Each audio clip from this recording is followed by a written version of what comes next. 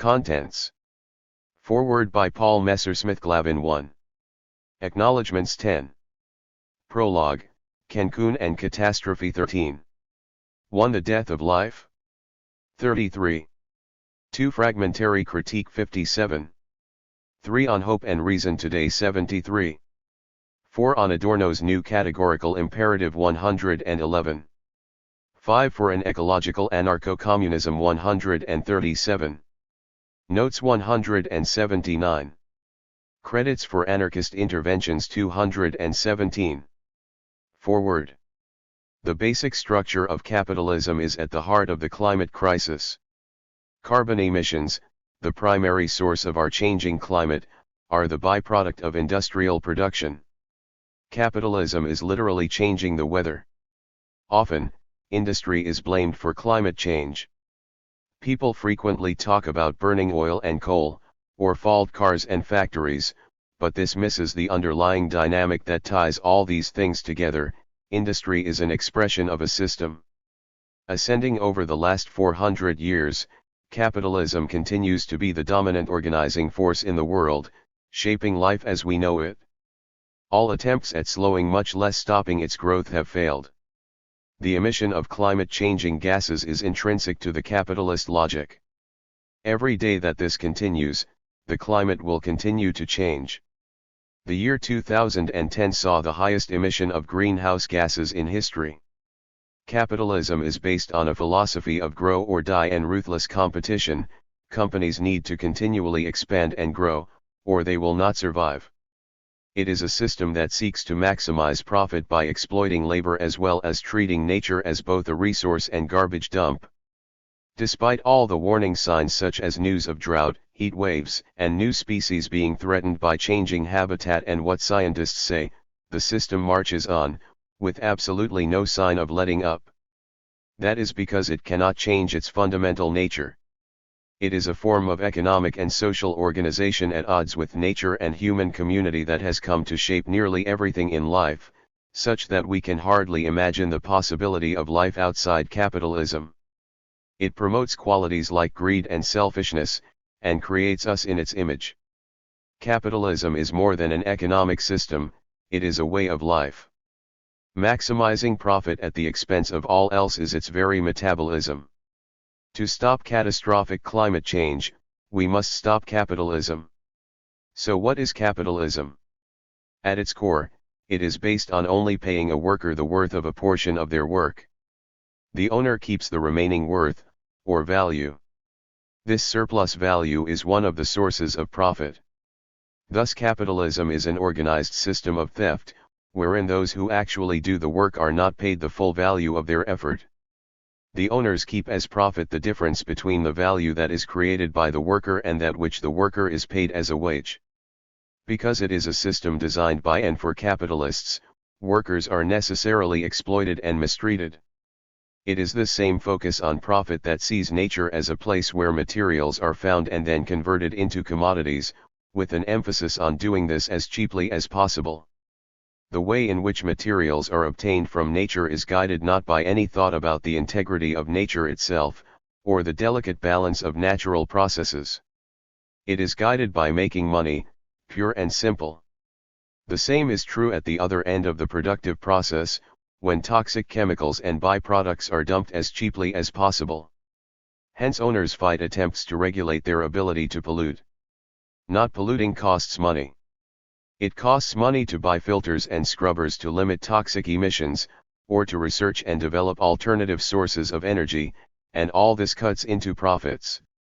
Generally the fines for polluting are so insignificant that owners calculate that it is more worthwhile to pollute and pay the fines rather than, for example, upgrading their machinery to satisfy clean air or water regulations. This is a system ruled by the bottom line. To stop capitalism, we need a social and political movement. This past year, 2011, marked the emergence of just such a movement. The Arab Spring saw millions of people rise up in opposition to long-standing tyrannical regimes. Some of these governments fell. Millions of people occupied prominent squares and did not back down against the power of states. This inspired people in the United States to launch their own movement, an occupation movement at Wall Street, the symbolic heart of global capitalism. Occupy Wall Street, which spread around the United States, Canada, and the world, is a populist movement that challenges the economic control of what they call the 1%. OWS champions the 99%, or those without great sources of wealth. This is significant because it points to the machinations of the 1%, or ruling class, and suggests the possibility of creating what Antonio Gramsci calls a counter-hegemonic movement. For Gramsci, ruling class ideas are the dominant ones. They are so widely propagated that they become common sense. An example is the belief that the sign of a healthy economy is vigorous growth. Or that to be a productive member of society, you have to have a job, which basically discounts stay-at-home parents, many artists, self-sufficient farmers, and others, while valuing only those who are enmeshed in the dominant economy. It is this common sense that serves the interests of the capitalist class. The OWS protests represent the development of an ideological alternative that puts the interests of everyday, working people ahead of those of the rulers. OWS has successfully changed the nature of discussion in the United States, forcing issues of economic equality and social justice onto the agenda. It signals a good beginning. In addition to challenging ruling class economic ideas, or those held by the 1%, OWS has put ideals of direct democracy, long championed by anarchists and other anti-authoritarians, into practice. The use of general assemblies as policy-making bodies and the reliance on modified forms of consensus decision-making, however problematic consensus may be in certain situations, both have long histories within anti-authoritarian leftist movements. This new movement hopes to unite the majority against the minority currently running the show. The historic development of capitalism is intertwined with colonialism, and later, neocolonialism. The economy, in its never-ending need to expand and accumulate, resolved early crises by going to the so-called Third World to seek resources for production and sources of cheap, or in the case of slavery, free labor. By waging war and asserting its military dominance, Europe was able to control vast territory from which raw materials could be obtained. European colonialism, the North American slave trade, and later neocolonial dominations such as the Algerian and Vietnam Wars all represent the attempted dominance of what was once called the First World over the peoples of the so-called Third World. This is a racist dynamic in which the largely white, European people of the North dominate and exploit the people of the South. And it is exactly these people, the poor of the Southern Hemisphere, who will suffer the most from the changing climate. They already are suffering, as attested to by the recent floods that devastated Pakistan and Thailand along with the droughts that ravaged Mexico and Africa. It will take a sustained movement to fundamentally transform society and stop climate change.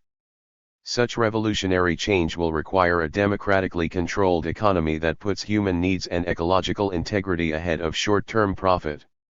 It will require instituting directly democratic ways of making political decisions, so that the people affected by the outcomes are the ones with the power to determine solutions. OWS began at Zuccotti Park, once called Liberty Plaza. It was at this same Liberty Plaza 20 years earlier that an organization called the Youth Greens met in the chilly, pre-dawn hours the day after the 20th Earth Day anniversary to challenge what it saw as the primary cause of the ecological crisis, capitalism, as symbolized by the institution of Wall Street.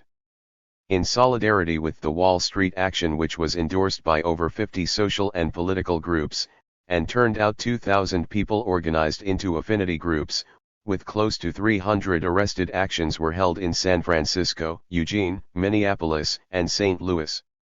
In San Francisco, 600 people marched on the Pacific Stock Exchange at 6 a.m., with 50 of those later arrested. The Youth Greens was largely an ecological anarchist organization, working with the Green movement of the 1980s and 1990s. It had active chapters in 5 U.S. cities, with annual decision-making conferences, and infused anti-authoritarian ideas and practices into the emerging Green movement, arguing against reformists. The Youth Greens asserted that the ecological crisis was a result of social forms of domination, and that humans dominating and exploiting other humans extended into the natural world in the attempt to dominate nature. Thus, for the Youth Greens and its allies in the Left Green network, resolving the social crisis, by addressing and overturning all forms of social hierarchy and domination, was the only way to solve the ecological crisis. We can learn from the ideas and practices of the Youth Greens. At the Earth Day Wall Street action, Youth Greens assembled the first black bloc in the United States inspired by the German Autonomen, or those who are autonomous. Dozens of young people dressed in all black and covered their faces with black bandanas as a way to avoid being identified and surveilled by police. 9 years later, this tactic would gain worldwide visibility at the World Trade Organization protests in Seattle. The Youth Greens also developed political principles covering almost every aspect of contemporary life, from gay and lesbian liberation to anti-racism to the practice of direct democracy, viewing all this as interrelated and part of a larger global movement. As new movements continue, we need to incorporate an ecological sensibility and understanding of how capitalism, which is responsible for most of the social ills being protested, is also responsible for changing the climate. We will need to fundamentally reorganize society to not only ensure social and economic justice but also preserve humanity. For humanity to thrive, capitalism must die. Climate change is racist. Whether dubbed the 1% or the ruling class, the people who control the countries of the Northern Hemisphere are sacrificing the lives of largely poor people of color to maintain their rule and accumulate wealth. The most privileged people on the planet are letting millions of the less fortunate suffer and die. 300,000 people a year are dying, mostly the poor of the Southern Hemisphere, due to the climate catastrophe. This number will only increase every year that things do not change. Instead of acting to stop the emission of greenhouse gases, the so-called 1% is reorienting its military to adapt to changing climate conditions. The military is the part of the U.S. government that actually takes climate change seriously. The Pentagon, taking climate change as a given, is planning on fighting all the wars that will be necessitated by imperialism within the emerging context of drought, famine, mass death, and millions of refugees. Whereas recent U.S. wars have been in part over the control of oil, future wars will be in response to the destabilizing effects of climate change. It is a vicious dialectic in which oil and coal continue to propel the economy, then wars are fought to maintain control over those resources, and further wars are fought to respond to the results of climate change that stem from relying on those forms of energy. To be most profitable, capitalism seeks the cheapest sources of energy. These happen to be oil and coal. Control of these resources is also highly profitable. The entire capitalist apparatus is built on the exploitation of oil and coal. Despite all the warning signs and reports from scientists, the dominant economic system is pushing irrationally to exploit the remaining reserves of oil and coal through the ecologically disastrous tar sands mining operations in Canada, fracking and mountain top removal in Appalachia, and oil drilling in pristine areas of Alaska and along the ocean shores.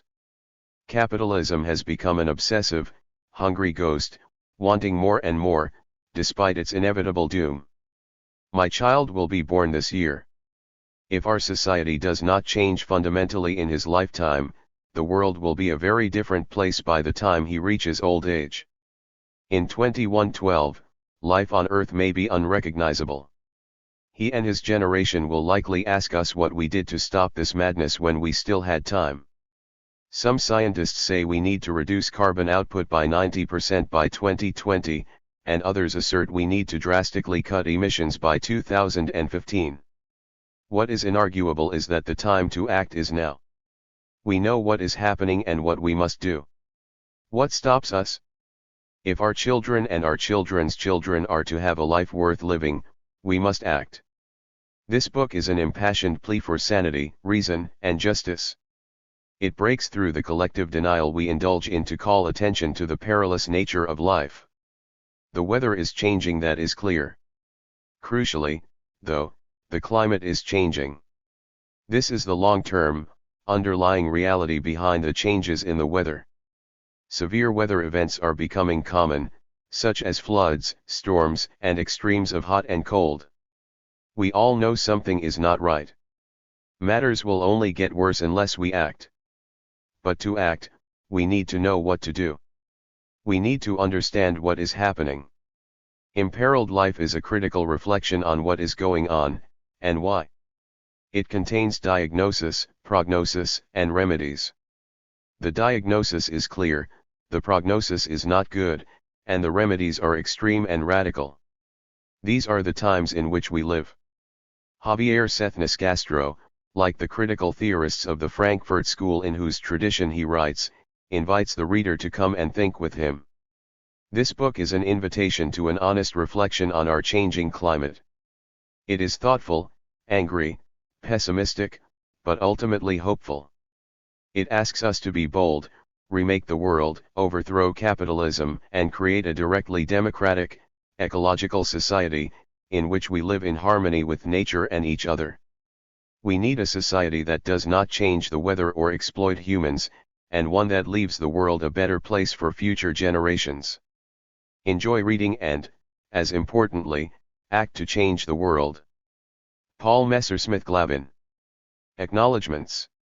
I would like to thank my primary editor Paul Messersmith-Glavin for his solidarity, patience, and kindness over the course of this work.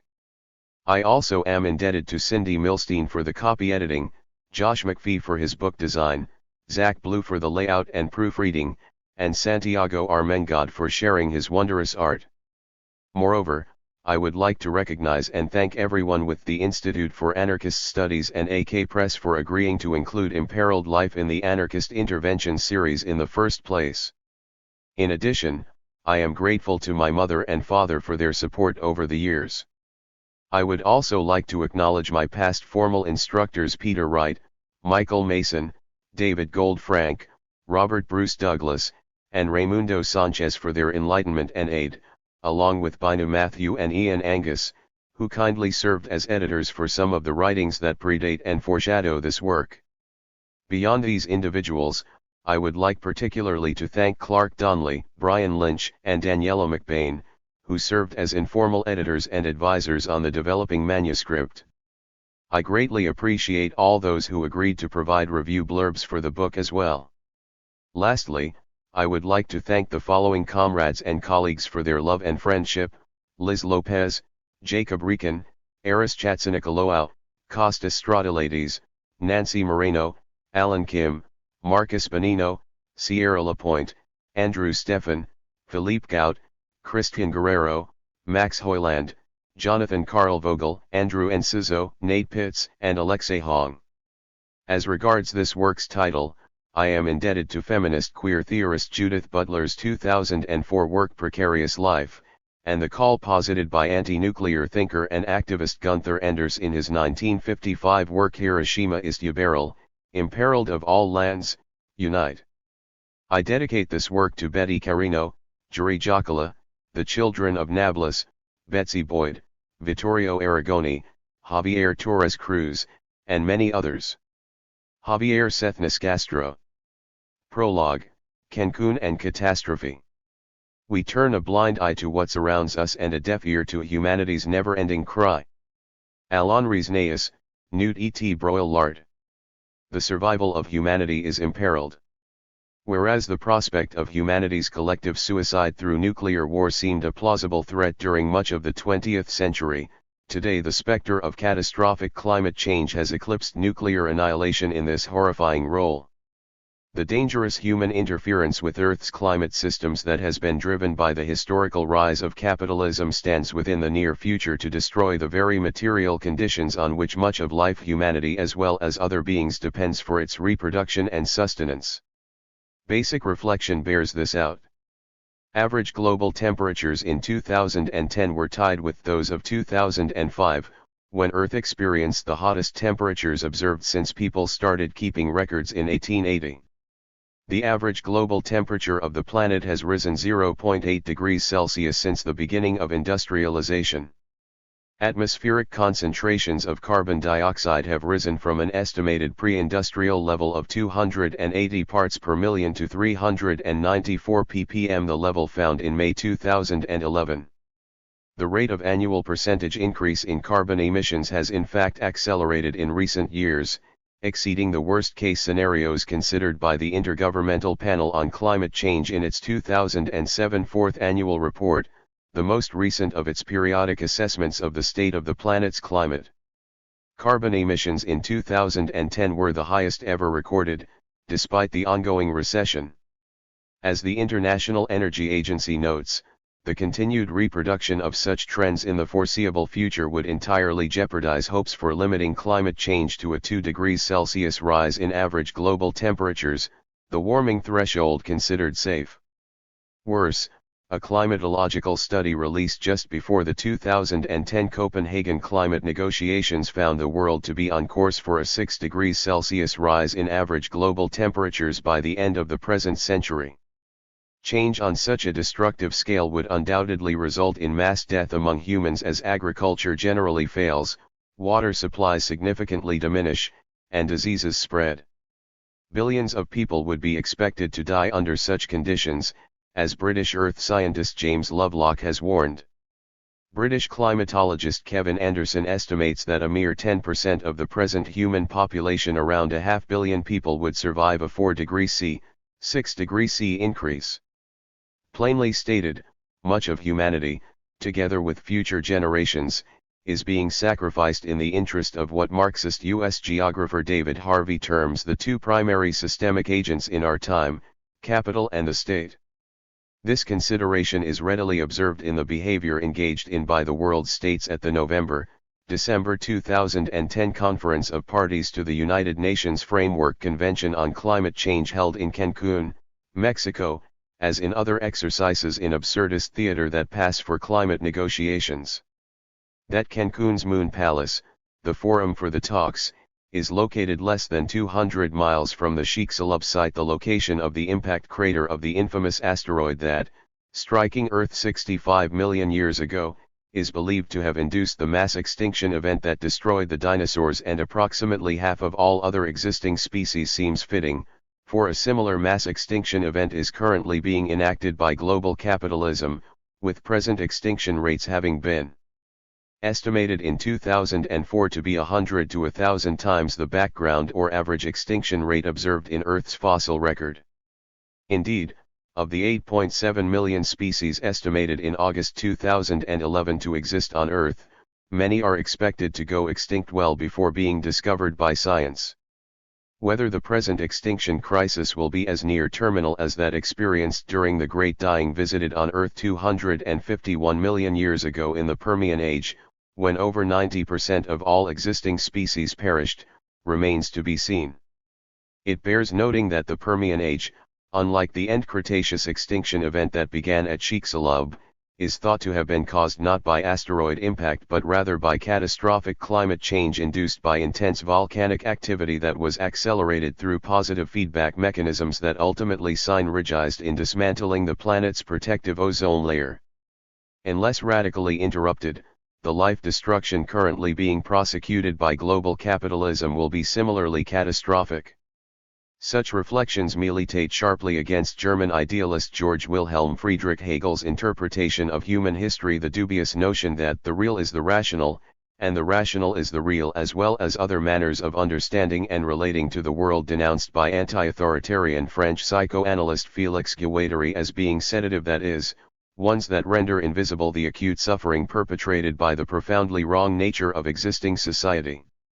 In place of this, reflection on the present climate predicament, taken alongside consideration of the threat of imperial war and other potential relapses, could come close to German Marxists Max Horkheimer and Theodor W. Adorno's assertion in the mid-1940s that the dialectic of enlightenment as well as the chance for human progress generally have failed to bring about an emancipated humanity that does not dominate nature, and have instead ushered in a world radiant with calamity.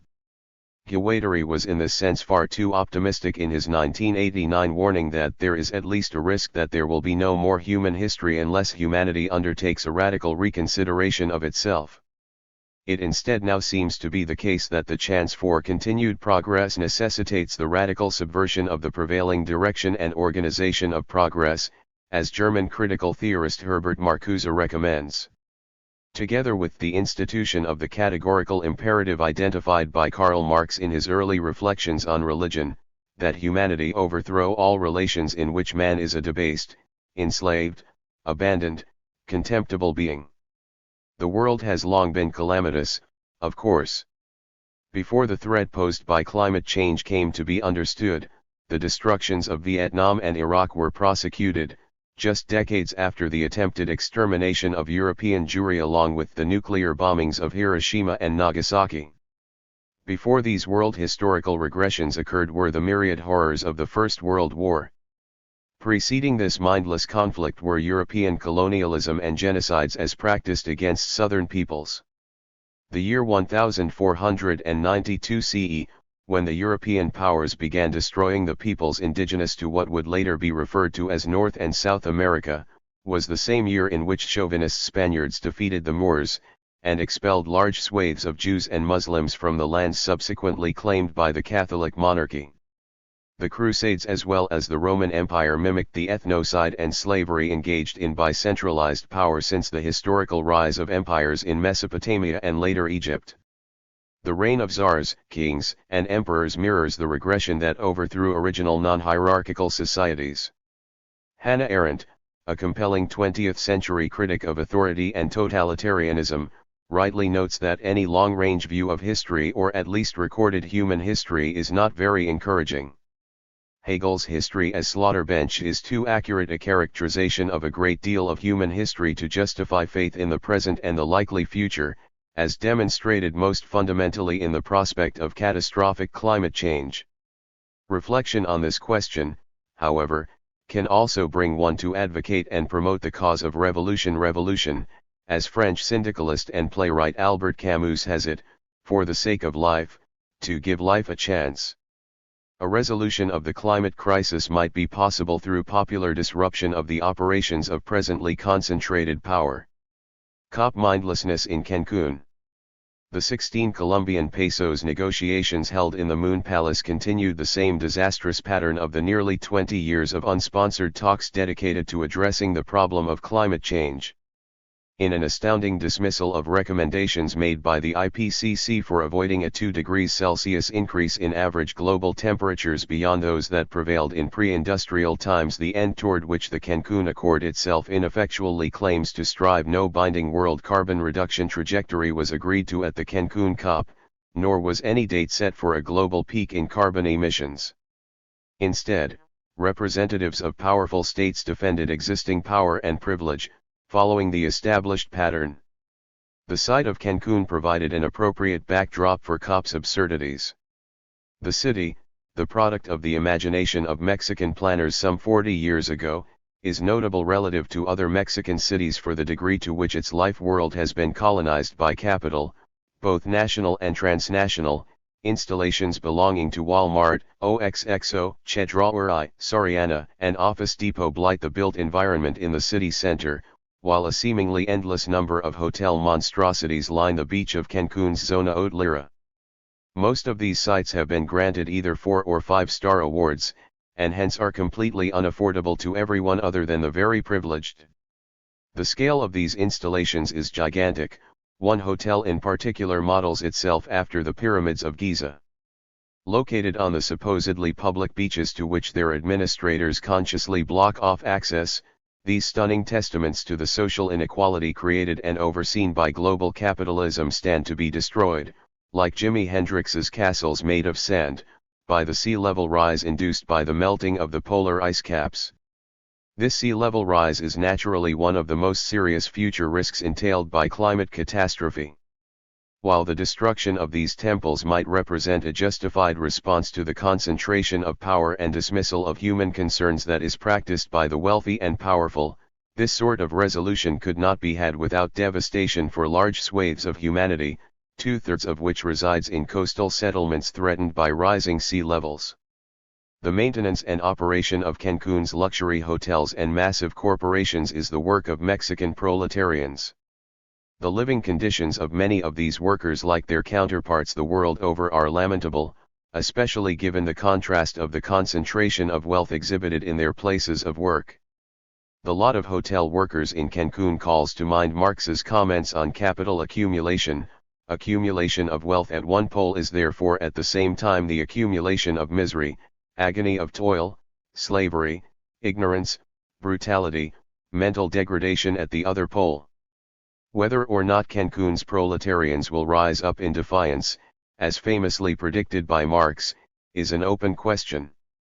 The seeming lack of participation on the part of locals in mobilizations, discussions, and other events against 16 Colombian pesos proved to be disconcerting, notwithstanding the organizational efforts taken up by various climate activists against this trend. The master of ceremonies at 16 Colombian pesos was Mexican President Felipe Calderón Hinojosa, from the far-right National Action Party.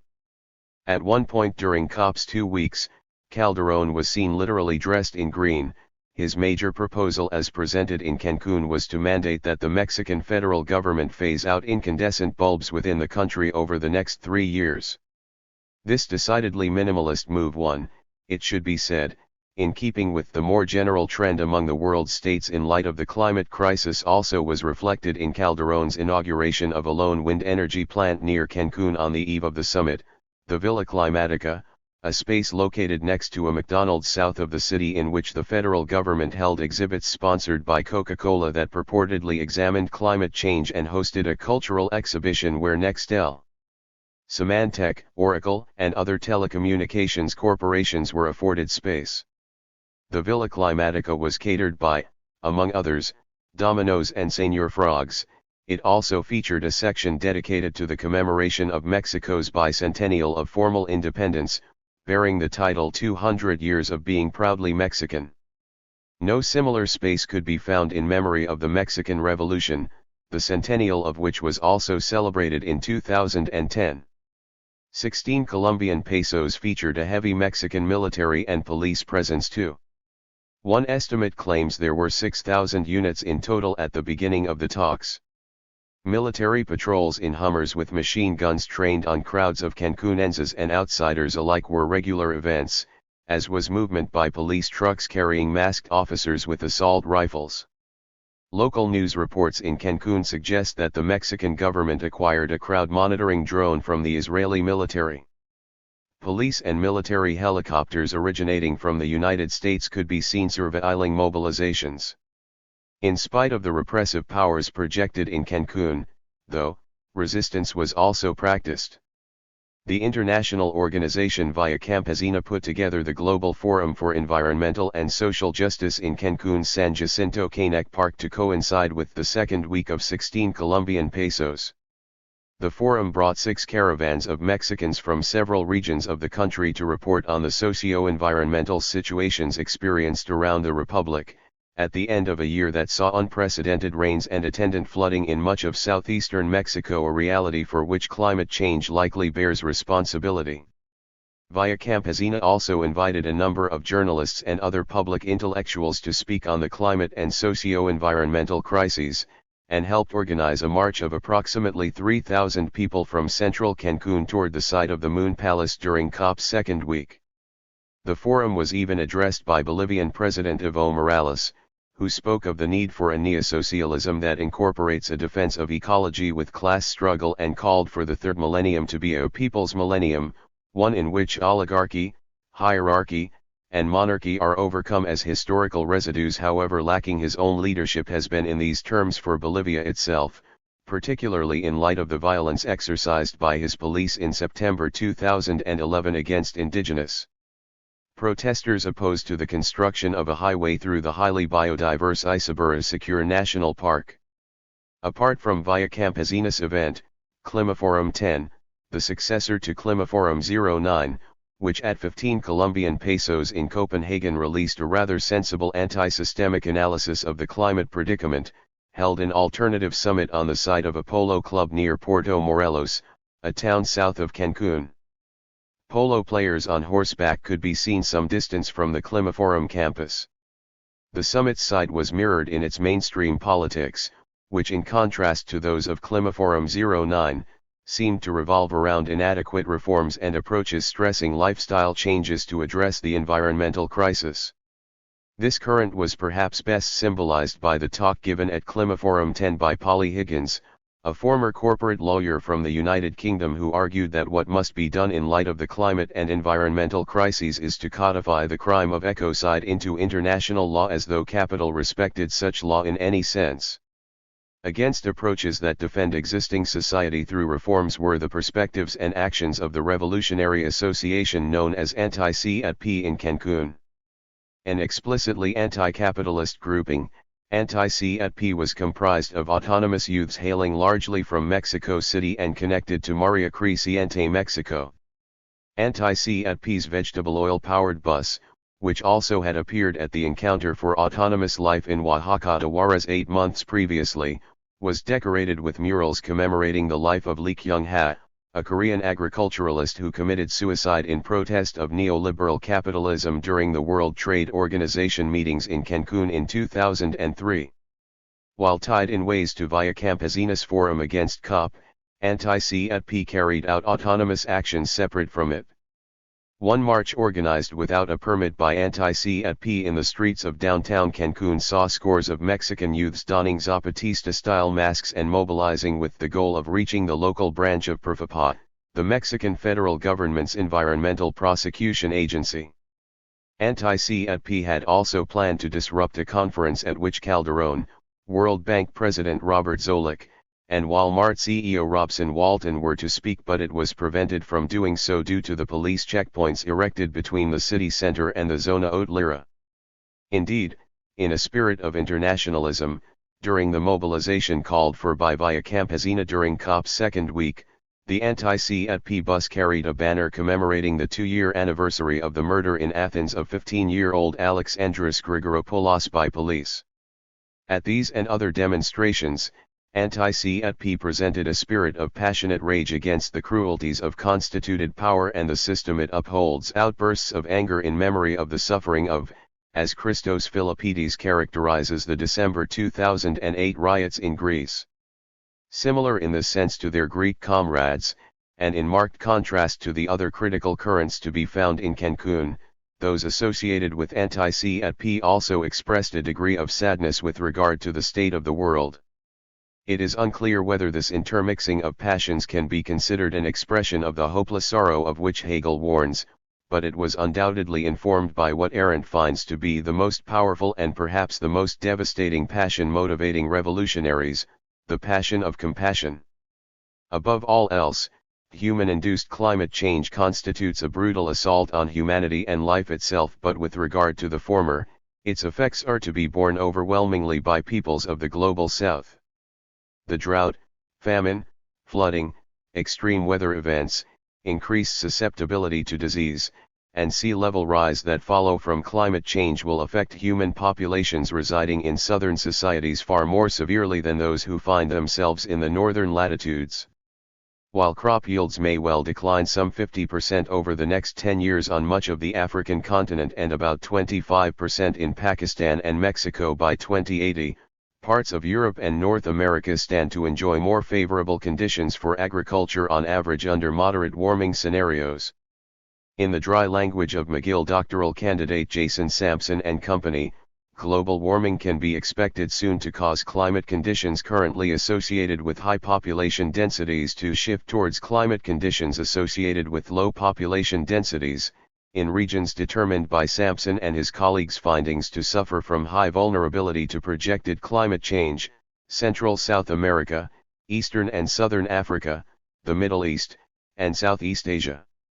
In their study of possible future drought scenarios, geographers Justin Sheffield and Eric Wood similarly find that Southern Africa, West Africa, Central America, and the Tibetan Plateau would be the regions worst affected by unchecked climate change. Of the 300,000 annual deaths that have been attributed to human interference with Earth's climate systems to date, all take place within the developing world. 98% of those seriously affected by climate change live in such regions, and an estimated 90% of the total economic losses resulting from climate change are borne by southern societies. Over 99% of the 5 million who may well be killed by climate catastrophe in the next decade reside within societies called Third World. What is currently occurring, then, is the mass murder of the global South by much of the global North. This trend in world affairs is sadly not without precedent, given neoliberalism, formal colonization, the Atlantic slave trade, and the process known as the Columbian Exchange. Under prevailing assumptions, humanity is little more than an instrument or object by which to advance capital accumulation, or else unpeople whose interests are to be dismissed entirely. Individuals in general are afforded the same regard as that shown to K by his murderers at the close of Franz Kafka's The Trial, when the protagonist is simply murdered like a dog. Prevailing society's relationship to the climate predicament can be described as upholding a sort of climate barbarism reminiscent of fascism. Fascism, the violent defense of authoritarian social structures, maintained by the silencing of suffering, is hardly the exclusive mantle of the Nazis, Benito Mussolini, Francisco Franco, or Imperial Japan. In the view of Tunisian anti-colonial theorist Alberto Memmi, fascism refers to a regime of oppression for the benefit of a few.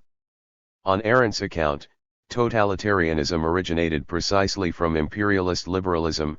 For Marcuse, the total authoritarian state is the form that corresponds to the monopoly stage of capitalism, to which liberal capitalism inevitably gives rise. As Horkheimer argues, they have nothing to say about fascism who do not want to mention capitalism.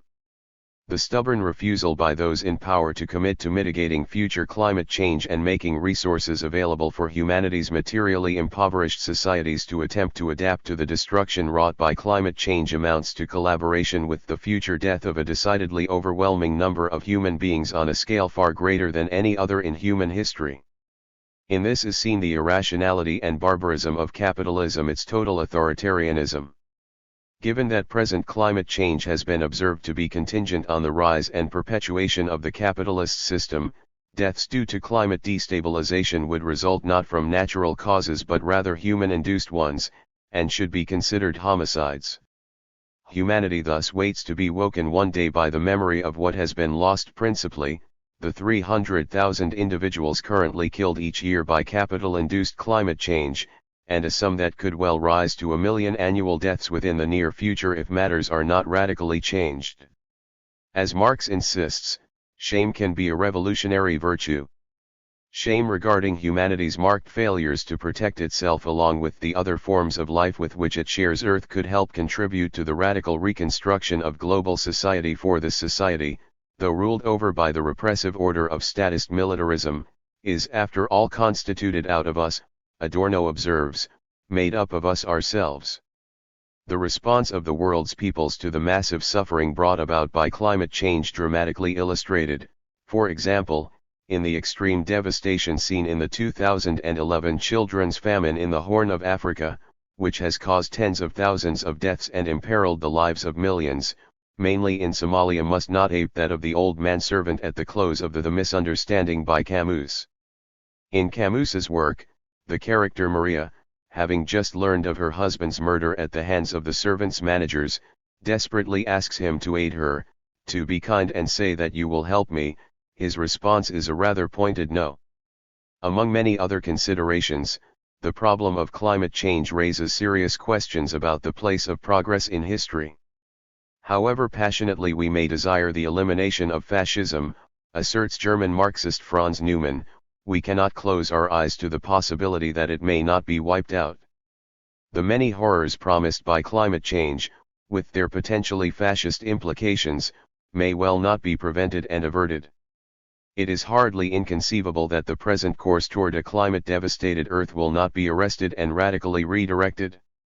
While human history would have likely fared far better were it not subjected to events such as European colonialism, World War I, or the invention and proliferation of nuclear weapons, the fact of the matter is that such horrors did in fact come about.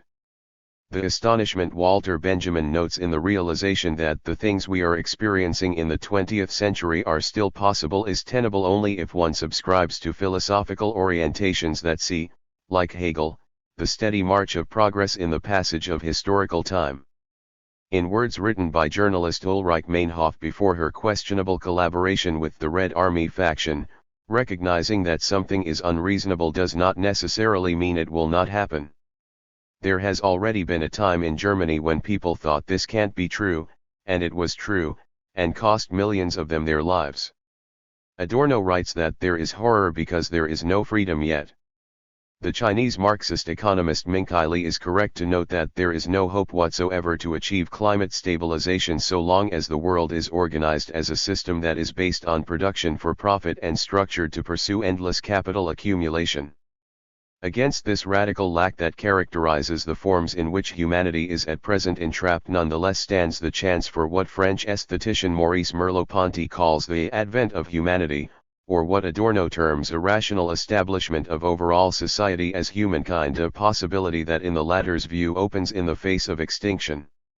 Global human society must come to abandon blood and horror, both as an intrinsic and instrumental end, for the debarbarization of humanity is the immediate prerequisite for survival. Fortunately for our prospects, humanity has long resisted.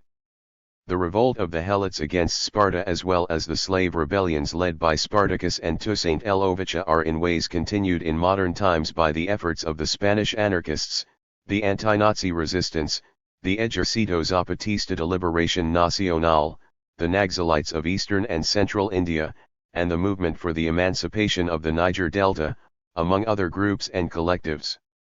This tradition, advanced in Cancun by anti-CEP, involves resistance of the eye that does not want the colors of the world to fade. It has been continued by activists in recent years through, for example, the attempted shutdown of the city of San Francisco the day after the commencement of the March 2003 invasion of Iraq, the blockading of an Israeli air base during the July 2006 war on southern Lebanon, the decommissioning of an Edo MBM weapons production plant in the United Kingdom in January 2009, the direct actions to defend and liberate oppressed non-human animals, the antagonistic fury expressed in Greece against the state and capital in December 2008, the destruction of police stations in Egypt and popular storming of the Israeli embassy in Cairo, and the people's rebellions that have gripped much of the Arab world since December 2010, in addition to the popular occupations of public space that have followed in many Western societies. As can readily be seen through reflection on the fate to date of these revolts, though and generally on the failed culture that has allowed for genocide, the possibility of nuclear warfare, and potentially catastrophic climate change, the specter of despair is far from illusory.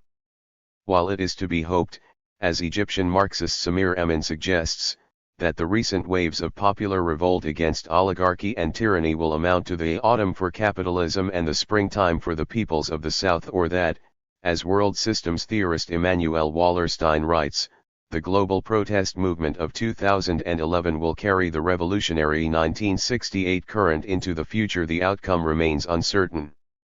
An orthodox Marxist faith that the subordinated necessarily will be victorious in history, that the abolition of capitalism follows from the premises now in existence, cannot itself be justified.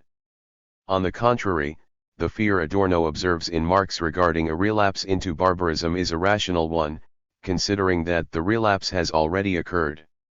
In light of the problems posed by the threat of capital-induced climate destabilization, it remains clear that if humanity does not determine itself, it will bring about terrestrial catastrophe. The dark choice presently faced by humankind, in the prognosis of Belgian situationist Raoul Vaneigem, is that of suicide or revolution. Contemplation of this choice is the task of the remainder of this work, which investigates past catastrophes, synthesizes current climatological findings, and considers the question of hope for a progress that leads out and away from total negation.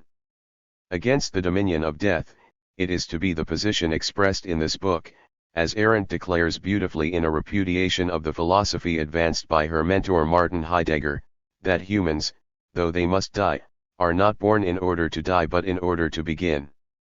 The death of life? One wants to break free from the past, rightly, because nothing at all can live in its shadow. Wrongly, because the past that one would like to evade is still very much alive. Theodore W. Adorno, The Meaning of Working Through the Past. Reflecting in Remnants of Auschwitz, Italian political theorist Giorgio Agamben notes that human beings are human insofar as they bear witness to the inhuman.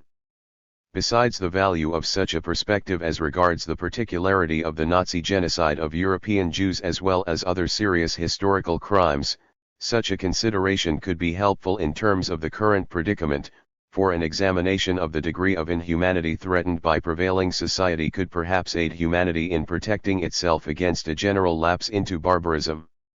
In what follows, climate catastrophe is compared with the horror posed by nuclear conflagration, a horror that is hardly a mere historical one. U.S. anti-nuclear writer Jonathan Schell's The Fate of the Earth and the Abolition are used to navigate this exploration. While world-renowned anarchist philosopher Noam Chomsky is right to state that it is not pleasant to speculate about the likely consequences if concentrated power continues on its present course, it is also true that the chance for overcoming brutality and unreason can be helped along by critical inquiry, as Chomsky often stresses. The central question examined in Schell's The Fate of the Earth and the Abolition is the implications raised by the existence of nuclear weapons in relation to Earth's very habitability.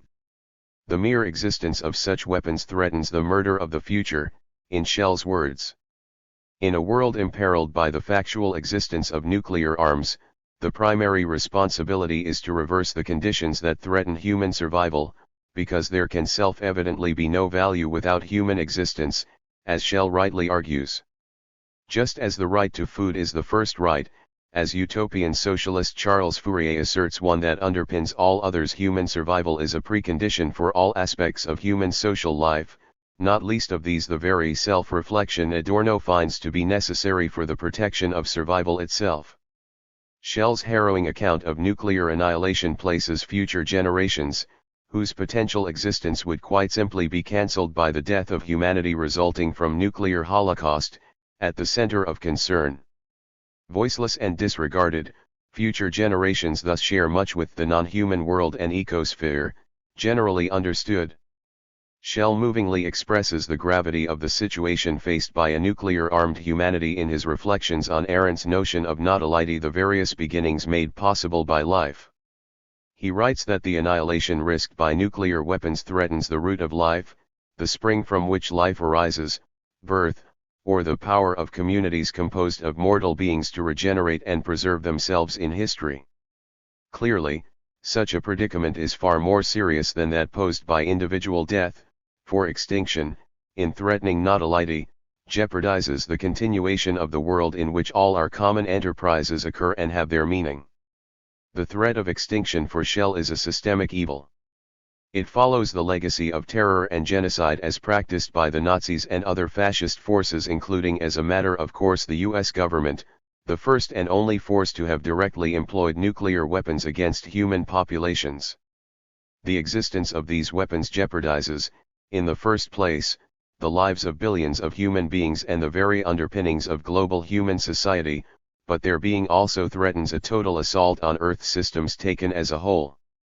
Nuclear arms in this sense amount to the single most advanced weapon in humanity's general assault on nature. Given that the support systems allowing for the biological existence of the millions of species on Earth would essentially be dismantled by a war involving nuclear arms, that is, a possibility that follows from the very existence of such arms, a nuclear-devastated planet Earth would be capable of supporting only radically simplified life forms, if any life at all is to survive such an event. Indeed, the extent of human knowledge regarding the effects that can be expected from the hypothetical future event of nuclear war is both vast and alarming, says Schell. In light of the knowledge available to humans regarding the risks implied by the development and possession of nuclear weapons, the lack of conscious action on humanity's part designed to resolve the problem of nuclear weapons abolition is to Schell a manifestation of social insanity.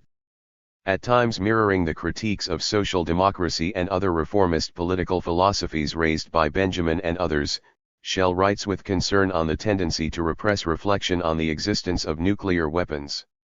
The normality sought by ideologies and practices that distract from as well as actively subvert the project of resolving the nuclear threat is in this sense mass insanity, since it defends the iron cage that has quietly grown up around the Earth, imprisoning every person on it. Statist nuclear policy, which seeks to prevent the employment of nuclear weapons by threatening total destruction of a would-be nuclear aggressor by means of nuclear weapons, is drastically bereft of reason, as its effectiveness results precisely from its stated commitment to bringing about nuclear hostilities, an eventuality that could well end in nuclear annihilation. Such a development would be self-evidently absurd and totally unjust. As the destruction of humanity can never be an ethical act, for the drowning of all human purposes for all time would be the supreme negation of ethical action, it follows that no justification can be had for postures and acts that threaten humanity's collective suicide by means of nuclear annihilation, conditions that rationally can be expected to transform the world into a desert, as Arendt fears, and thus deliver what German philosopher Gunther Enders terms sheer nothingness, a rotating globe without any life on it. That humanity in fact came to endanger itself through the invention, development, and maintenance of nuclear arms constitutes, in Schell's view, the greatest collective failure of responsibility by any generation in history. Under such conditions, self-congratulation is certainly out of order, however much people in general may seem to have adjusted to and accepted the monstrousness implied in the threat nuclear weapons hold for life. The political arrangements Schell analyzes, then, threaten the institution of what he terms the absolute and eternal darkness of human extinction. Were there to be a nuclear war, no escape would be possible. That a given society were consciously to have elected to ban nuclear weapons within its territory, for example, would matter little for its fate in light of the possibility of nuclear annihilation originating elsewhere. Under such conditions, writes Schell, there is within the corridors of power no one to speak for man and for the earth, even if both are threatened with destruction. As P.D. James has her character Theo in The Children of Men lament, it would seem that there exists no security or home for endangered species anywhere under the uncaring sky. For Schell, the prospect of resolving the terminal threat posed by nuclear destruction can begin only through reflection on this very question, a process likely serving as the basis for his The Fate of the Earth and the Abolition.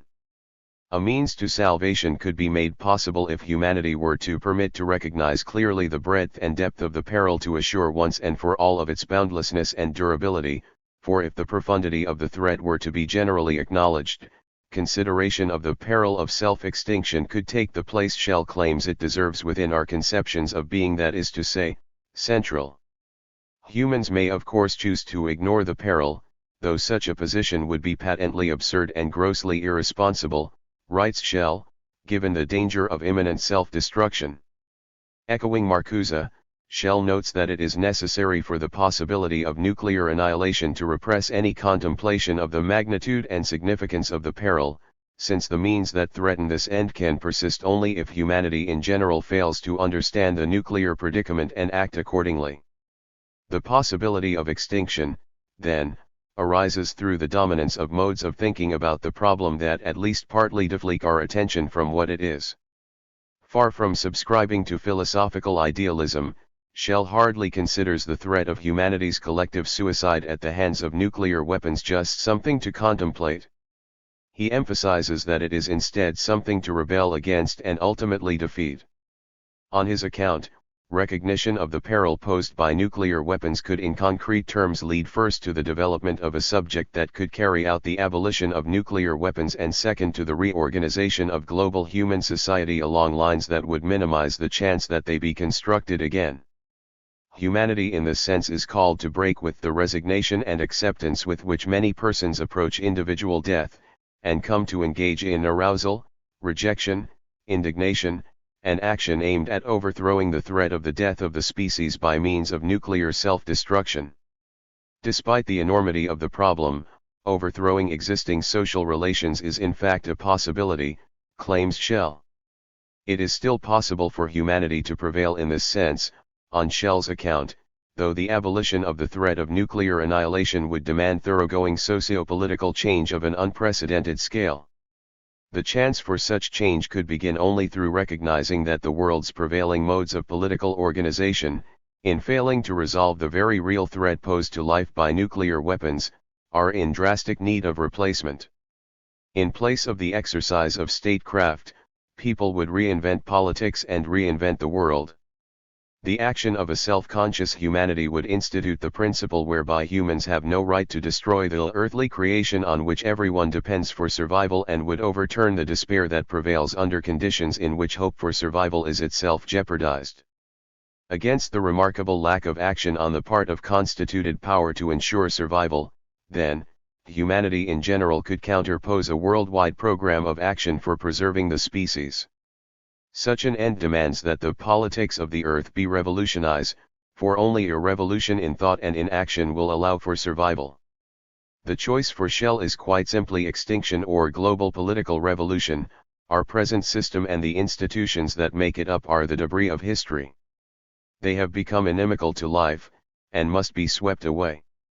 They constitute a noose around the neck of mankind, threatening to choke off the human future, but we can cut the noose and break free. Humans in this sense are called to become partners in the protection of life itself rather than the allies of death. Shell envisions all human beings coming together to join in a defensive alliance, with nuclear weapons as their common enemy. Shell's concern in the fate of the earth and the abolition is not exactly to explore the possible nature of such a conscious political movement, but he does at times make fragmentary comments regarding it. For him, the imperative of survival demands that each person take on a share of the responsibility for guaranteeing the existence of all future generations. The institution of action motivated by such maxims would establish a new relationship among human beings, one basing itself in a sociable responsibility for others. Indeed, Shell writes that the first principle of the movement on the part of a conscious humanity in defense of life would be respect for human beings, born and unborn, based on our common love of life and our common jeopardy in the face of our own destructive powers and inclinations. In Kantian terms, no human being, whether currently existing or rationally expected to come into life in the future, would be regarded as an auxiliary within the new political world to be fashioned by conscious opponents of extinction. Radical exclusion, that is, would be a reality to overcome in the bringing about of an earth liberated from nuclear weapons. This point is particularly relevant to a consideration of the fate of potential future generations, whose very future birth is imperiled by nuclear weapons. Love, in Shell's view, can enable them to be, by resolving the arrangements that threaten to shut up in nothingness forever. According to Shell, the abolition of the state form is central to the task of resisting the total darkness of nuclear annihilation. Those societies that possess nuclear weapons have placed a higher value on national sovereignty than on human survival, writes Shell, as they are ultimately prepared to bring an end to in their attempt to protect their own countries. In a real way, the threat of extinction follows from the division of the world's peoples and territories into sovereign states, for the state and its war-making capacities have been preserved even following the advent of nuclear arms, at the cost of all human life. The alternative to such death as proposed by Shell is that the world states relinquish their sovereignty, destroy nuclear weapons, dismantle offensive military capabilities, and establish a global political system in which violence has ceased to be the final arbiter. Prior to a look at current climatological findings, some commentary on Shell's views as presented here is in order. The similarities between Shell's account of the threat of nuclear annihilation and the present climate predicament should be fairly clear, since they are two of a kind, as Shell himself recognizes in a January 2010 interview. The perpetuation of dangerous human interference with Earth's climate systems, like the prospect of nuclear war, would be irredeemably senseless, and may even threaten oblivion for humanity. If we are to attempt to even begin resolving the threats posed by climate change and nuclear arms, if we are to avoid becoming the allies of death and underwriters of the slaughter of billions of innocent people, we must rebel with the aim of overthrowing that which exists, as Shell and other commentators rightly note and as our own reason and conscience would demand. Besides the justified urgency that motivates Shell's works, much of the commentary he makes on the socio-political implications of the nuclear arms problem bears consideration. It is the historical division of the world into sovereign states that raises the threat of nuclear annihilation in the first place, and it is the perpetuation of the state system that defends the capitalist mode of production threatening climate catastrophe. The state of death is identical to that of sovereignty, Benjamin writes, or at least it threatens to be so. The nuclear danger continues to exist as long as nuclear weapons and the states that protect them exist too. As Chomsky observes, it has effectively been a miracle that nuclear arms have not again been directly employed against persons since their first use in August 1945. Similarly, the threat of irradiation of the biosphere that would follow from the related problem of a full-blown meltdown at any one of the hundreds of the world's nuclear energy plants lives on, as the 2011 disaster at the Fukushima Daiichi site reminds us. This risk persists insofar as such technologies are generally found to be acceptable.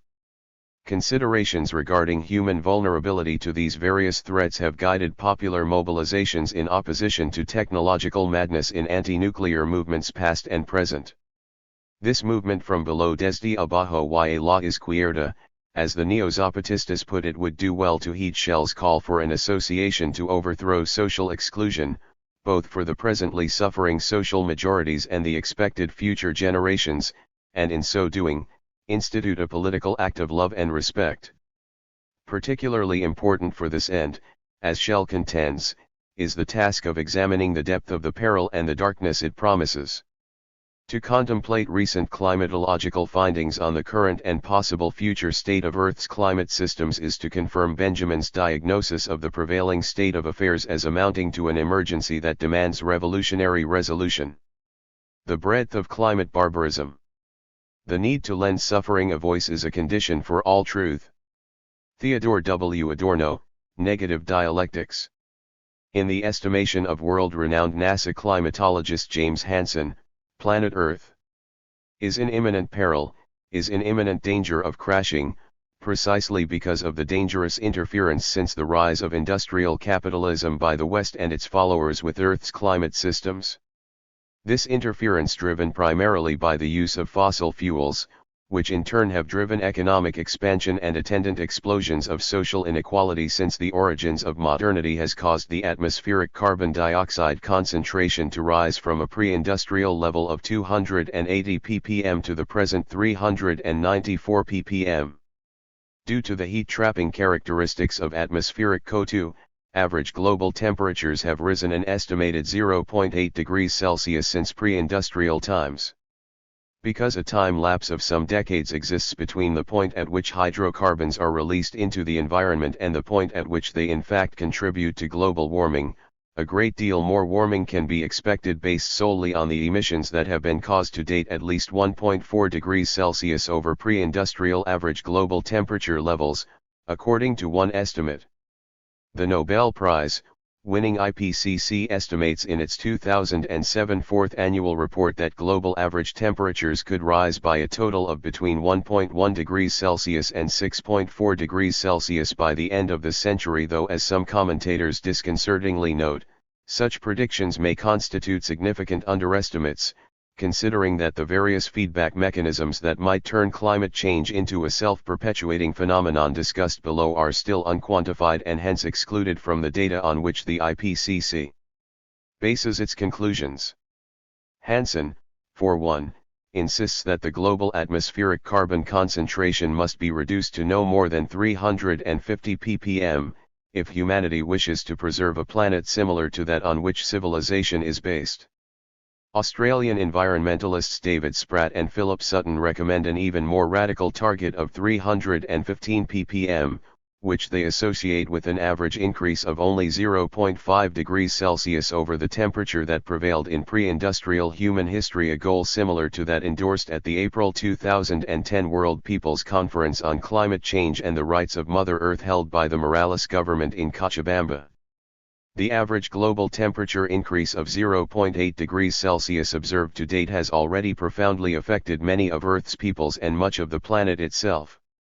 While mainstream U.S. media has frantically sought to cast doubt on the responsibility that the warming experienced until now has had for the marked increase in the frequency and destructiveness of recent extreme weather events, a number of climatologists are alleging that such skepticism is unwarranted, in a marked reversal of the reluctance with which many climate researchers have so far approached this question.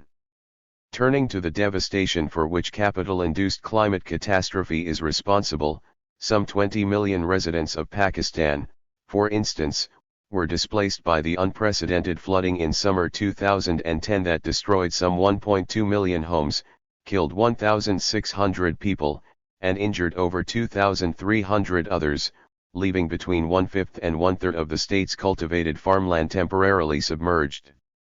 When the floodwaters receded from Pakistan's central province of Punjab, silt deposits were left behind, covering large swathes of land previously dedicated to agricultural production.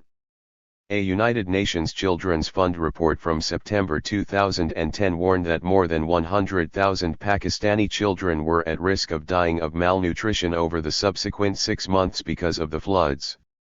A follow-up report in early 2011 found that about 1/4 of the children in the Sindh province were malnourished, with 6% severely underfed, rates analogous to those observed in African famines. Flooding in Pakistan in summer 2011, while less apocalyptically disastrous than the preceding year, nonetheless destroyed 100,000 homes, inundated 900 villages, and displaced an estimated 5 million people. Climate change has been deemed directly responsible, because local scientists have found that warming has steadily shifted monsoon rains to the northwestern regions of Pakistan over the past 4 decades, away from the larger rivers more capable of absorbing significant rains. Everything else being equal, moreover, a warmer atmosphere can also be expected to produce more violent precipitation events such as these, as warmer air holds more water vapor than does colder air. That constituted power has failed to provide the resources needed for some sort of adequate reconstruction of Pakistan after the floods. That some 8 million affected people lacked basic health care, food, shelter, and schooling a year after the disaster is entirely unsurprising, however grave the implications for human welfare.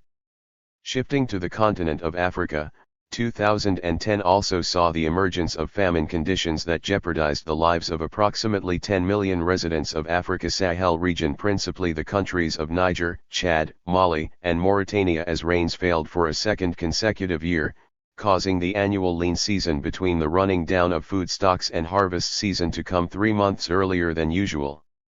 Oxfam representative Caroline Gluck compared the social devastation induced by the famine conditions in Niger to suffering caused by the 1984-85 famine in Ethiopia, which killed 1 million people. As was the case with a similarly severe food crisis that gripped the Sahel in 2005, it is unknown precisely how many actually lost their lives, but an estimated 400,000 children were expected to die from starvation in the months following June 2010 without an appropriate relief response. Fire conflagrations experienced in much of central Russia in 2010 led to the death of an estimated 56,000 people and destroyed an estimated 1/4 of the country's arable land, leading Prime Minister Vladimir Putin to declare an indefinite moratorium on grain exportation from Russia, the world's 4th largest grain exporter, with serious consequences for food prices and hence, people's ability to feed themselves in importer countries. Those worst affected in this sense reside in Afghanistan, Burundi, the Democratic Republic of Congo, Sudan, Eritrea, and Ethiopia, among other impoverished states. Heat waves were to blame for unprecedented temperatures in South Asia in May and June 2010. 53.7 degrees C at the ruins of Mohenjo-Daro in Pakistan in early June that killed thousands, though it is unclear if the death toll from these events approached that of Europe in summer 2003, when some 35,000 people succumbed to heat-induced death. The UN Global Disaster Alert and Coordination System dubbed the flooding caused by torrential rains in Sri Lanka in late 2010 and early 2011 a once-in-a-century event. The rains washed away 80% of the rice crop on the island country's eastern Batticaloa district. Additionally, 2010 saw a drought in Amazonia the likes of which had not been experienced for some 40 years, with the Rio Negro, one of the Amazon's largest tributaries, reduced to its lowest level since records began in 1902 and an estimated 8 gigatons of CO2 emitted by dying trees, a greater total amount, it should be added, than the estimated present annual carbon emissions of China, the greatest current emitter of all. In the Arctic, an ice island 4 times the size of Manhattan broke off Greenland's Petermann Glacier in August of the same year. Indeed, The 2010 Arctic summer ice extent was the third lowest ever recorded, and the same data for 2011 may well match the all-time low observed in 2007. Reflections of the death spiral into which the Arctic ice has been forced. Climate change likely also bears responsibility for the disastrous flooding experienced in the U.S. South in mid-2011 and Hurricane Irene that same summer, as well as the dry spring in northern Europe and the southwestern United States, the former having brought about the driest April observed since people started keeping records in England in the 17th century, and the latter the driest spring in more than a century. Climate overheating is also the likely culprit for the spectacular drought suffered in China in 2011, which drove Chinese authorities to release some 5 billion cubic meters of water from behind the infamous Three Gorges Dam for irrigation and personal use. Anthropogenic interference with Earth's climate systems is clearly seen as well in the catastrophic failure of rains in the Horn of Africa in 2011 and the attendant drought, found by the United Nations to be the worst in 6 decades. This devastating event left some 13 million individuals at risk of dying from starvation, a number that included millions of children, thousands of whom have perished to date. It is this event, together with the ongoing torturous civil conflict in the region, that has seen thousands of desperate Somalis arriving daily at the Dadaab refugee camp in Kenya, a settlement originally established 2 decades ago to house 90,000 persons, but now populated by some 500,000. It is this event that has brought about the conditions for the emergence of malnutrition rates of 58% among children in Somalia's Bay region, and thus the potential death of 750,000 people, as the United Nations warns. These disconcerting events have taken place in just the past 2 years. In addition to the 2003 heat waves in Europe, episodes of drought in Western North America and Central and Southwest Asia along with flooding in Europe are consistent, in the IPCC's words, with physically based expectations arising from climate change. It is estimated that China loses 965 square miles to desertification annually. Increased sea levels have already begun to sterilize the soils of Tuvalu and the Solomon Islands, hampering the cultivation of taro in both island groups. In Kiribati, rising sea levels are salinizing the water supplies. On Vietnam's Mekong Delta rivers, they are forcing agriculturists to abandon rice cultivation en masse.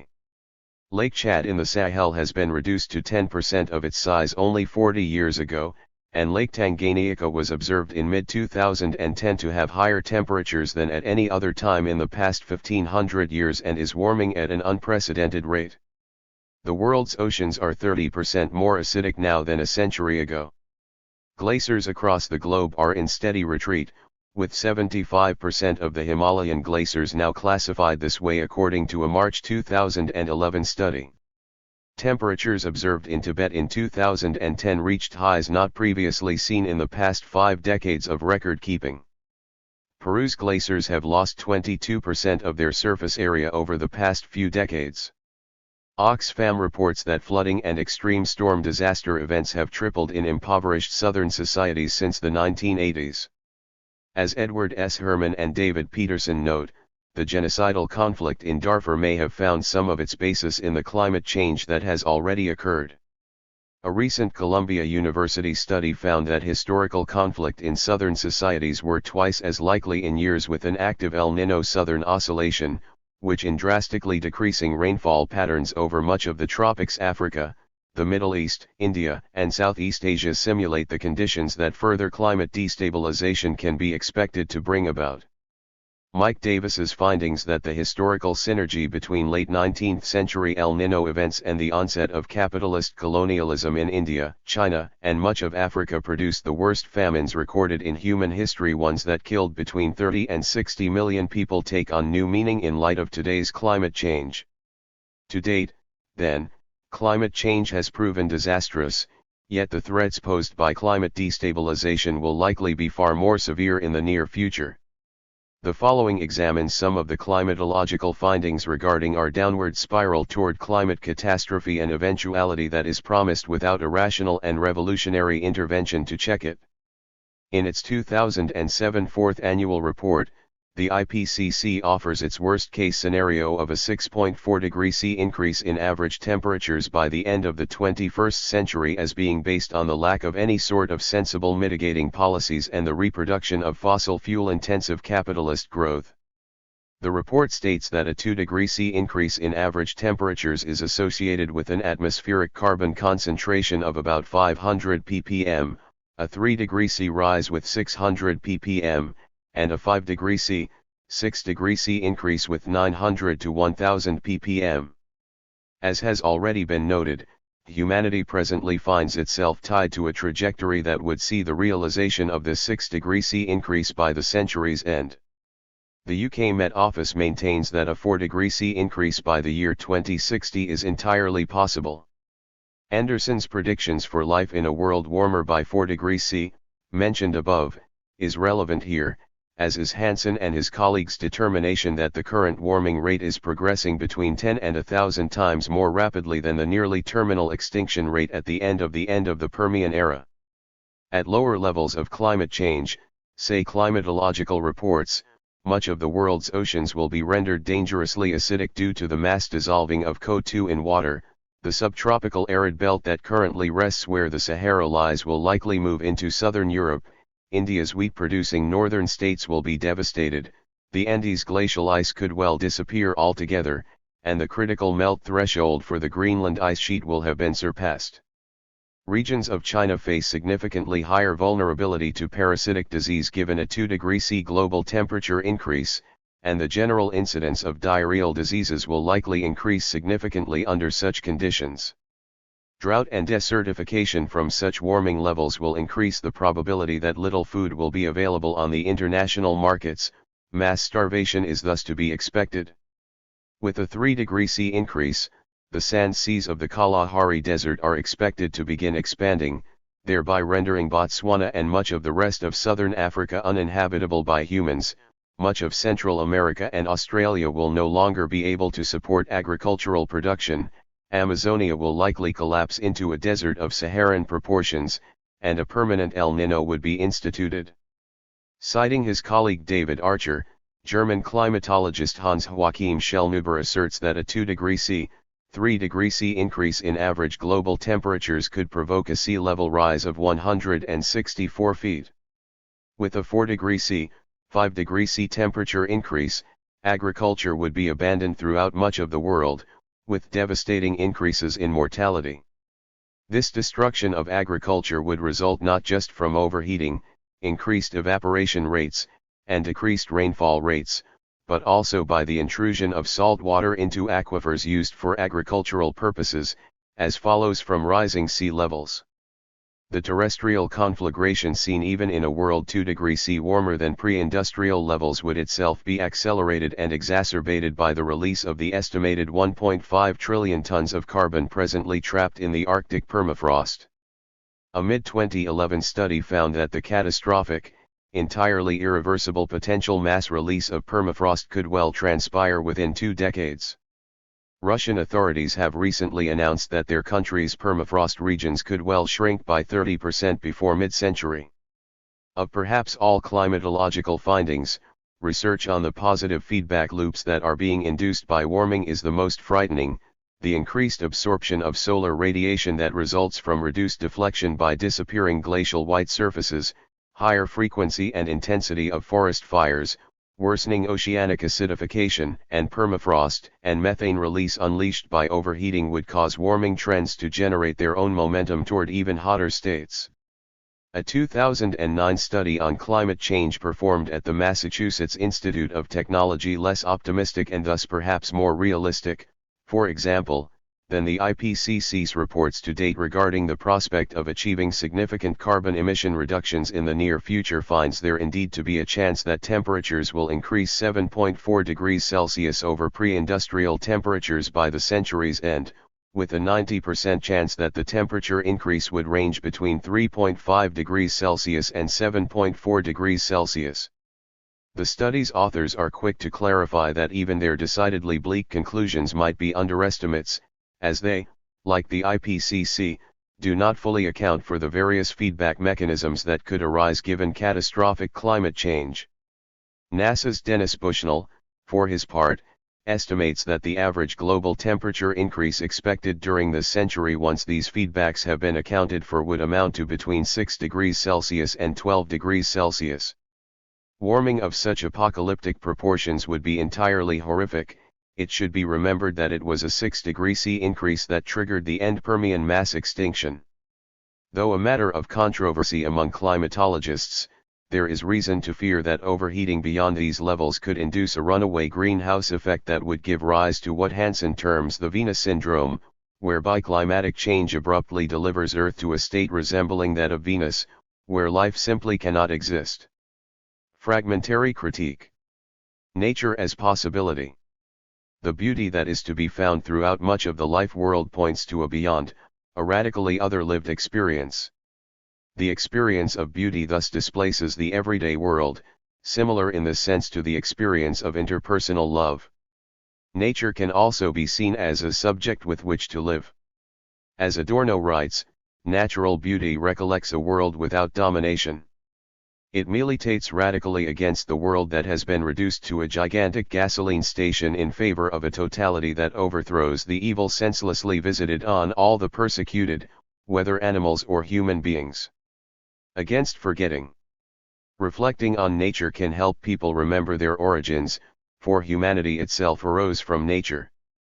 Humans are not aliens that chanced on Earth, they came about through coevolution with other beings, however destructive their present relationships. Anyone familiar with the genetic similarity between humans and particular apes, or who has ever observed a chimpanzee infant, is familiar with the continuum of evolution of which humans are a part, a point rightly stressed by animal rights theorist Stephen Best. These commonalities might be a potential basis for solidarity among species, and particularly for the human abolition of the practice of speciesism. Ethology, the study of different ape species, has been seminal to the human understanding of self and other. While its demonstration of the similarities among the different species of the primate order should lend itself to concern for and sensitivity among humans toward other animals, it does not follow that primate ethology necessarily advances liberatory perspectives, just as considerations of the even higher rates of genetic similarity among humans themselves has hardly put an end to interhuman oppression. Through highlighting the violent, hierarchical behavior engaged in by given chimpanzee groupings, anthropologist Christopher Boehm, for one, attempts to show that the human race is doomed to a similar fate precisely due to the biological similarities between the two species. For commentator Elise Boulding, though, humans have the capacity to behave less like chimpanzees and baboons, and more like the unaggressive, vegetarian, food-sharing gibbon, who also has fathers as much involved in child-rearing as mother. It is perhaps heartening that Friedrich Engels claims that the first humans, those at the lower stage of savagery, or the first of three historical developmental stages identified by Engels and Lewis Henry Morgan before him, consumed nothing more than fruits, nuts, and roots. Such considerations, taken together with many others, may give credence to Marcuse's claim that only at a later, contingent point of humanity's historical development does an essentially aggressive, offensive subject, whose thoughts and actions designed for mastering objects, emerge. And in this we may perhaps discover a sense of the importance of Adorno and Horkheimer's injunction to remember nature, the very origin of humankind. For cooperation. Adorno is somewhat mistaken in his assertion that human history continues the unconscious history of nature, of devouring and being devoured. While human society surely apes the thoughtless violence experienced throughout much of the non-human world, it cannot so quickly be said that all of nature itself perpetuates this dynamic. Adorno's claim overlooks the numerous herbivore species that have arisen through the processes of evolution. In addition, it ignores the very real cooperation engaged in by members of species with species members, as well as members of other species. This factor has shaped evolution at least as much as Darwinian struggle, as anarchist biologist Peter Kropotkin's work Mutual Aid shows. On climate refugees. The French collective Argos's 2007 volume Réfugiés climatiques is a series of essays and sets of photographs that examine the lives of a number of social groups of people from around the globe who have been or likely soon will be victimized by climate change. The work itself is proof of massive human rights violations, whether past or possible future, as well as the stunning destruction of ethnodiversity that climate catastrophe threatens to bring about.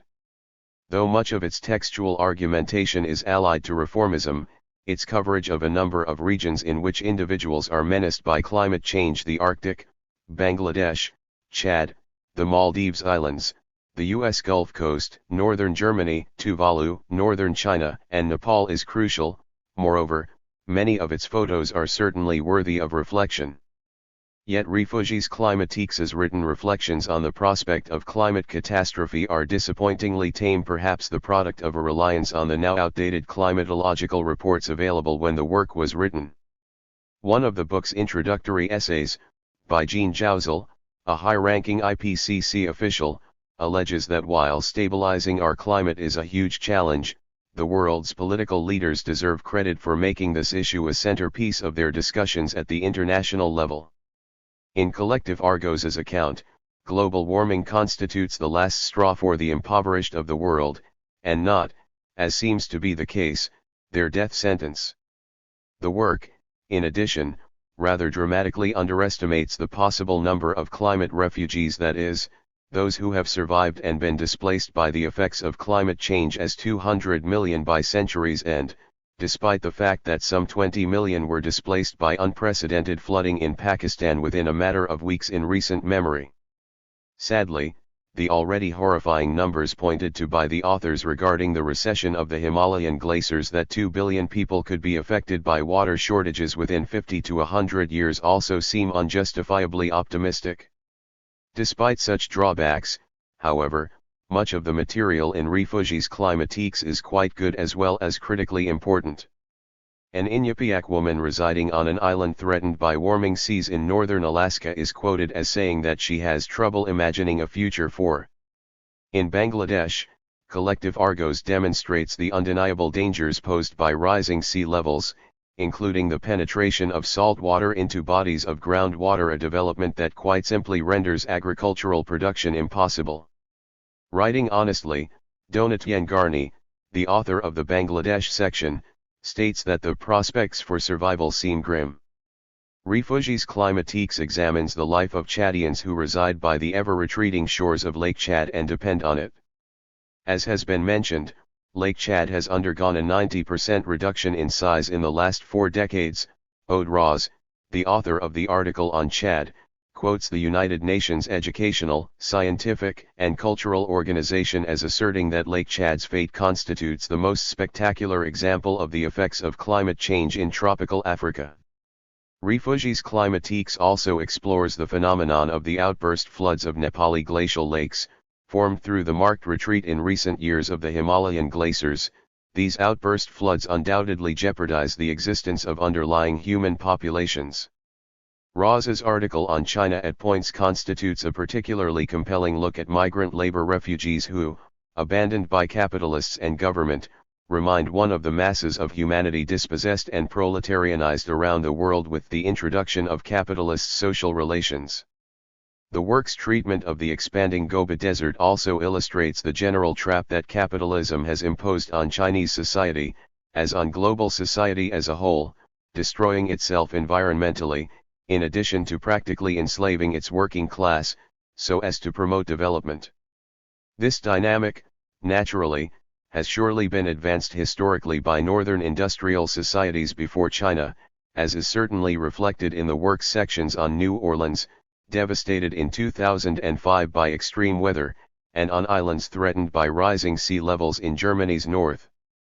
But the juxtaposition of the example of northern China with the threats that warmer oceans pose to the coral that currently protects the Maldives Islands, or the disrupted climatic patterns that promote greater rates of dengue fever on these same islands, serves as commentary on the pronounced lack of solidarity among southern societies on climate change, a dynamic already experienced at the 2009 talks in Copenhagen.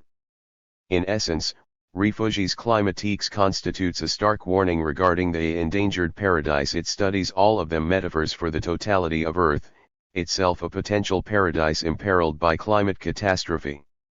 In its focus on Southern peoples and marginalized Northerners, the work certainly functions as a reminder of the unmitigated brutality currently being enacted by the contributions of industrial capitalist societies to climate change as well.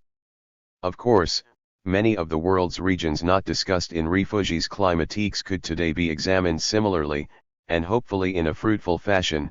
The Sahel, Bolivia and Peru, Mozambique, Russia, and the South Asian subcontinent all come to mind. The book's value is perhaps best encapsulated in its closing image. Rames Rai, a Nepalese yak herding boy, is shown running in the mountains with a large grin on his face. It is precisely toward this end, securing the happiness of the world's children, and its peoples as a whole, that radical action must soon be taken to avert the disaster promised by climate change. Counter-degradation.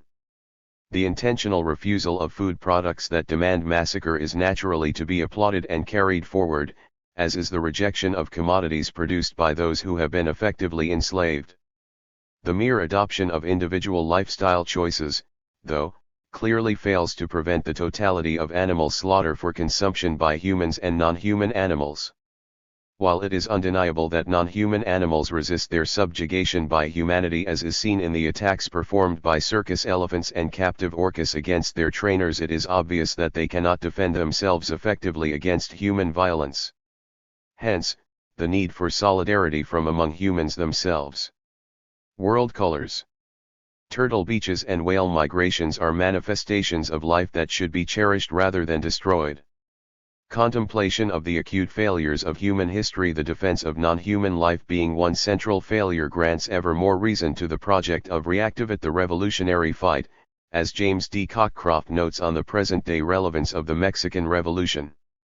As Adorno writes metaphorically, the mind could not despair over the color gray were it not for its cognizance of different colors altogether. Toward home. Approaches that attempt to glean ecological insights from Marx are questionable. As leftist sociologist John Bellamy Foster often stresses, even though Marx expresses concern about the effects of capitalist agriculture on soil nutrient quality and argues that Earth should be handed down to successive generations in a better state than before, there is little sense in Marx that the non-human, considered of no instrumental use to humanity, should be valued. Such failures likely follow from Marx's assertion that humanity represents the sovereign of nature, as well as his call for the humanization of nature. These perspectives on nature are not as developed or sympathetic as those of Rosa Luxemburg, who writes of the suffering of a buffalo she encountered as a political prisoner during the First World War. The animal, having been violently exploited for conscription, was then subjected to merciless flogging by its handler. Regarding the animal, Luxemburg observes the expression on its black face and in its soft black eyes like that of a weeping child, one that has been severely thrashed and does not know why, nor how to escape from the torment of ill treatment. When the beast looked at her observing the scene, she writes, the tears welled from my eyes. She is also pained by the silent, irresistible extinction of the defenseless warblers whose habitats are decimated by German capitalism. For Luxemburg, concern for the non-human should not be separated from a regard for humanity. As she remarks, I am at home wherever in the world there are clouds, birds, and human tears. Fellow German Marxist Ernst Bloch's vision is similarly compelling, a socialized humanity that is allied with nature, or the reconstruction of the world into homeland. For novelty. The radical displacement induced by the experience of nature can likewise be communicated in the experience of the negation of beauty. The destruction of rainforests to make way for the raising of cattle, later to be slaughtered, joins the observation of mass collections of refuse in rivers, canyons, and entire oceans, as well as the presence in azure shallows of patrol boats, cruise liners, and jet skis.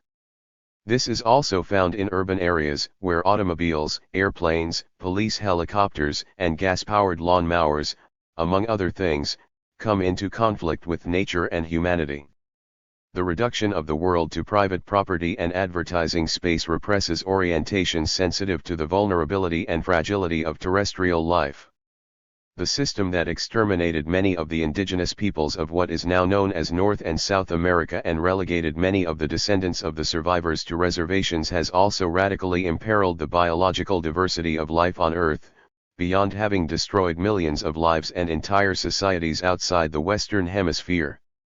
When people reflect on nature, historical crimes, and possible alternatives, then consciousness of freedom and anxiety fuse toward radical interruption.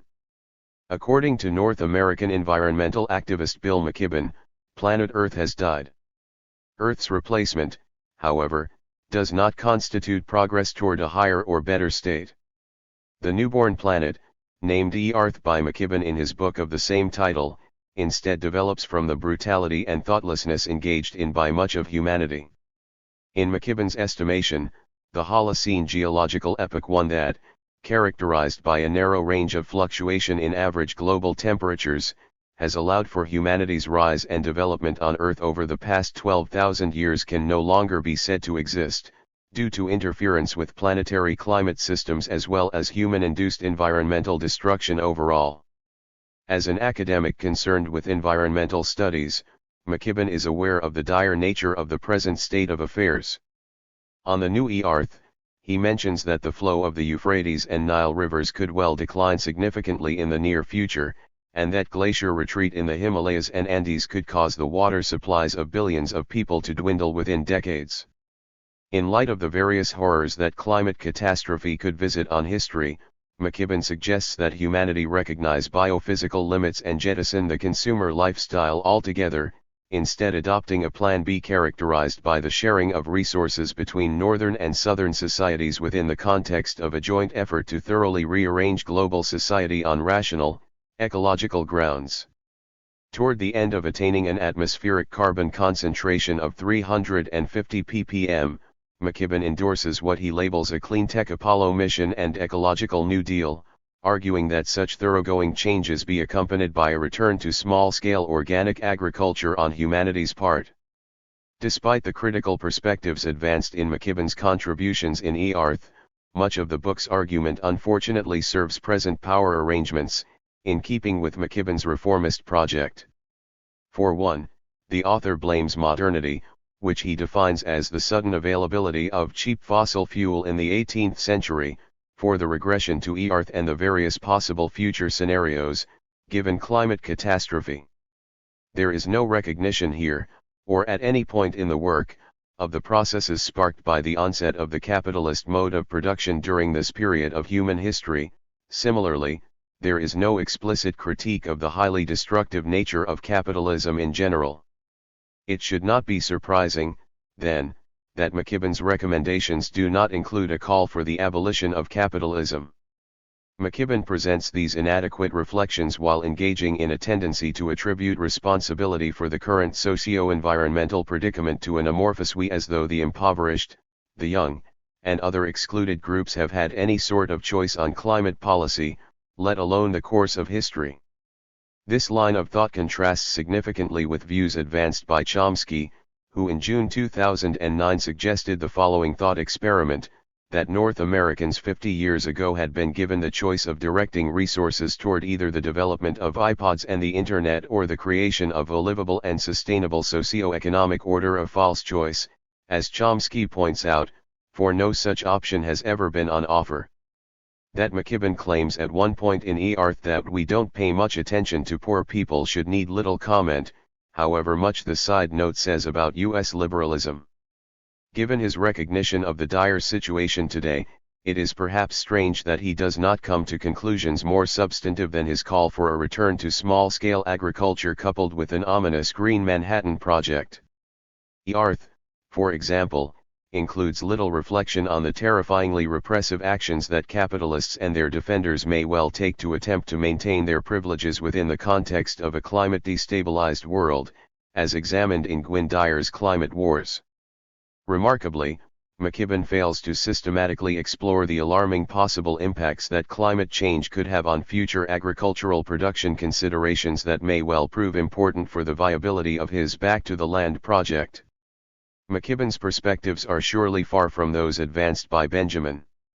Yet hope for the present predicament may lie in the possibility that contemplation of the profundity of the climate crisis can help move humanity toward adopting Benjamin's concept of revolution, the attempt by the passengers on a metaphoric train to activate the emergency brake rather than being propelled into the abyss. Free nature. For his part, Marcuse sketches a clearer vision of the radically different relationship between humanity and external nature he favors than what can be deduced from Adorno and Horkheimer's dialectic of enlightenment. Marcuse sees the institution of what he calls a socialist rationality, that is, one free from of exploitation, as putting an end to the former experience of self and other as mediated by aggressive acquisition, competition, and defensive possession. Under these new conditions, external nature would lose its mere utility, judged not in terms of its usefulness or according to any purpose it may possibly serve, but instead seen as a life force in its own right. This new, non-violent, non-destructive human-nature relationship, which Marcuse views as a precondition for the self-realization of humanity, is to be characterized by a letting be and acceptance of the non-human other. Where external nature was formerly mastered and controlled, Marcuse believes it can come to be liberated and hence freely itself. Love of life. Politically speaking, James Lovelock's contributions are highly problematic. He states that he believes humanity has not yet evolved to the point at which it could handle climate change. Following from this, he urges people to suspend democratic governance, at least temporarily, thereby joining environmental journalist Mark Linus in calling for a green movement that is happy with capitalism and openly promotes the use of nuclear energy. Lovelock's famous Gaia hypothesis may have some explanatory power, and his ongoing advocacy for biodiversity and terrestrial life generally is decidedly important, but his political prescriptions are unpalatable, in addition to being unfounded. Humanity can consciously and anarchically choose to put an end to the social structures as well as ideologies that perpetuate social and environmental devastation. In place of continuing the prevailing catastrophe, it can act differently. On Hope and Reason today. What is not can still become. Ernst Bloch, The Principle of Hope. If the climatological reports synthesized here are remotely accurate, and there seems to be little reason to doubt their integrity, considering the degree to which climatologists' predictions regarding the effects of climate change have been borne out by a number of disastrous occurrences in recent memory, it would seem that humanity's future existence is indeed imperiled. This problematic raises the question of hope today, whether, in Yale anthropologist James C. Scott's words, the world is heading way. Initial reflections on this question should emphasize the rather obvious point that the mere existence of hope for social progress, the overthrowing of humanity's oppressors, in Bertolt Brecht's formulation reflects what Bloch calls the enduring problem of the non-realization of the very conditions sought by hope. Simply put, such conditions are possibilities. As Michael Hart and Antonio Negri put it, evil were primary, we would be helpless against it. Furthermore, Arendt seems entirely correct to claim that the prevention of evil at its most extreme, the total destruction that Adorno sees as being the objective potential of bourgeois society, requires the exercise of reason as the faculty of thought. Against the twin catastrophes of war and climate destabilization, reason would minimally demand the preservation of humanity as a species, in Adorno's words, so as to allow for the possibility of that self-reflection that could transcend egotistical drives and thus allow humanity to realize revolution. In light of such potentialities, Arendt writes, thinking itself is dangerous, for it can be employed toward the withdrawal of consent and obedience to laws, to rulers, to institutions, and a generalized movement to delegitimize a given social regime, one that could under ideal conditions overturn the superior means of violence employed by capital and the state. This superiority lasts only as long as the power structure of the government is intact, that is, as long as commands are obeyed, observes Arendt. When this is no longer the case, the situation changes abruptly. Toward the promotion of abrupt changes in the prevailing state of affairs, this section explores the question of hope and human progress as examined by a selection of thoughtful public intellectuals whose work has contemplated the profound crises of modernity: anarcho-syndicalist Chomsky, critical theorist Adorno, democratic socialist Robert L. Heilbronner, and anti-authoritarian leftist Ronald Aronson. Chomsky's work is the most contemporary account of the present predicament among the four, although the perspectives advanced by the others are hardly invalidated by their age. A comment on the fact that the oft-invoked working through of the past has to this day been unsuccessful, that the causes of what happened in past catastrophes have failed to date to be eliminated. Chomsky, Anarcho-Syndicalism qua Progress. For Chomsky, the primary challenge faced by the world's peoples today is decent survival. Human survival, in Chomsky's view, is presently being jeopardized by the specters of war, nuclear annihilation, and environmental collapse. His reflections on these questions dovetail with his concerns regarding evolutionary biologist Ernst Mayer's assertion that the emergence in evolution of the higher intelligence afforded humans is little more than a biological error that could soon cease to exist, with humans thus joining the billions of other species that have been relegated to extinction since the origins of life. Chomsky shares Mayer's sentiments on the human prospect, for he has variously referred to the present situation as being the possibly terminal phase of human existence and, borrowing from Indian journalist Arundhati Roy, the potential endgame for the human race. Some of the most serious threats to decent survival are, for Chomsky, those posed by a militarized humanity, especially the increasingly advanced death technologies maintained and developed by dominant power groups. Critical for Chomsky in this sense is consideration of U.S. nuclear weapons policy, which asserts the right to strike first even against non-nuclear states, and recent U.S. efforts to develop tactical nuclear weapons for offensive rather than deterrence use. In addition, U.S. plans to develop ballistic missile defense programs begun under George W. Bush and advanced by Barack Obama are highly disconcerting to Chomsky, for such putatively defensive capabilities could well be used offensively, since they provide their possessors with total defense from retaliatory missile strikes. Because a ballistic missile defense program would be directed from satellite installations in space, such systems are in fact vulnerable to anti-satellite attack by means of technologies readily available even to those societies Chomsky terms lesser powers. The furtherance of ballistic missile defense may, then, demand the implementation of a military doctrine of total spectrum dominance, implying the subjection of terrestrial matters to overwhelming control and the advancement of the militarization of space itself, a major threat to survival.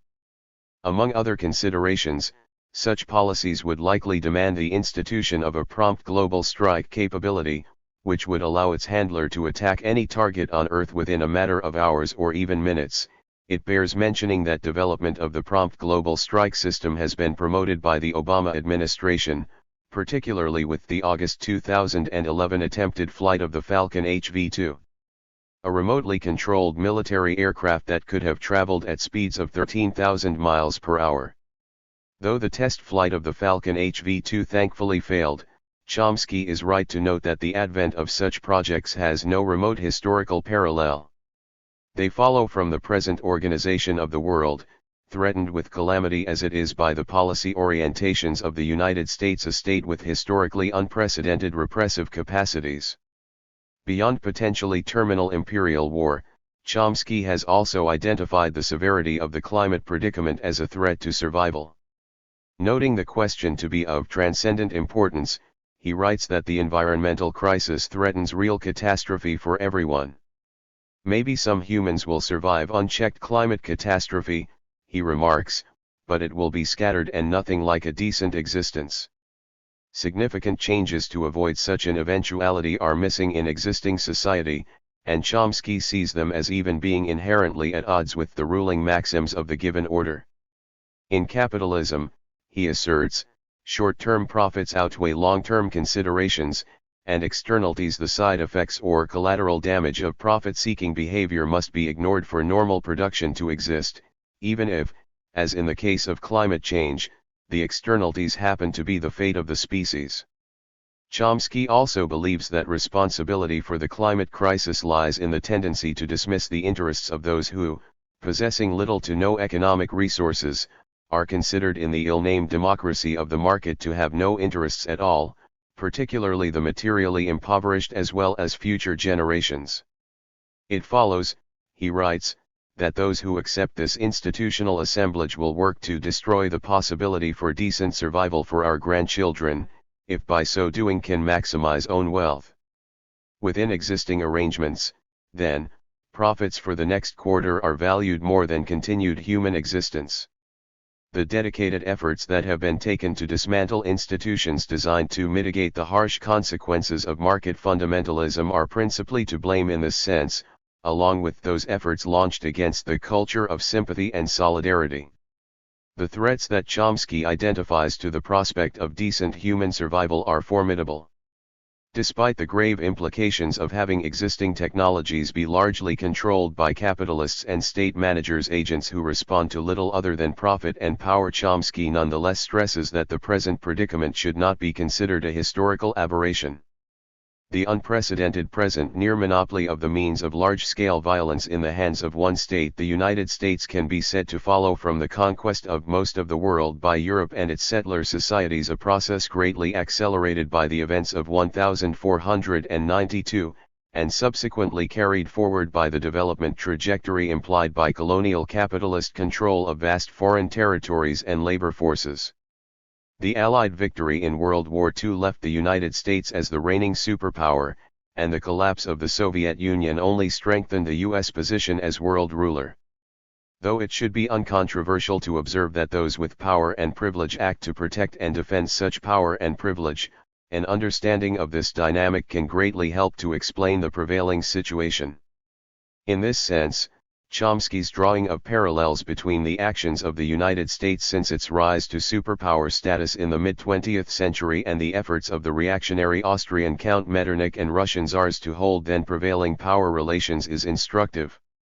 It helps account for a particularly salient characteristic of global political experience as subordinated to U.S. power, the fierce repression by the United States and its various allies of what Oxfam has termed the threat of a good example, or successful independent development, as in Cuba, Guatemala, Nicaragua, and Vietnam, to name only a handful of rebellious societies that have met with the U.S. mafia doctrine, that disobedience, a virus that spread contagion, cannot be tolerated. That the idea of taking matters into own hands must be repressed. The threat, as Caribbean scholar Nick Nesbitt notes, is one of ideological contamination.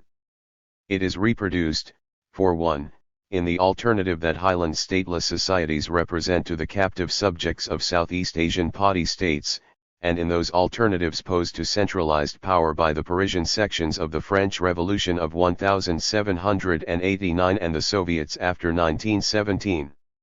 The United States can hardly be said to have a monopoly on the practice of Chomsky's mafia doctrine, in light of similar actions taken by powerful states from Israel to the Russian Federation. The doctrine is a practice following from the existence of hierarchical power structures in the first place and the violent efforts taken by those privileged by such arrangements to maintain such power relations. Perhaps most important, though, an understanding of this dynamic may go some way in explaining the marked absence today of substantive spaces dedicated to the advancement of social revolution. Though the correlation of present-day forces is undoubtedly dire, Chomsky, as an Enlightenment rationalist, holds this reality to be socially contingent. The policy choices that enhance the threats to survival posed by militarism and environmental catastrophe are formulated by elite classes the world over, individuals whom Chomsky refers to as the principal architects of policy, themselves constrained by their embeddedness within prevailing institutional frameworks championing capitalist profit along with the maintenance and furtherance of domination as fundamental ends to be advanced. If these two aspects of global society can somehow be overcome, Chomsky argues, rationality and humanity may in fact be allowed to prevail, and the various threats to human survival be resolved. Critical for the project of avoiding severe consequences for the species is, in Chomsky's view, a radical reconsideration of the sectors that are in a position to determine policy. In the U.S. context, Chomsky identifies this agent as being the presently dormant second superpower, or the general public, which under normal conditions is relegated to being little more than a spectator observing the work of responsible functionaries of capital and the state. Mirroring recommendations made by Jacques Rancière for the part that has no part to intervene in the political world, Chomsky calls for an aroused public to engage in popular mobilizations that seek to disrupt hegemonic politics and remake society along lines radically different than those propagated by dominant interests to date. In concrete terms, he writes of the authentic hope to be gleaned from the grassroots campaigning efforts that propelled Obama to the presidency, that is, that those who have been organized to take instructions from the leader might break free, and come to participate directly in the deliberation on and formulation of policy making, which is usually considered to be the reserve of the political class. The various atrocities engaged in by the United States and its allies, as well as those advanced by power structures independent of U.S. influence and power projection, can in Chomsky's view only be halted if inhibited from within, for only the subjects of rights-violating states can enforce the demands stipulated by international law, to say nothing of reason. The employment of scrutiny against concentrated power is instrumental toward this end, a responsibility that in Chomsky's mind goes together with the obligation to enter the moral arena in a serious way by means of help suffering people as best we can. Though Chomsky repeatedly stresses that progress towards such realities demands radical action above all in the United States, the core of the global system, and in this sense echoes the conclusions of German psychologist Wilhelm Reich, who stresses that masses of working men will not be relieved of their social responsibility but rather burdened with it, along with those of many autonomous Marxist theorists, who find the problem of capitalism to be not the imposition of capital onto workers, but instead the complicity of workers themselves in perpetuating capitalism. The contributions of an informed and engaged public, worldwide, are hardly unimportant in Chomsky's calculus. In particular, Chomsky's continued endorsement of anarchism, what he calls the institution of truly democratic societies that overturn structures of hierarchy and domination, and are based on popular control of social, economic, political, and cultural institutions, should be read as advocacy of a political project for the world instead of only isolated communities. All students should become anarchists, declares Chomsky, just as there should be democratic control of every institution. Were the normally excluded masses to come to replace the existing overseers as policymakers, rational alternatives to the threats of war and climate change could indeed be considered viable options. One means to this end emphasized by Chomsky is the establishment of a nuclear weapons-free zone, or even a weapons of mass destruction-free zone in southwestern Asia, given that such a move could significantly ease tensions between the United States/Israel and Iran regarding the question of the latter's nuclear weapons capabilities. As the possibility of armed conflict passing beyond the nuclear threshold is perhaps highest at present in the Middle East, it follows that priority should be placed on establishing such zones there first, although this should not be taken to mean that other regions of the world could not be similarly explosive. One thinks of India and Pakistan, for example. Given that even a nuclear conflict constrained to a relatively small region of the globe could well provoke a nuclear winter that would prove catastrophic to peoples unaffected by the direct impact of a nuclear weapons exchange and its fallout, as reviewed in recent memory by Fidel Castro, it follows that the world as a whole should itself become a nuclear weapon or weapons of mass destruction free zone. As with wildlife reserves, whether marine or land-based, merely declaring certain regions of Earth free from such weapons would however do little to protect the world from non-cooperating states and regions. Thankfully, support for disarmament policies has apparently been reported among large majorities of the US and Iranian publics, hence Chomsky's conclusion that functioning democracy might alleviate severe dangers to decent human survival. Were such publics to come to power, the massive resources dedicated to the military could be redirected to more productive ends. Beyond providing alternatives to militarization and war, Chomsky's conception of democratic societies could also offer much-needed policy regarding climate change. Liberated from the strictures of capitalism, global society could move with dispatch toward conservation and renewable energy, and in particular dedicate substantial resources toward harnessing solar energy, though in Chomsky's view human society would necessarily have to overturn the huge state corporate social engineering projects of the post-World War II period based on wasteful reliance on fossil fuels, while also dismantle the entire sociological, cultural, economic, and ideological structure which is just driving to disaster. In particular, Chomsky sees great promise in the prospect of redesigning the U.S. manufacturing base so as to advance the project of mitigating climate change, as is commensurate with his anarcho-syndicalism.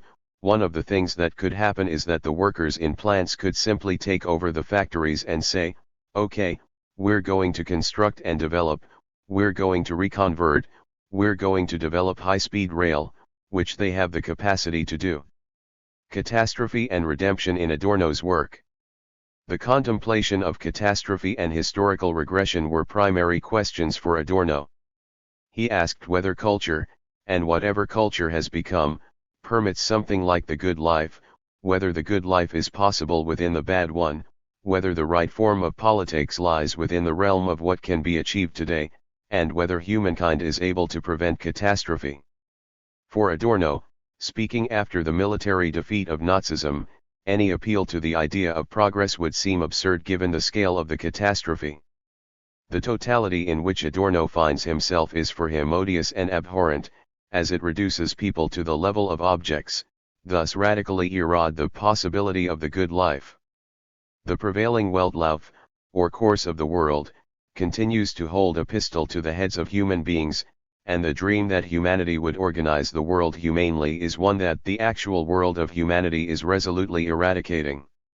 In messianic terms, Adorno claims that the name of history may not be spoken, as what would truly be history, the other, has not yet begun. In his view, the very chance for freedom has sunk to such a minimal level that it calls into question the possibility of moral action in the world. At the very least, he says, the nature of existing society would necessarily lead almost everyone to protest. Though it is unclear whether this call in particular should be taken as equivalent to the Russian, at other points Adorno finds space for anti-systemic violence. The present, Adorno argues, could give birth to both utopian and absolutely destructive possibilities. In conversation with his colleague Horkheimer, he claims that we should talk to mankind once again as in the 18th century. You are upholding a system that threatens to destroy you. In light of such considerations, nothing less than the prevention and avoidance of total catastrophe constitutes for Adorno the possibility of progress, for only if catastrophe were averted could progress be said to exist. In Adorno's view, progress is indelibly linked to the survival of the species. There can be no progress without the realization of the happiness of unborn generations, an idea Adorno takes from the work of his comrade Benjamin as constituting the very notion of redemption. Progress, moreover, can exist only if humanity as a whole can be said to progress, for progress only in some areas is for Adorno no progress at all. This position itself close to Bakunin's claim that freedom exists only under conditions in which all human beings, men and women, are equally free is reiterated elsewhere when Adorno asserts that there is no emancipation without that of society. Adorno's account of progress here can also be compared fruitfully with that of French socialist and feminist Simone de Beauvoir, who holds that the existence of others in freedom is the very condition of own freedom. For Adorno, indeed, the prospect of progress presupposes the as yet unfulfilled historical possibility for the establishment of humankind, since insofar as humankind remains entrapped by the totality which it itself fashions, he writes, progress has not yet taken place at all. Prevailing reality thus allows for the possibility of total regression, but the chance to both avoid and abolish such a threat is in Adorno's view still not without all hope, as he believed that things can come right in the end. Adorno contends in Hegelian terms that part of the dialectic of progress is that historical setbacks provide the condition needed for humanity to find the means to avert them in the future. Like Benjamin, who sees in every second of the future the door through which the Messiah could enter, Adorno suggests that progress can begin at any instant. Adorno contrasts his own position in this sense from that of Hegel and Marx, with the former finding the realization of reason in the historical emergence of the state, and the latter maintaining that communism is born out of capitalism, instead stating that freedom has been possible at every moment. Expressing claims similar to those made by Chomsky and anarchist social theorist Murray Bookchin, among others, Adorno argues that the already existing material base provided by the historical trajectory taken by the capitalist mode of production and specifically, its technologies could be redirected and reorganized to supply a reasonable life for all humans. Asserting in rationalist terms that the responsibility for the threats that the advancing sciences unleash on is to be found not with reason or science but rather in the manner in which reason is entwined with very real social relations, Adorno claims that no one on earth needs to suffer poverty, because the state of productive forces could in theory free the world from want. For the first time, even violence might vanish altogether. The promising potentialities Adorno sees in technology, for instance, are expressed in a rare deviation from his notorious reluctance to positively sketch out social redemption when he mentions that societies could be organized far more rationally in small, decentralized units from which all those aggressive and destructive tendencies would have been banished, and that could thus collaborate peaceably with one another. The philosophy of reflection is central to the prospect of realizing the utopian possibilities that Adorno envisages. Such a philosophy would develop out of the promise of a critical confrontation with society as it actually exists, one that would result in the overhaul of existing reality toward ends other than prevailing ones. Adorno sees such critical thought by itself, though, as insufficient, for reasons helpful self-reflection would be its transition to praxis. He agrees here with his comrade Horkheimer, who claims theory to be authentic only where it serves practice. Adorno and Horkheimer's emphasis on the need for such action aimed at rearranging social relations should not be underestimated. Human survival itself is in jeopardy, Adorno states, if a self-conscious global subject does not develop and intervene. The very possibility of progress, then, has devolved to this subject alone. In this sense, the awakening of humanity is the sole potential for a coming of age, and progress is to be attained through a coming out of the spell. It is only when humanity becomes aware of its own indigenousness to nature and brings to a halt the domination it exacts over nature, through which domination by nature continues, that progress can exist, according to Adorno. The domination of humanity and of nature must be halted, writes Adorno. Paradoxically, progress occurs only where it ends. As exhilarating as Adorno's account of the prospect of humanity's awakening may be, Adorno himself seems to have long been pessimistic about the possibility of its actual realization. In Progress, he quite plainly observes that the idea of a progress which leads out and away is presently blocked. Because the subjective moments of spontaneity are beginning to wither in the historical process. Adorno's view here is doubtlessly informed by what he and Horkheimer refer to as the culture industry in Dialectic of Enlightenment, the socialization processes of existing society that work to ensure that the simple reproduction of mind does not lead on to the expansion of mind through formal education, the mass media, television, and the dominant culture. In these theorists' disturbing account, such processes reign within the existing society, creating a totally administered world and hence fettering humanity in large part to the gigantic apparatus. As serious as Adorno and Horkheimer considered the threat of the culture industry to freedom and historical progress, the former seems not necessarily to have believed that the colonization of mind propagated by existing social relations implies the absolute victory of capitalism and other authoritarian social relations. No light falls on and things without reflecting transcendence, Adorno writes toward the end of Negative Dialectics. All happiness is but a fragment of the entire happiness men are denied. Though the mindlessness promoted by the culture industry is to a degree generally accepted by people, it is at times done so with a kind of reservation, Adorno contends, and it is perhaps even not quite believed in. This principle is well reflected in a 1955 study Adorno authored examining group attitudes among Germans about the Second World War and the experience of National Socialism. The close of the study considers those individuals who expressed reasonable and humane perspectives opposed to war, militarism, and racism. Adorno's fundamental position is best described in his following comments to Horkheimer. On the one hand, the world contains opportunities enough for success. On the other hand, everything is bewitched, as if under a spell. If the spell could be broken, success would be a possibility.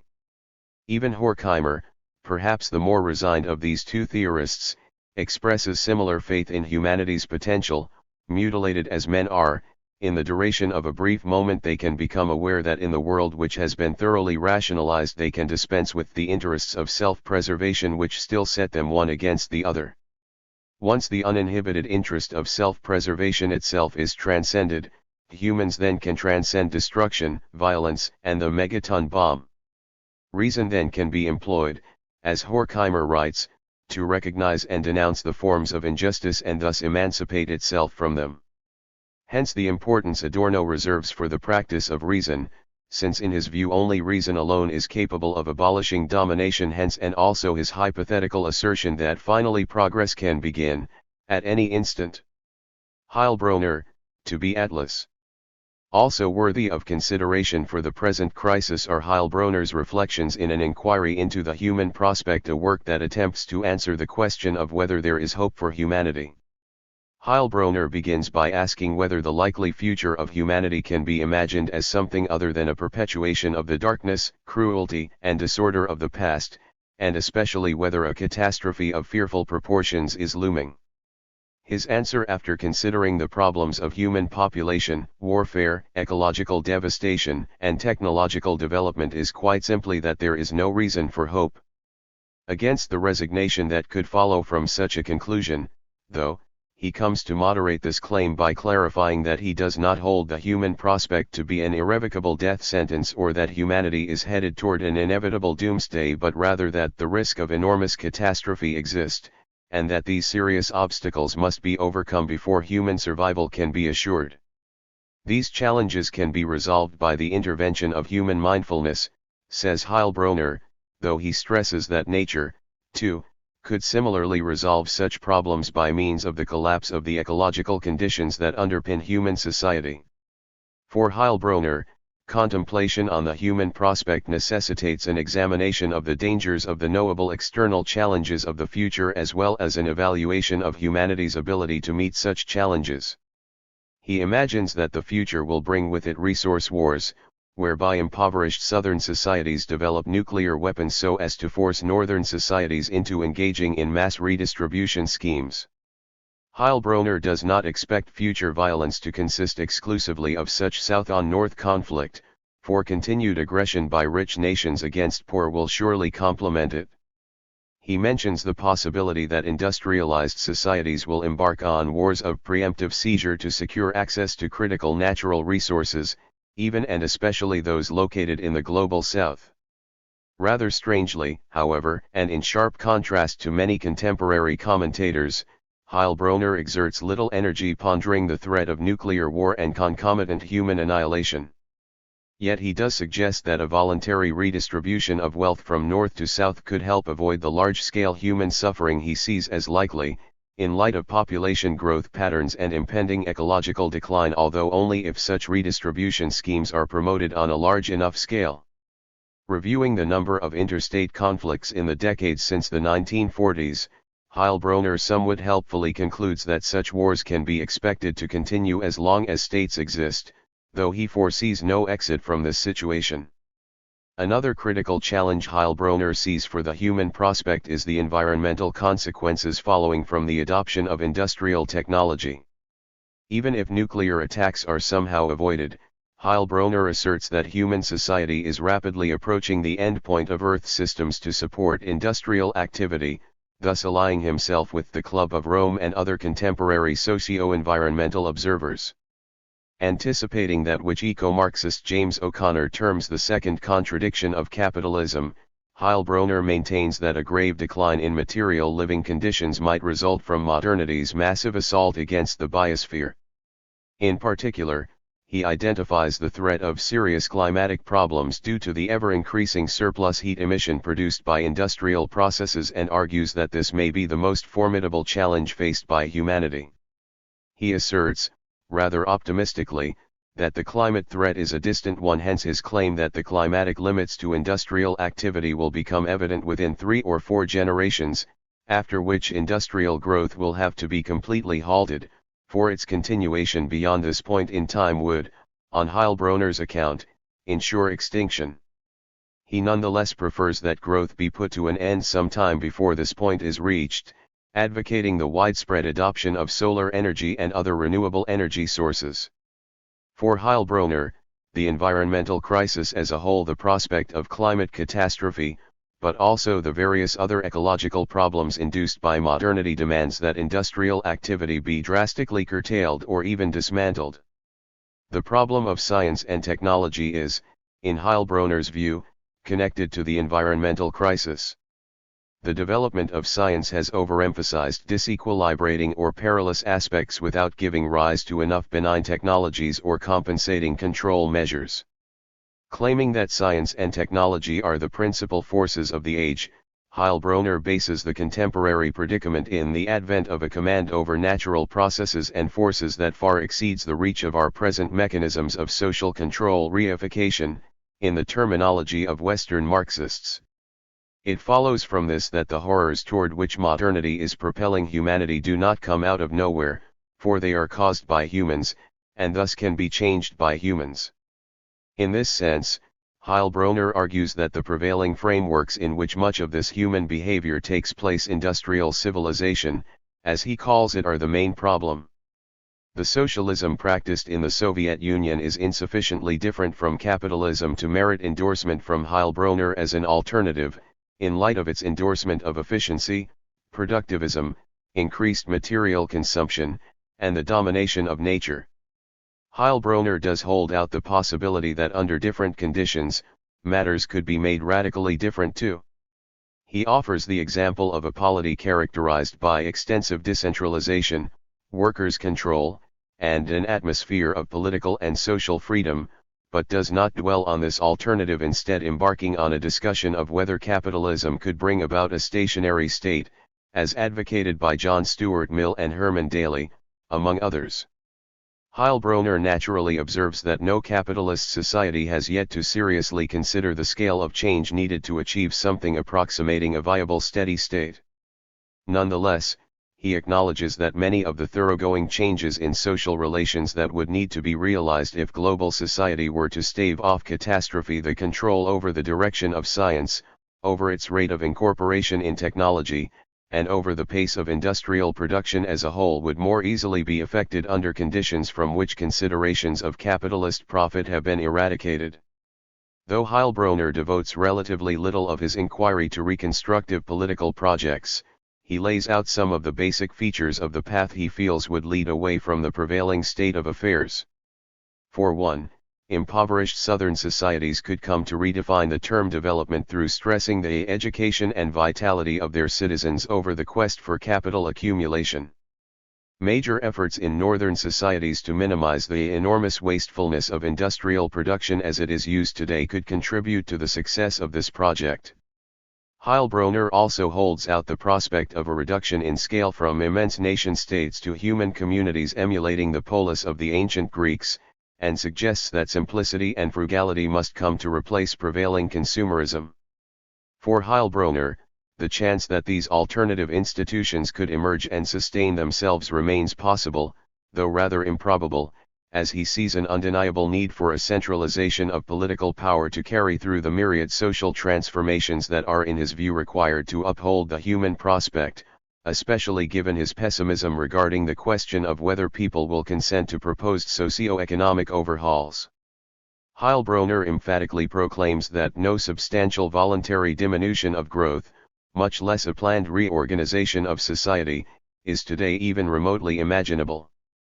Beyond structural considerations, Heilbronner claims that this is largely the case because of the radically limited capacity he sees for humans to empathize and identify with peoples of other societies as well as future generations, such empathy and identification being, in Heilbronner's account, a necessary prerequisite of popular advocacy of the social changes he endorses. On the specific question of whether existing generations can be said to possess a collective bond of identity to future generations, Heilbronner desperately extrapolates from what he defines as prevailing attitudes. When men can generally acquiesce in, even relish, the destruction of their living contemporaries, when they can regard with indifference or irritation the fate of those who live in slums, rot in prison, or starve in lands that have meaning only insofar as they are vacation resorts, why should they be expected to take the painful actions needed to prevent the destruction of future generations whose faces they will never see? Such an indictment, Perhaps Heilbronner's most fundamentally challenging observation, is reminiscent of similar comments made by Horkheimer: the human species which devours other animal species, the nations with bursting granaries that allow others to starve, the decent folk who live next door to the prisons where the poor vegetate in stench and misery because they wanted a better life or could not stand it any longer, they are all criminal if crime means an objective abomination.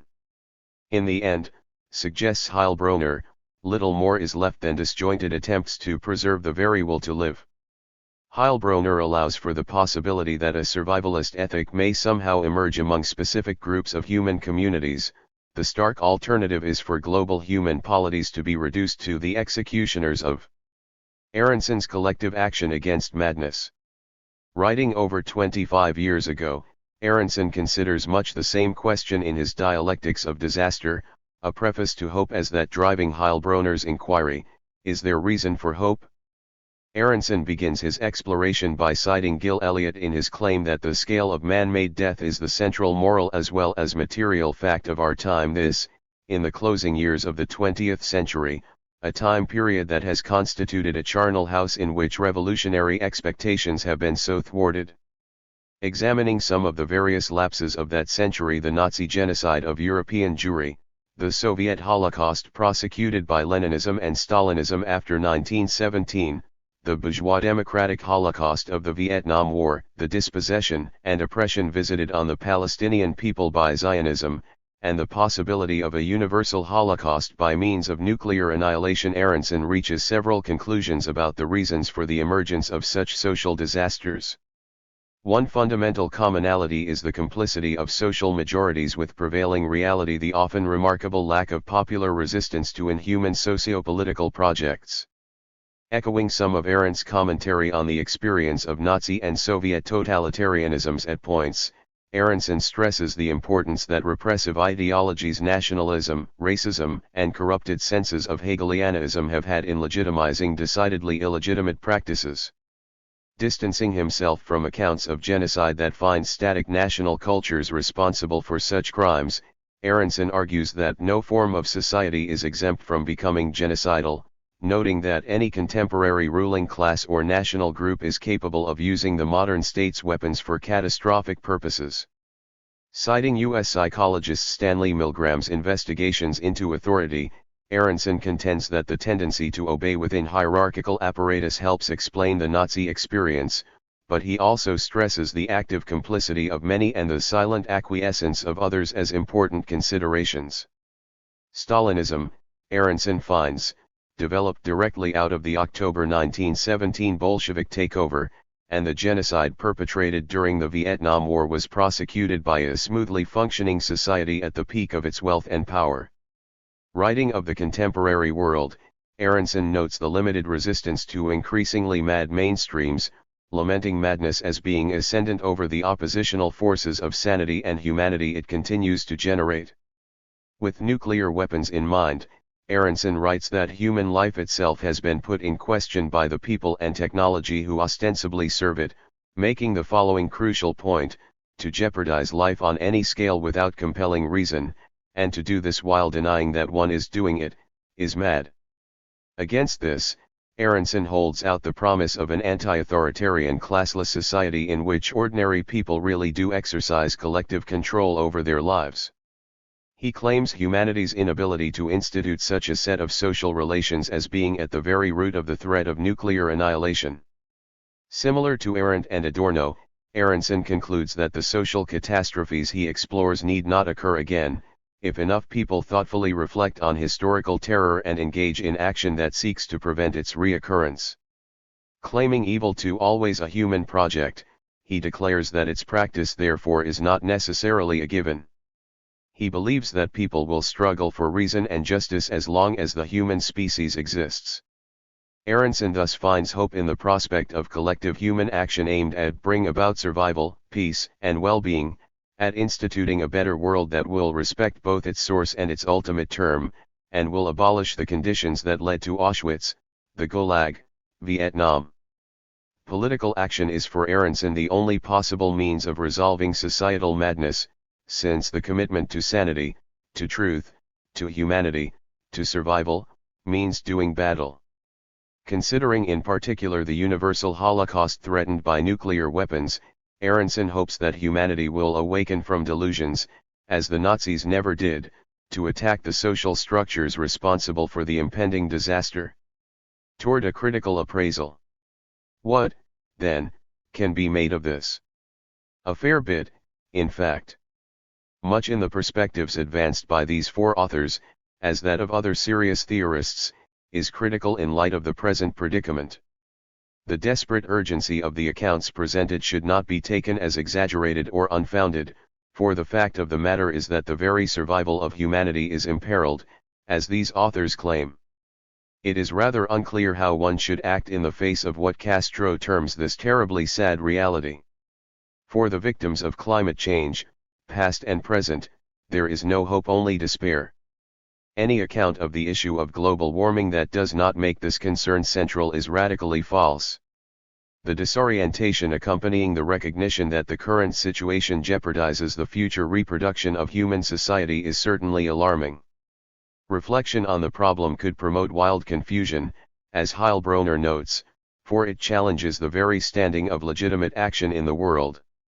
Certainly one concern is the possibility that people in general, once having come to reflect on the radically absurd nature of the prevailing state of affairs, will conclude that the situation is hopeless, and subsequently further retreat from engaging with the public sphere and political matters, thereby perpetuating existing arrangements.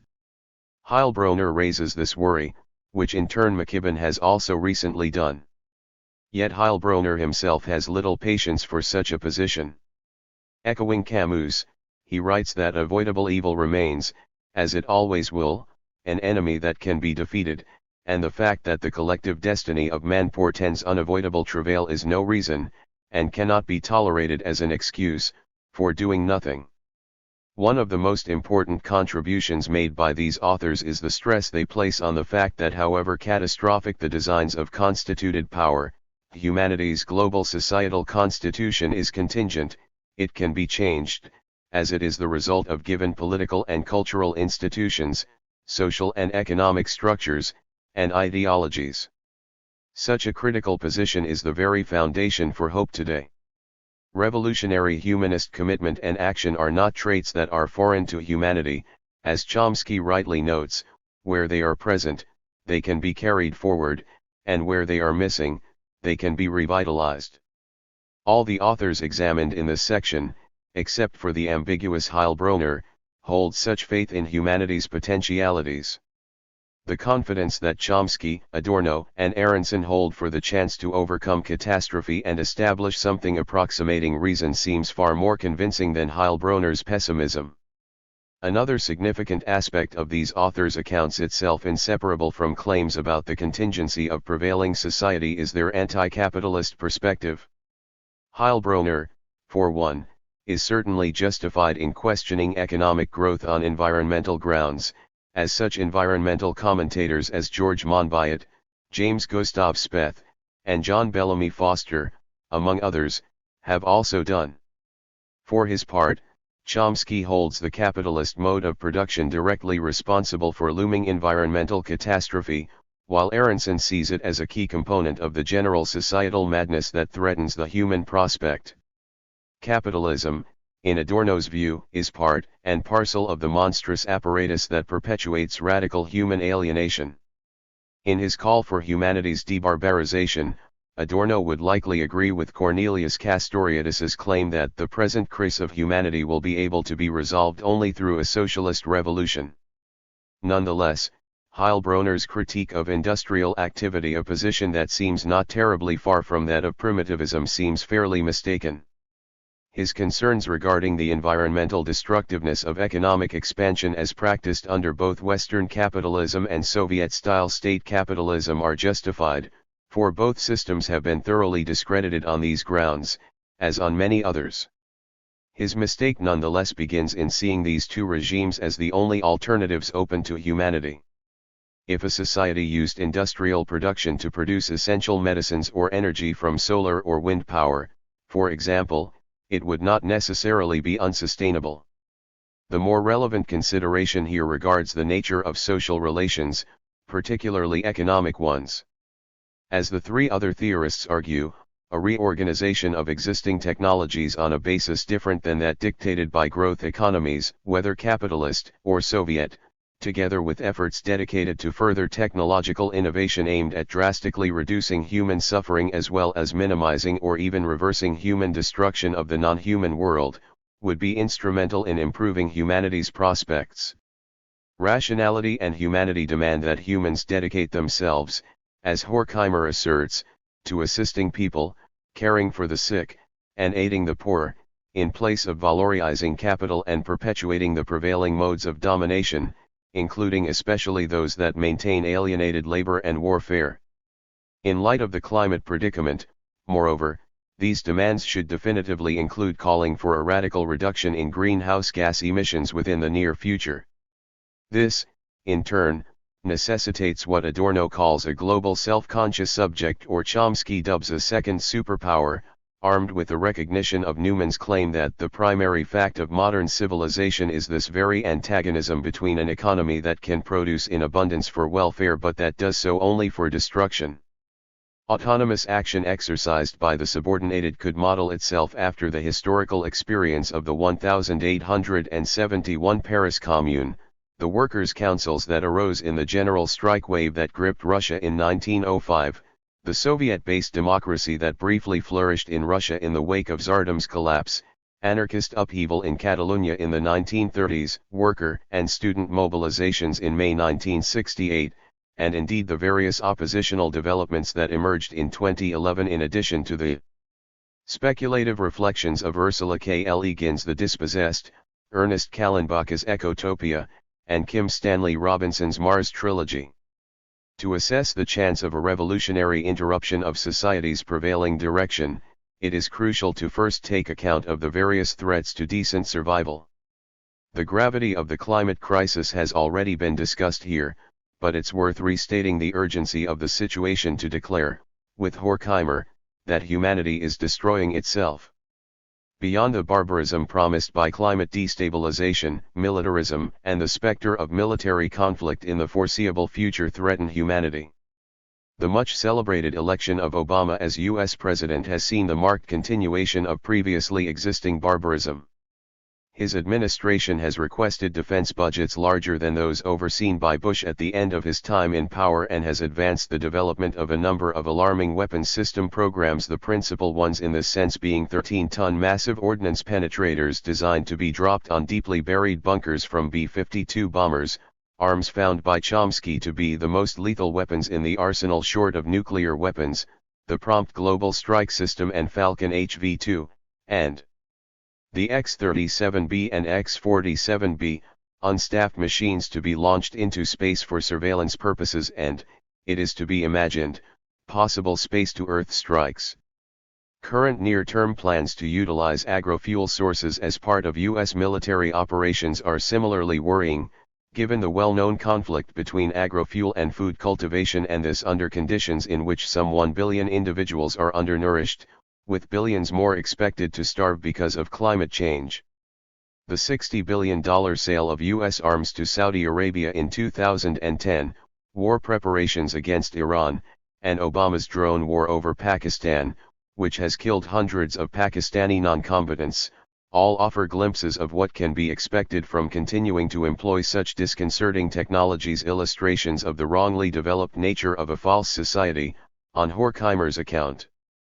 For their part, the millions murdered and displaced in the aftermath of the U.S. invasion of Iraq would demand that nothing similar recur in the future. Such a brief account of some of the more frightening implications of militarism today necessarily stresses the central role of the United States in the perpetuation of contemporary problems, but this should in no way be taken to mean that other existing regimes have overturned the maxims that govern dominant groups in the United States, for one would be hard-pressed to find other states that are significantly opposed to these approaches. This fact has much to do with the realities of U.S. hegemony, yet this critique should not overlook hegemony exercised elsewhere, such as Han Chinese over Tibetans, Brahmins over Dalits, men of all places over women and children, and heterosexuals over non-heterosexuals. The presupposition of universal human equality should manifest itself as a universal opposition to oppression. The central question is whether humanity, or at least a significant part of it, is preparing for a critical confrontation with prevailing power structures. Given the gravity of the present crisis, everything depends on this. Social resistance can be found among several existing political movements, and opposition to the prevailing state of affairs can be observed in much of everyday life, as explored by Bloch and John Holloway, among others. The far more obvious reality, however, is that the world is radically wrong, and that no existing force seems capable of overturning the present state of affairs. Too little that is good has power in the world for the world to be said to have achieved progress, in Adorno's words, just as there is no resolute and sufficiently unified anti-capitalist movement that can adequately challenge the reproduction of the capitalist class and the perpetuation of its power on the world stage, as Harvey concludes. While Adorno's diagnosis of political apathy as the universal rule in all countries now was surely mistaken in 1964, just as it is in 2012, popular alienation is still strong in the present global system. Indeed, this remarkable lack of democracy seems to be a trend far more present than any opposing countercurrent, notwithstanding the dramatic impulses expressed in the recent popular Arab rebellions and Occupy/decolonize movements. Even though Castoriadis's assertion that the peoples of the world are complicit with the world course is an unfair exaggeration, it is true that many individuals and groups of people say, particularly the middle classes of industrialized northern societies, identify with as well as actively support the monstrousness of the present. Heilbronner's reservations about the egotistical, aggressive character structure encouraged by the reign of capital, themselves reflections of concerns expressed by critical psychoanalyst Erich Fromm throughout his life, seem well founded. Arendt, for one, is right to stress that one reason why totalitarian regimes can get so far is that people generally indulge in wishful thinking and sure reality in the face of real insanity rather than rebelling. The phenomenon of societal mimesis, the chameleon-like tendency to adjust to and accept given reality, is tied into this dynamic, because generalized conformity tends to induce what U.S. anti-militarist philosopher Henry Giroux terms a moral coma. That everyone en masse should be manifesting a clear opposition to the status quo is a demand more pressing now than in any previous era. The lack of conscious opposition among those relatively privileged in material and political terms speaks to the degree that many northern residents have been colonized and integrated into the prevailing reality, a tendency that must be overcome. The tolerance on the part of Westerners to the inhumanity and barbarism practiced by and within their societies, as well as the active support of some for such realities, calls into question the more optimistic assertions of the commentators examined here. Adorno may well have been betraying Hegelian Marxian optimism in his assertion that he cannot imagine a world intensified to the point of insanity without objective oppositional forces being unleashed, for the world has already descended into insanity, and resistance can hardly be said to have been entirely unleashed. Hell is not something that lies ahead of us, but this very life, here and now, observes Benjamin. Sociopathic oligarchs ruthlessly creating a system of neo-feudalism and killing the ecosystem that sustains the human species, as anti-authoritarian journalist Chris Hedges puts it, are the current managers of society. Progress under such conditions can only amount to the first revolutionary measures taken, in Benjamin's terms, or action that works to bring about the abolition of presently constituted power. The task of bringing about a state that allows for freedom is radically removed from the conformist orientations that allow for the election of reactionaries like members of the U.S. Republican Party, or for that matter, the U.S. Democratic Party. That openly barbarous forces are gaining increased control of government in many locations beyond the United States, such as Hungary, the Czech Republic, the Netherlands, the United Kingdom, and Russia, reflects a rapidly deteriorating world. Although drawing conclusions about given societies from election results is not a straightforward task, given considerations, for instance, regarding participation rates or limitations on electoral choices. If, then, as Adorno says, anything that we can call morality today merges into the question of the organization of the world, serious questions arise about the possibility of morality under present conditions. Acceptance of the cultural hegemony promoted by dominant groups, as in Adorno's and Antonio Gramsci's accounts, goes a long way toward explaining the absence of self-determined societies, as does the melange of self-interest, fear, and mindlessness that perpetuates the status quo. The lack of alternative societies' disenfranchisement, in Chomsky's conception, as well as generalized anti-systemic movements aimed at instituting social alternatives, is consistent with the continuation of radical exclusion and alienation. It condemns humanity to oblivion. In Horkheimer's words, as long as world history follows its logical course, it fails to fulfill its human destiny. Or as Holloway remarks, put simply, the tendency of current development is that humanity is annihilated. The task of overthrowing the present material reality and its ideological support for humanity to debarbarize itself is as immense as it is necessary. Unlike the ends sought by Marxian science, humanity's chances are hardly ensured. We can no longer proclaim with confidence that our victory is inevitable, writes Holloway. In Marcuse's words, the critical theory of society possesses no concepts which could bridge the gap between the present and its future. The hope, then, if there can be hope, is that social passivity and conformism will be shattered so as to allow for the generally social democratic attitudes, which Chomsky claims are widespread among the U.S. populace, to be made more profound by means of a transition to more radically participatory political spaces. The grounds for the hope that a reasonable and just future can be born from the present are not entirely baseless, as alarming as the threats posed to humanity by environmental catastrophe are. It is now imaginable that inclusive, egalitarian anti-systemic movements will develop in core societies, hand in hand with resistance movements the world over, from striking Chinese industrial workers to Arab anti-statist protesters, revolutionary Kurds, Indian Marxists, indigenous peoples, and the victims of global militarism and capitalism everywhere. To continue with this image, this multitudinous international movement could be of and for the subordinated peoples of the world an egalitarian association that advances solidarity and revolutionary love. This movement would have to be wide-ranging and diverse, taking account of human plurality along with the various and multiple factors that perpetuate exclusion, oppression, and unreason such as climate catastrophe and war, in addition to neoliberal global capitalism, patriarchy, and racism. The point is that the means of production and social relations must be socialized, decolonized if barbarism is to be averted. In this way, only through what Arendt terms a full experience of the human capacity for a new beginning, the faculty of interrupting what exists and in its place beginning something anew, like de Beauvoir's surpass of the given toward an open future, can hope be bestowed on the human condition. On Adorno's new categorical imperative. If justice perishes, the life on earth has no value. Immanuel Kant, Justice and Punishment. Writing in Negative Dialectics, his last major work, Adorno claims to have identified a new categorical imperative beyond that established by Kant over 2 centuries ago, one imposed by Hitler upon unfree humans must arrange their thoughts and actions so that Auschwitz will not repeat itself, so that nothing similar will happen. Auschwitz, of course, was one of the major sites erected by Nazi occupation forces in Poland that, following the institution of the Endlösung in 1941, served as an extermination camp for European Jews.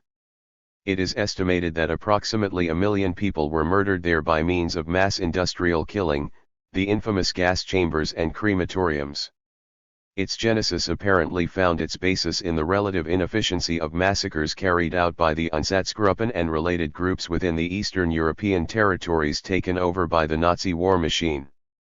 This purported inefficacy arguably had to do in large part with the toll exacted on the executioners who murdered individual Jews, including women and children, as openly recognized by SS chief Heinrich Himmler. Adorno's stress in his new categorical imperative on Auschwitz, then, should be taken as a stand-in for the Nazis' attempted extermination of European Jewry as a whole, the Holocaust, or Hasho.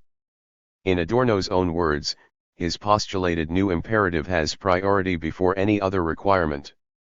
Being categorical, such an imperative lay claim to universal validity, as Kant's interlocutor Karl Jaspers explains. It applies to us unconditionally, it is the premier demand upon all education. As a response to the breadth of the event of Auschwitz, Adorno's categorical imperative is a commentary on the centrality of the show as a historical event, an expression of the practical abhorrence of the unbearable physical agony to which individuals are exposed. J. M. Bernstein notes in a study of Adorno's ethics that such abhorrence is, for Adorno, the determining ground for all future action, a reorientation of being aimed at shaping human behavior in such a way that no one will come to experience bodily suffering of the type brought about by the show, one comparable to Horkheimer's assertion that suffering is the fact from which all considerations about human life must set out. Such a reorientation would in negative terms demand the abolition of the aggressive nationalism that Adorno sees as birthing Nazism and other genocidal regimes, for example. That imposed on Armenians during the First World War, as well as the positive institution of the generalized social recognition that the Jew is a human being, that the oppressed, excluded other is an end whose interests are to be defended and promoted. It is a call for a new humanity, one that no longer inflict administratively on innumerable people. Adorno's new categorical imperative should be taken as a profound critique of radical exclusion and dehumanization, along with the very real violence that follows. It is a continuation or even a restatement of Kant's original imperative, which calls for humanity to be treated as an end in itself. As such, Adorno's demand should not be read as asserting the singularity of the show, as many apologists for Israel's dispossession of the Palestinians hold, for instance, given that his critique of Auschwitz is related to the task of preventing the future recurrence of something similar. His perspective in this sense is close to that of Emmanuel Levinas, who dedicates his otherwise than being, or beyond essence, to the memory of those who were closest among the 6 million assassinated by the National Socialists, as well as the millions on millions of all confessions and all nations, victims of the same hatred of the other man, the same anti-Semitism. As Levinas's dedication here intimates, readers of Adorno may be skeptical about the stress in his imperative on Auschwitz, however radical an atrocity it was. The millions of Jews killed by the National Socialist regime were surely denied the moral regard they deserved, in Bernstein's words, but such a lack of regard is massively routine in human history. The destruction of the European Jews at the Nazis' hands is for Bernstein nothing historically or sociologically unique, but instead represents the direction of modern societies as a consequence of rationalization, the horrific instantiation and intensification of the dominant sociological and reflective trends of modernity. It follows from the fact of state sovereignty, under which states claim the right to commit genocide against those subject to their dominion. The show cannot be easily dismissed as a casual aberration of a Western world essentially sane, as historians Edmund Stillman and William Pfaff argue. For Polish sociologist Zygmunt Bauman, the show was not an irrational outflow of the non-yet fully eradicated residues of pre-modern barbarity, but rather a legitimate resident in the house of modernity, which brought about the unchecked rule of statist bureaucracy, efficiency considerations, and scientific positivism that Bauman finds principally responsible for the Nazi genocide. Adorno follows Max Weber's observation that the objective discharge of business performed by modern administration is carried out without regard for persons. Such objectivization is evidenced in the subsumption of Jewish lives to the demands of National Socialism, as in labor's subsumption to capital, as Adorno points out. Even in the formal freedom afforded the individual in liberal capitalist society, persons are as replaceable as will be under the liquidator's boots, claims Adorno. Such assertions, glaring, perhaps, to those attracted to liberal politics, are related to his interpretation of fascism's causes, which in his view were born out of the concentration of economic and administrative power by capitalism, on the one hand, and complete impotence on the other. Bauman also takes this position, placing the show as locus in the emancipation of the political state from social control following the step-by-step dismantling of all non-political power resources and institutions of social self-management. With such considerations in mind, one can then ask why Adorno stresses Auschwitz as that which must not be allowed to recur, and why, for example, he does not identify the barbaric genocides visited by European powers on colonized bodies decades and even centuries before the emergence of National Socialism as focal points of critique, as was done before Adorno's time by Luxemburg and contemporarily by Arendt, with the latter, incidentally, arguing that European colonialism served as an important model for Hitler and his associates. The world historical near extermination of the indigenous peoples of the Americas, or Abiyala, the result of the European conquest, estimated by French historian Pierre Chaunou as resulting in the death of between 40 and 100 million people, finds little mention in Adorno's oeuvre. He pays little heed to European society's application of fascism to non-European peoples through imperialism, as Caribbean theorist Aimé Césaire formulates it. Nowhere does Adorno write or speak of the bones of defenseless Herero women bleaching in the sun, as Luxemburg does in commemoration of the peoples of Namibia victimized by German imperialism, or the death cries of martyred women fade away in the rubber plantations of the international capitalists, in Colombia as elsewhere.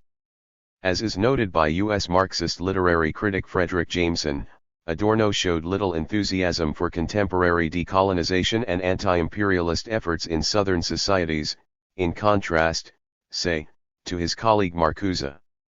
While this omission could have to do with a lack of faith on Adorno's part as regards the expected progress for Southern peoples by means of formal decolonization, it is true, as Lebanese Marxist Gilbert Ichkar notes, that the history of imperialism is multiple, such that colonialist usurpation of a territory need not ipso facto entail the racist extermination of whole populations.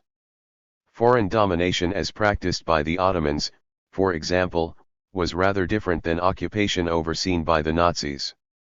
Still, recognition of this distinction should hardly be an excuse for Adorno's failure to concern himself centrally with the lived experiences of those subjected to European imperialism, for the inhumanity of this project should clearly have been self-evident to any observer.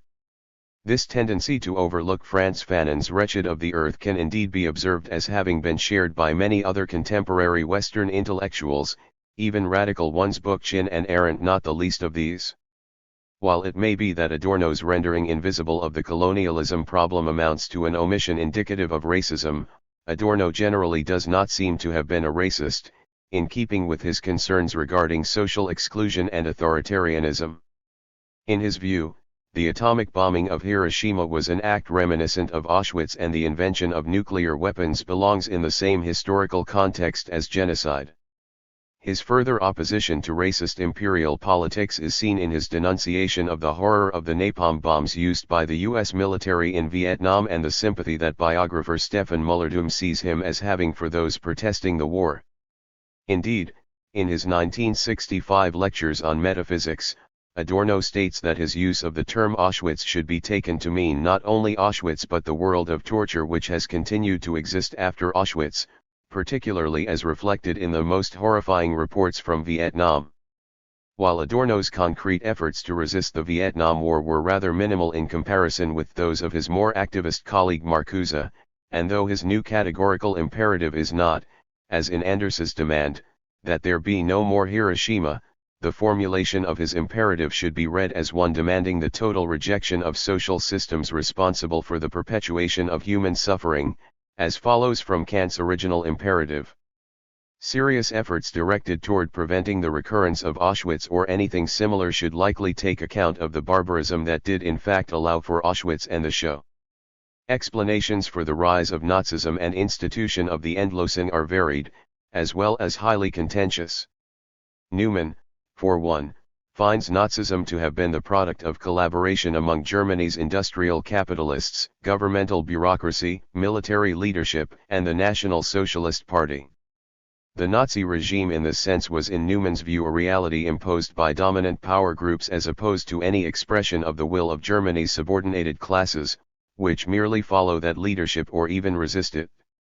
In stark contrast to Newman's conclusion here is the questionable depiction by Harvard professor Daniel Jonah Goldhagen in his Hitler's Willing Executioners, Ordinary Germans and the Holocaust.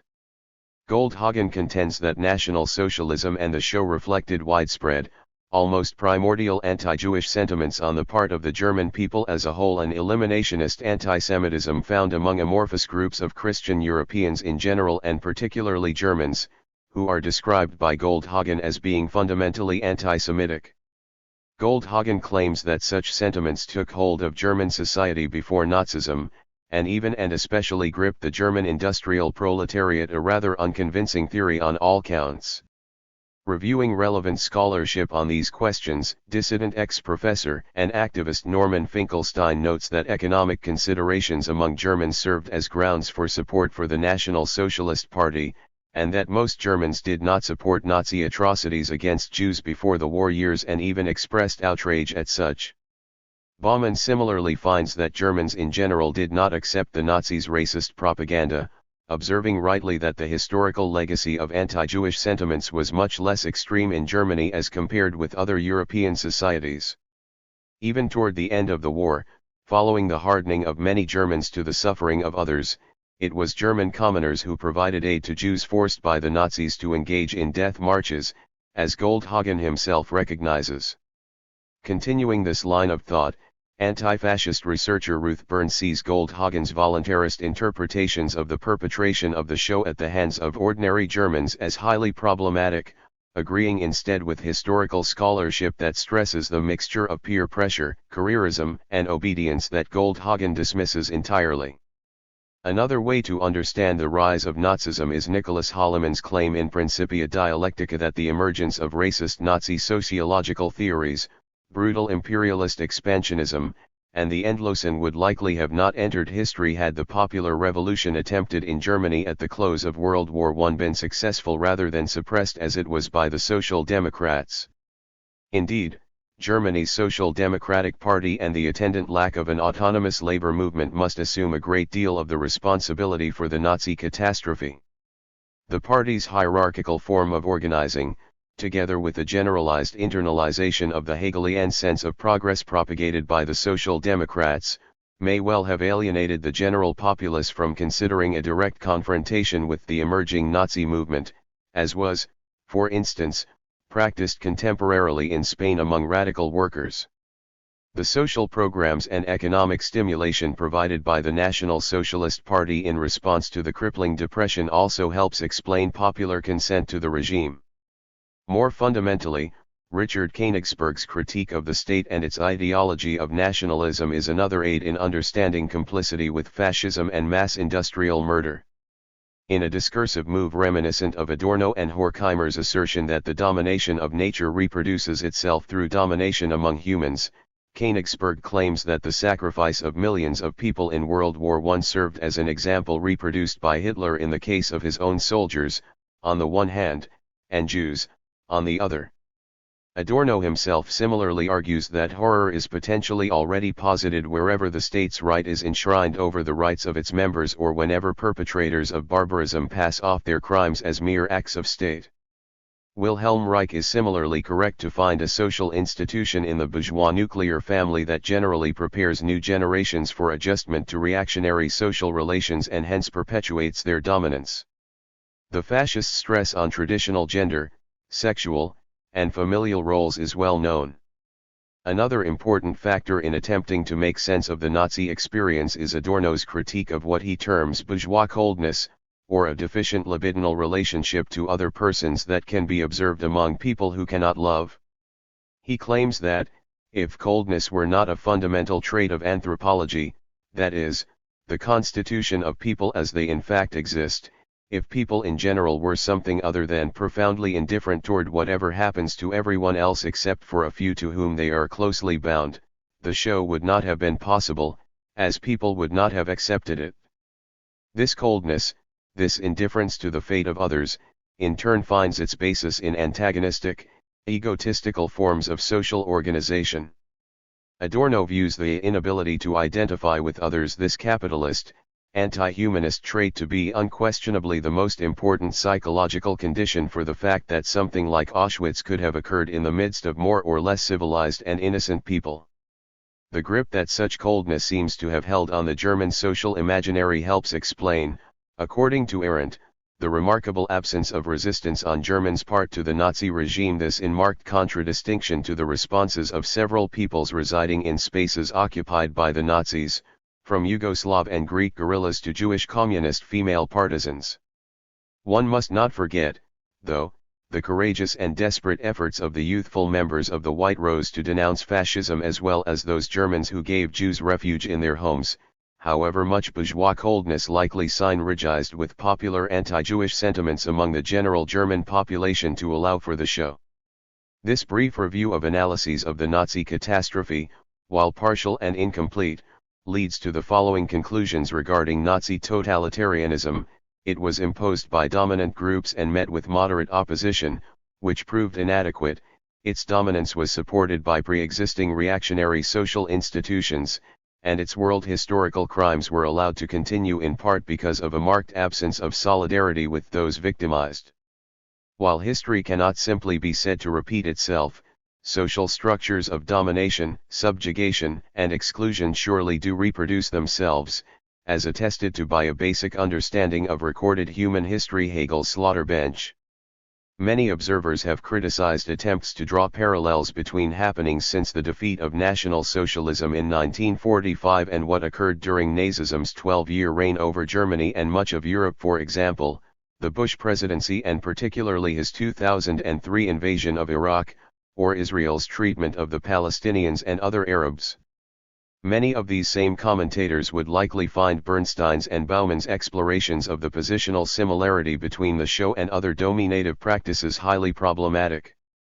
It nonetheless must be cried out a la Jacques Derrida in his observation that never have violence, inequality, exclusion, famine, and thus economic oppression affected as many human beings in the history of the earth and of humanity as in the late 20th century, that the climate catastrophe currently underway is causing social exclusion, human suffering, and senseless death on a scale for which the historical examples of Auschwitz and the show are a useful analog. Horkheimer's assertion in 1956 that humanity is heading for a situation compared to which Nazism was a relatively moderate affair surely merits consideration, especially in light of Adorno's injunction that nothing similar to Auschwitz should be allowed to occur again. The case of industrial genocide is not dissimilar to that of nuclear annihilation, as analyzed by Schell and others, including Adorno himself, for the latter would amount to a universal holocaust, to recall Aronson. It follows that there seems to be no reason not to likewise consider the various threats posed by climate catastrophe. There is, in fact, much reason to do so. Climate change threatens to induce severe, widespread human suffering the world over, and greatly increase the suffering imposed and overseen by capitalism. Does the desertification of formerly populated agricultural lands around the globe, eventualities entirely dependent on the use of hydrocarbons by industrial societies through their employment of capitalism and growth economies, not constitute a monstrous crime? Can the eradication of numerous Pacific Island societies due to increased sea levels ever be justified, or the destruction of coastal human settlements housing the vast majority of humanity? What can be said regarding the prospect that some 5 million people, many of them children, are expected to die over the coming decade because of climate change, or the specter of billion-person famines, or indeed, the likelihood that the Andes and Himalayan glaciers, on which billions of lives depend for water, will be radically diminished by the global heating induced by capitalism, other than that everything should be done to attempt to prevent such possibilities from coming to pass? An Earth that experiences climatic changes that make large areas, particularly the tropics, uninhabitable would clearly violate Adorno's new categorical imperative, as would truly apocalyptic degrees of warming that would likely amount to what anti-authoritarian scholar Meyer Ramnath terms a final solution for humanity as a whole. Faced with such horrific possibilities, humanity can turn to the show experience as a way of illuminating the current climate predicament. As has been noted, climate catastrophe could well disrupt agricultural production in much of the world, thus provoking devastating increases in malnutrition, hunger, and starvation rates, with enormous increases in human deaths. Such a possible future eventuality can be likened to the phenomenon of Der Muselmänner in the Nazi camps, or inmates who had reached such a state of acute malnutrition due to their exclusion that they became little more than staggering corpse largely incapable of expressing emotion or thought. Muslims, in the Orientalist imaginary of the imprisoned. Though still nominally alive, der Musulmaner attested to the total triumph of power over the human being, similar to those potentially facing starvation induced by climate change. The total disregard suffered by those who became Musulmaner, alongside that shown to those who were outright murdered, speaks to the nature of the concentration camp administration. Similar observations could be made about currently prevailing administrative processes and administrators. Indeed, in light of the clearly horrendous toll that climate change stands to take on human life across the globe, the ease with which Premier U.S. climate envoy Todd Stern dismisses the historical responsibility of industrial capitalist societies for the climate crisis, let alone moves toward making resources available to aid Southern societies in adapting to the climate catastrophe, is in ways reminiscent of Adolf Eichmann's claim, when facing prosecution by the Israeli state for his crimes against European Jewry, that repentance is for little children. In similar terms, at the conclusion of the Copenhagen climate negotiations, Sudanese negotiator Lumumba Stanislas Diaping observed that the dominant approaches endorsed by the global powers at COP approaches radically at odds with recommendations based on established science are based on maxims like those that funneled 6 million people in Europe into furnaces.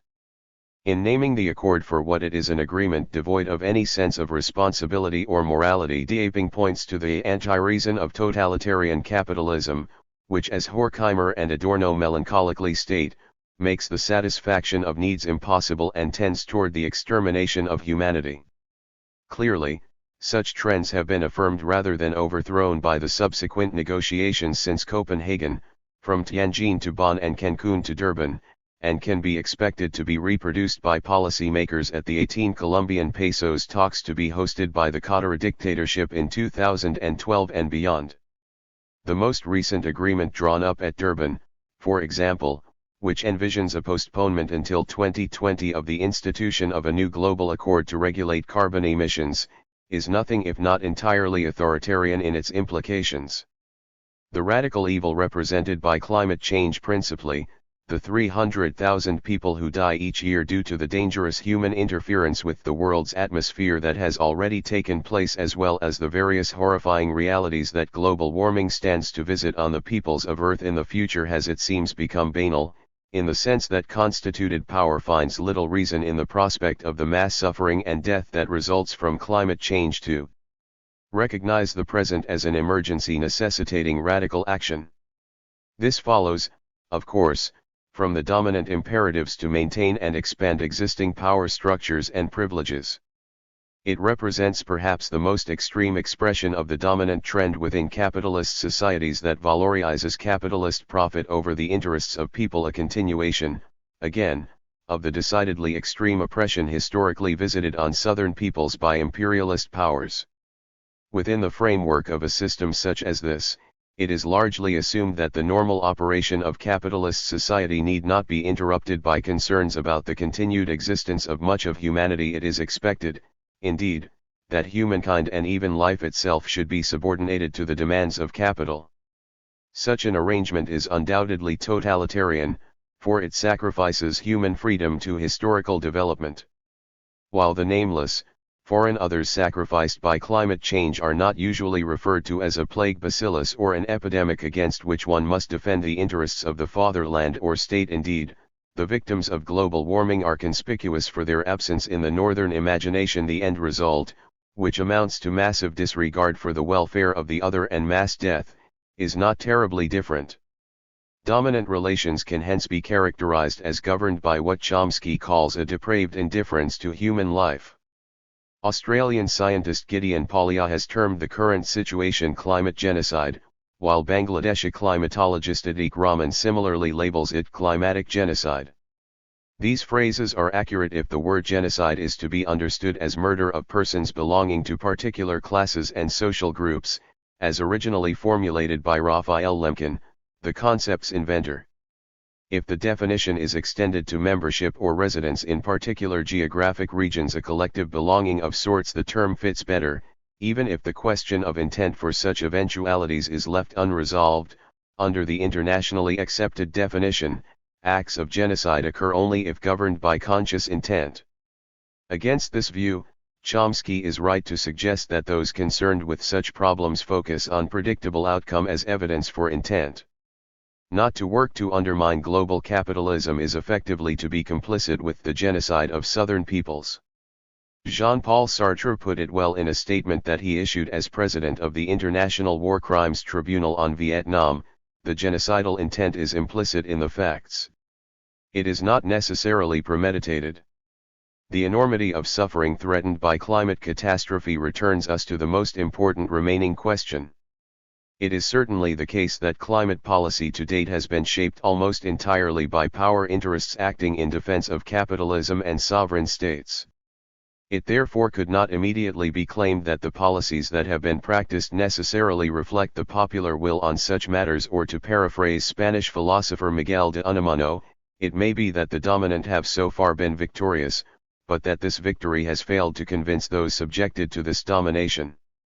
The undemocratic implications of such policy, self-evidently rather clear, lead us to the question of whether we can envision alternative policies being instituted within the near term by agents other than those who have thus far been considered responsible for such matters. Can the non-state, which is humanity, take the place of the state in these terms? Unfortunately, the U.S. public in particular is decidedly unconvinced that climate change poses serious threats to people's well-being now and in the foreseeable future. While the attitudes of residents of other publics on this question is undoubtedly important, those of residents of the society most responsible for the climate predicament are of particular significance, for they surely influence the degree that people would be willing to undertake steps toward the radical reconstruction of society along humane ecological grounds, a crucial project that must be realized if humanity is to survive. A great deal rests on the thought and activity of the subordinated classes of societies that can be described, like Immanuel Wallerstein does, as residing within the core of the present world system. It remains to be seen whether industrial workers who find themselves in the core will break radically with prevailing ideology and contribute to the remaking of society, as foreseen by Marx, although considerations of the observed behavior of large sections of the proletariat leave considerable room for doubt. The lack of concern and indifference often expressed for the fate of geographically distant others such as Iraqis, Haitians, Mexicans, Bangladeshis, Palestinians, Pakistanis, and Sahelian residents is particularly alarming, given the implications this has for international solidarity as well as the prospect of cooperative global relations and global climate rationality. The making invisible of others that is propagated by the dominant forces and accepted by the non-dominant is a worrisome situation, one that must be broken radically.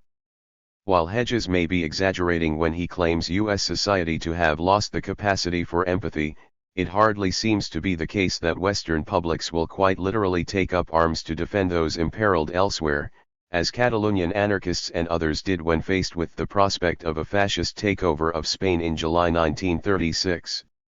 The disregard for the subject makes things easy for the administration, as Adorno and Horkheimer write. Progress toward the realization of autonomous social relations presupposes the existence of autonomous individuals capable of putting existing laws into question, as Castoriadis claims, or ones who practice what Marcuse terms an autonomous reason. Movements for autonomy and reason are alarmingly lacking across much of the globe, but particularly so in the North. It is at times as though the dominant U.S. imaginary considered other regions of the world to be a vast East that merits little investigation. It would indeed be difficult to maintain that the Western industrial proletariat has distinguished itself in its historical defense of humanity, hence the present predicament.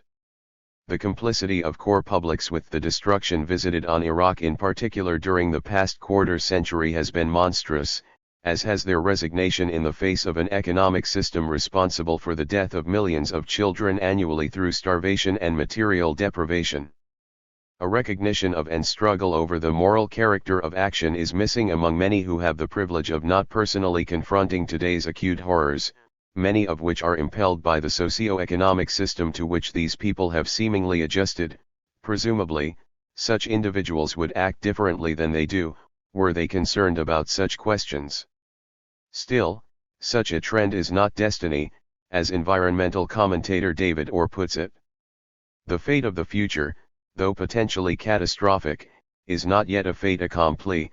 The world's course is not absolutely conclusive, as Adorno claims, and the horizon of history is still open, in Marcuse's words.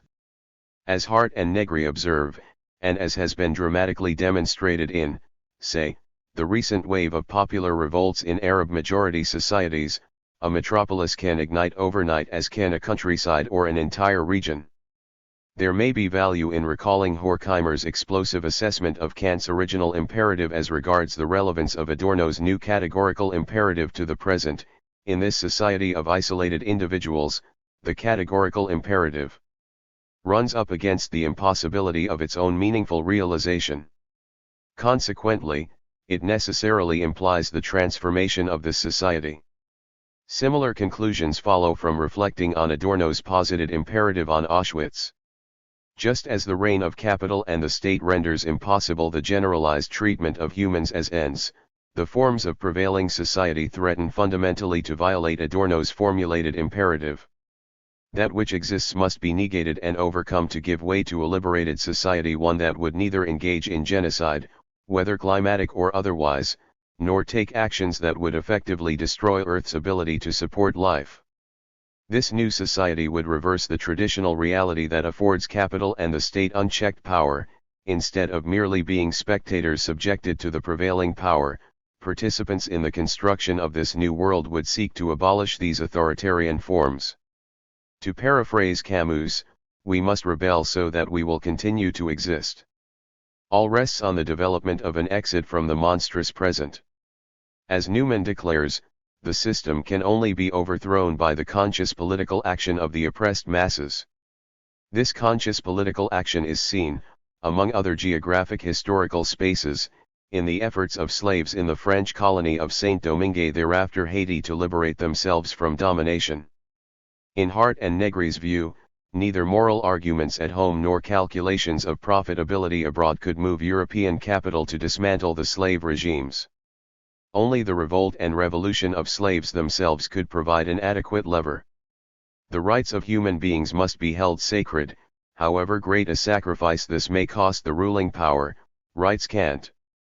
The existing system cannot be adjusted to, like an iron collar, it can only be broken. It is to be hoped that once people reflect on and discuss climate destabilization, they will respond with sympathy, turning radically against the institutions and realities that perpetuate suffering.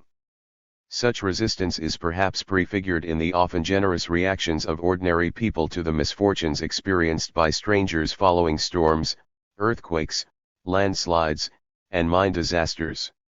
It is nonetheless imperative that the opposition to the causes of climate change pass from being a matter of individual charity to one of systematic resistance.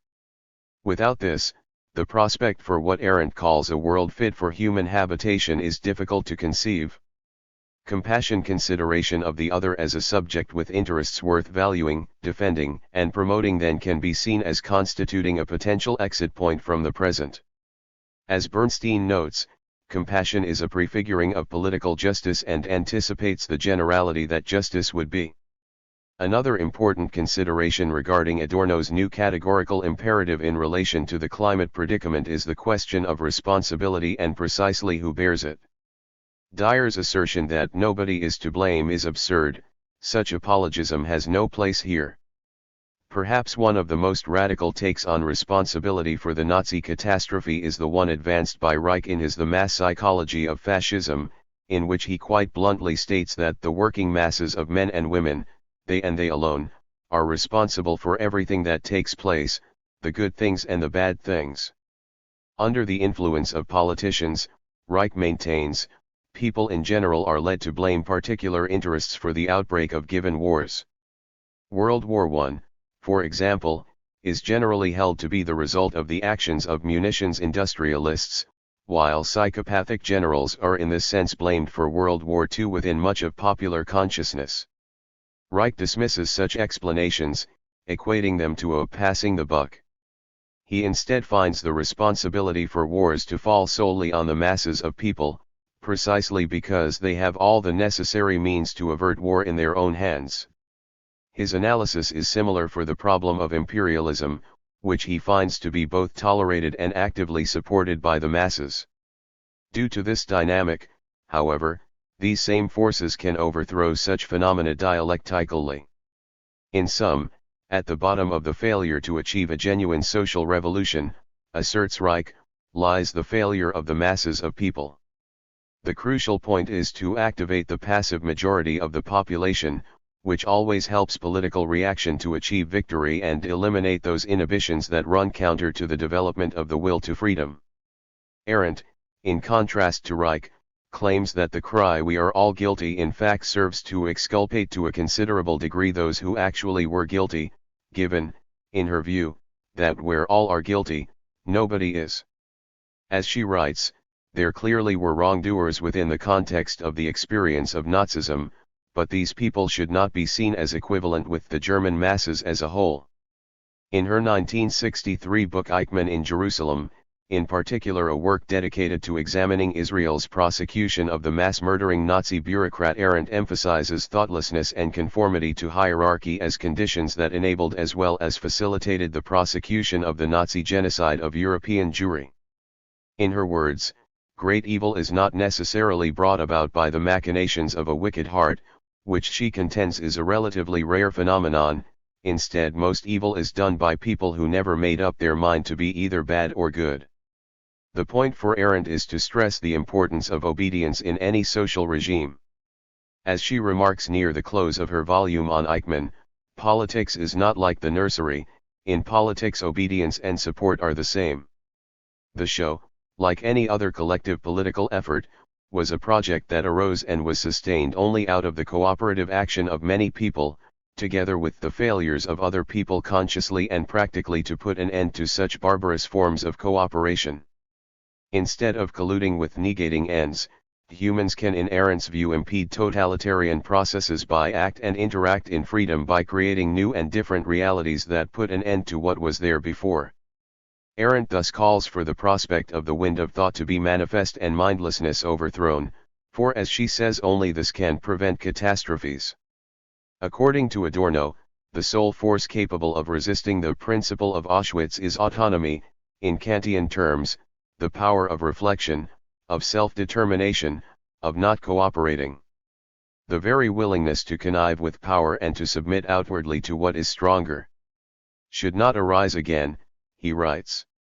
The grounds that allow the mind the chance to oppose the superior strength of the course of the world are similarly found in the simple fact that in every situation there is a concrete possibility of doing things differently, that rebellion, in Holloway's words, is always an option, in any situation.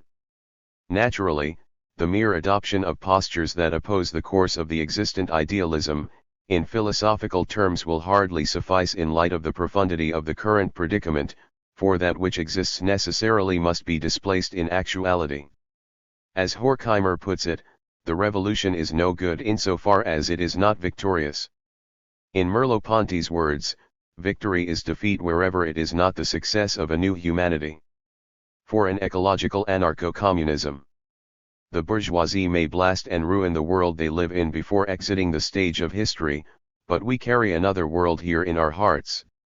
Buenaventura Durruti. From the arguments presented up to this point, it should be clear that the demands of decency and reason require a radically different world organization than presently exists. The alternative political project offered here is an ecological anarcho-communism. While the case for such a project is compelling, it does not approximate the status of a Hegelian end state or Platonic ideal. Marcuse is right to insist that those fashioning themselves as critical theorists need to be critical of their projects and selves. In the words of dissident Russian novelist Yevgeny Zamyatin's character I-330, there can be no final revolution, for the number of revolutions is infinite. The social transformations that will be necessary to avert total climate catastrophe cannot emerge from conventional approaches to political questions.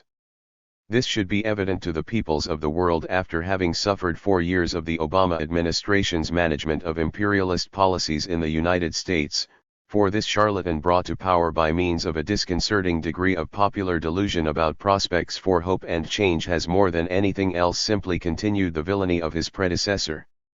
His numerous other crimes aside, that Obama could have nearly single-handedly dashed the hopes raised by the Copenhagen Climate Summit in December 2009, Copenhagen being, next to Cancun and Durban thereafter, one of official society's final attempts at pretending to address climate change, just days after defending the doctrine of imperial aggression in his acceptance speech for the 2009 Nobel Peace Prize, is a reflection of the utter insanity of dominant politics. Such political forms must be radically displaced, and desperately soon, if human life is to be afforded a chance. The problem today is that of realizing revolution one made, as Brecht characterizes the Paris Commune, for the sake of humanity and in defense of life. Revolution should not be taken to mean torrents of blood, the storming of the Winter Palace, and so on. Rather, it should constitute a radical transformation of society's institutions, as Castoriadis argues. Important as such an end is in light of the climate crisis, revolution should also be understood as a means to that end. As Arendt, Adorno, and many contemporary analysts rightly acknowledge, a great deal of confusion exists over what constitutes progress toward revolutionary ends today. In spite of such confusion, though, and in accordance with Chomsky, humanity is entirely capable of imagine and move towards the creation of a better society. With Adorno, everyone should outwardly manifest their opposition to the world as it exists, or as Castoriadis states, the immense majority of people who live in present-day society ought to be opposed to the established form of the institution of society. While David Harvey claims in his Enigma of Capital that there is no obvious way to attack the bastions of privilege for capitalist elites or to curb their inordinate money power and military might, his speculations in Spaces of Hope regarding the future possibility of a largely female-led massive movement of nonviolent resistance that neutralize and eliminate all weapons of violence and mass destruction with the aim of toppling clerical military regimes the world over may well represent the very means he seeks toward ecological anarcho-communism. In terms of the ends served by revolution, one of the more rational ones would be an ecological anarcho-communist society. The type of social relations sought by ecological anarcho-communism would in the first place be communist, that is, a society in which Marx's principle of from each according to ability, to each according to need would govern economic questions, with classes and the division of labor abolished, as well as anarchist, or bereft of authoritarian social practices. Decision-making could be carried out via a series of federated councils affording residents direct control of their social and economic affairs. As in Buchan's model of libertarian municipalism, communities rather than orthodox Marxism's industrial proletarians would control production and distribution schemes, since to limit decision-making power merely to workers would be unnecessarily exclusive, marginalizing youths, older people, non-industrial workers, and non-workers. Decision-making processes under such conditions would allow for the flowering of humanity's reason and compassion, as well as fairly represent the interests of voiceless others, such as future generations and non-human animals. Nothing in the mere existence of participatory democratic social relations, of course, would ensure such outcomes. Nevertheless, such a framework could provide the conditions under which reason and sanity would be afforded the best chance of prevailing. Takis Fotopoulos' claim that the development of a culture critical of patriarchal relations and hierarchy in general would likely create a new ethos of non-domination extending to the human and non-human world is both compelling and encouraging in this regard. An ecological anarcho-communist politics would be directed toward realizing Adorno's demand that no one shall starve any longer, that no one shall be denied the material conditions necessary for a dignified life. In addition, this anarcho-communism should seek to ensure social conditions under which no one fear to be different and all will be able to engage in the free development of each as such. Radical exclusion would be overthrown, with human multiplicity and plurality seen as traits to be cherished and celebrated rather than suppressed. Patriarchy would be largely eradicated under these conditions, if not fully abolished, as would racism, ageism, homophobia, ableism, and all other conditions of unfreedom. Anarcho-communist social relations should strive to maximize the space available for the practice of what Marx terms free conscious activity, or autonomy, a practice that can only be had in the realm of freedom, away from alienated labor. the generalized exercise of self-defined conscious inquiry would follow from the dramatic reduction of work, together with the emancipation of social relations from domination. Solidarity would serve as the basis for interrelating. Friendliness and respect would be shown to individuals. People's capacities for autonomy and creativity along with their vulnerabilities would be acknowledged. Social life would recognize the place for what Arthur Schopenhauer calls the most necessary thing in life: the tolerance, patience, regard, and love of neighbor, of which everyone stands in need, and which, therefore, every owes to fellow. Individuals participating in the construction of anarcho-communism hopefully would institute the innate repugnance that Jean-Jacques Rousseau postulates humans experience in seeing fellow men suffer. Chomsky's call to deepen the emerging global bonds of sympathy and solidarity would be similarly welcomed. Such bonds, like Rousseau's pity, might help facilitate the chance for total liberation. Given that such means and ends are arguably far removed from much of what currently prevails, how might progress be made toward revolution? Barring the rapid development of a revolutionary movement, a series of thoroughgoing transitional social reforms may be needed. 3 primary revolutionary reforms involve a guaranteed minimum income for all, full universal access to health care, and the decommodification of basic goods, such as food and water. Guaranteed income levels would allow working people to break from their dependence on earning a wage, and hence have greater opportunities to associate autonomously and help build social alternatives, as recognized by left-wing French philosopher André Gortz, while the second 2 demands would have immediate and significant impacts on health and happiness the world over. Such changes would demand that a massive redistribution of resources from the transnational capitalist class in large part be directed at reconstructing societies devastated by disasters as well as neoliberal capitalism and militarization processes. Here one thinks of Iraq, Pakistan, Haiti, and the Democratic Republic of Congo, among other societies. One potentially transitional means toward the specific end of redistribution would be the institution of high taxes on luxury consumption, the expropriation of capitalist wealth, and redirecting the funds that presently underpin global military spending, or simply the socialization of property and the means of production. Global nuclear disarmament, the making of the world into a nuclear weapons and nuclear energy-free zone, could be similarly helpful. A future anarcho-communist society would abolish the presently widespread practice of humans' consumption of non-human animals. The enslavement of these animals for human purposes should be abandoned as a social practice as much as possible. Beyond the rather inescapable cruelty and suffering implied by the raising of animals for slaughter, the mass consumption of animals must be halted or at least radically reduced in the near term on environmental grounds. Studies estimate that the industrial processes facilitating meat consumption account for between 18 and 51% of the total greenhouse gas emissions produced by humanity. Due to the dramatic wastefulness in the production of animal meats in terms of both the water and grain used, surely the grain fields currently dedicated to the feeding of cattle and other domesticated animals, which in the United States reaches 3/4 of the total, could more sensibly be used to feed the billions of humans who go without food. It becomes clear that humanity should exercise conscious reason together with compassion and abolish meat consumption to the greatest extent possible. Adopting vegetarian or vegan diets can in part prefigure a liberated future, as could a broader overhaul of the industrial capitalist food system, which sees southern societies exporting food for sale to northern consumers while large swathes of the residents of such societies suffer from food scarcity as their lands are bought up by transnational firms that seek to cultivate agrofuels crops there. These measures are a few examples of actions situated within current realities that would move toward ending the domination of nature, a demand as thoroughgoing as any other raised by radical, reconstructive political projects in human history.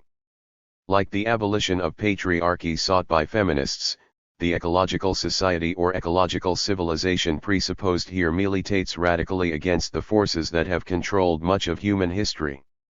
Without a total revolution, it is to be expected that the domination of nature would continue in an otherwise liberated set of social relations. An anarchist society, for instance, would likely still engage in deforestation until substitutes for wood were made available. For solar energy to exist, moreover, there must also be mining, fossil fuels, and toxic waste, at least as has been practiced up to this point.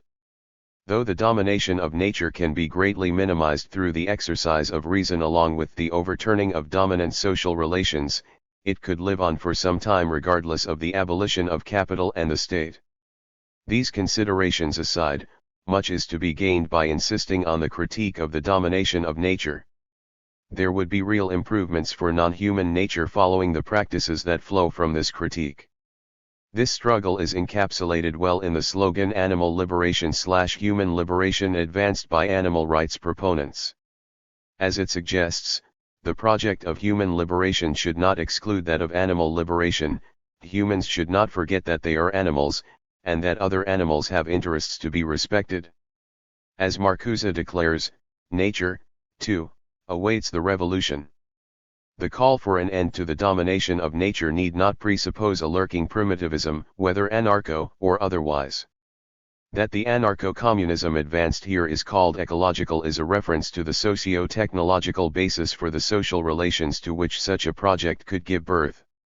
It would be a type of civilization non-repressive, in Marcuse's formulation run on renewable, soft forms of energy, such as direct solar, wind, geothermal, wave, and others, that neither produce carbon dioxide, as with fossil fuels, nor threaten current and future generations with potentially terminal exposure to radioactivity, as with nuclear energy. The potential for participatory, non-hierarchical societies powered along such lines that, for example, practice socialized medicine demonstrates the thoughtlessness of primitivist critics who denounce civilization and technology, instead of critiquing domination and irrationality. Social ecologist Brian Toker, for one, offers a compelling vision of decentralized, solar-powered communities empowered to decide both their energy future and their political future. In environmental terms, the successful institution of an ecological anarcho-communism would seem to be imperative.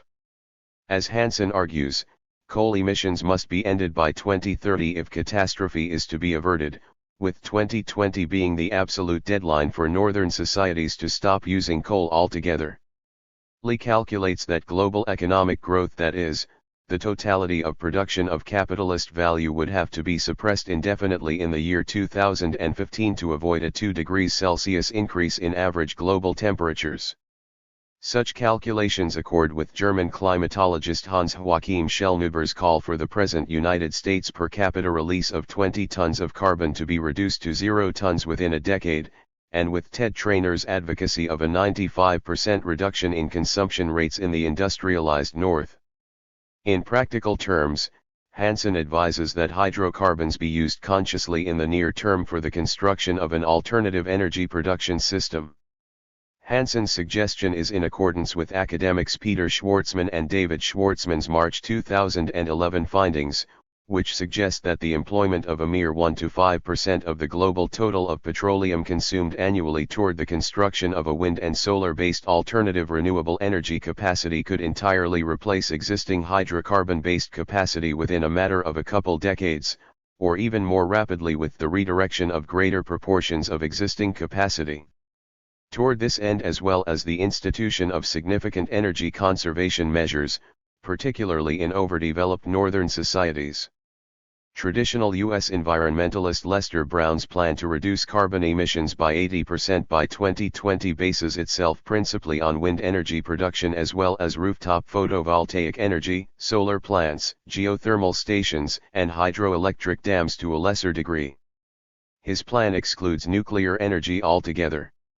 Writing in the mainstream magazine Scientific American in 2009, Mark Jacobson and Mark DeLucci present similar recommendations, as did the IPCC in a special 2011 report. It is in these senses that Hansen's highly questionable calls for the mass employment of third and fourth generation nuclear reactors to serve as baseload energy to replace coal are seen as irrelevant, their irrationality having been readily confirmed once again by the 2011 disaster at the Fukushima plant, which has, according to the Japanese government, emitted a full 1/5 of the total radioactive material released during the 1986 nuclear disaster at Chernobyl. Other estimates claim that the Fukushima plant has released even more radioactivity into the environment than Chernobyl did.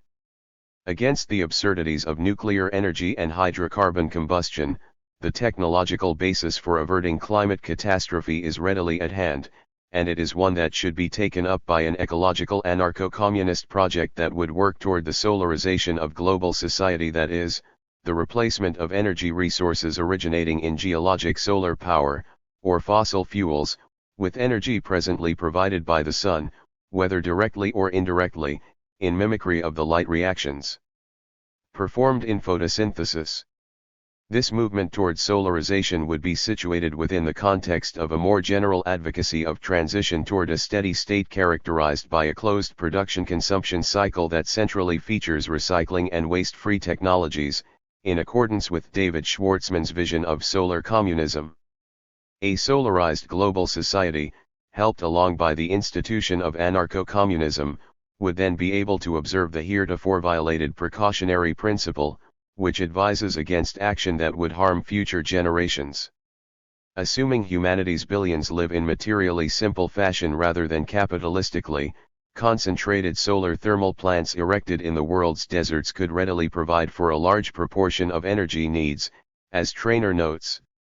Alternatively, the potential in launching photovoltaic array-laden satellites into outer space that would then transmit collected energy to Earth could be explored, a possibility raised in Elizabeth Colbert's writings on climate change as well as Robinson's novels. Space-based solar power is an intriguing option due to considerations of efficiency, given that solar collectors placed above the atmosphere receive many times the solar energy available to terrestrial solar plants, and the launching of solar satellites would avoid the mass erection of solar plants in Earth's deserts and thus avert the further degradation of the world's ecosystems. Whatever the potential rationality of this scheme, this project could however justifiably be met with accusations of gigantism and hence rejected. Perhaps a combination of terrestrial concentrated and photovoltaic solar, wind, geothermal, and maybe wave energy sources could instead be chosen. The newly developing self-legislating global subject will be tasked with pondering these and other alternatives. This new constituent power should also be advised that the prospect of attaining ecologically sound ends within the near term could fruitfully be linked to the project of a post-scarcity anarchism, as identified by Bookchin in the late 1960s. In postulating the possibility of a post-scarcity anarchism, Bookchin claims with Horkheimer, Adorno, and Marcuse, following Marx, that the material basis developed by the capitalist mode of production by the mid-20th century could, if consciously reappropriated to ends radically different than those demanded by capital, satisfy the needs of all people and drastically reduce the amount of time normally dedicated to labor under capitalism.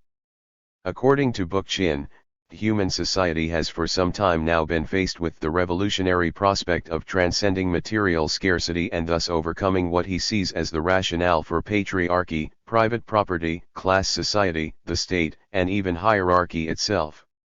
Radically reorienting the productive forces and existing technologies has increased in importance since Bookchin and the Frankfurt School theorists advocated it, as the absurdities toward which production is directed live on without redress. In a very real sense, the choice humanity faces is between continuing to dedicate untold billions, even trillions, to capitalism's and militarism's most absurd and life-negating projects, or carrying out a revolutionary socialization of global society that eradicates hunger, disease, and material poverty, while also instituting a radically different energy basis for social life that does not threaten humanity with destruction. The choice is between barbarism or freedom, observes Horkheimer, similar to the juxtaposition between socialism and barbarism that Luxemburg pointed to amid the First World War. It should be uncontroversial to state that the technological assemblage that can launch and maintain the Hubble telescope, or invent, produce, and maintain cluster bombs, stealth jet fighters, nuclear weapons, and predator drones, can also be directed at the institution of reason. An ecological anarcho-communist political project, then, is faced with reorganizing the world, the very reconstruction of society. Though ecological anarcho-communism would demand the abolition of a great deal of prevailing practices and the transformation of dominant modes of being, it probably would not altogether abandon some of the less irrational technologies developed by capitalism. Secure interregional travel, for one, likely would not be jettisoned, though it should become more broadly accessible to the peoples of the world.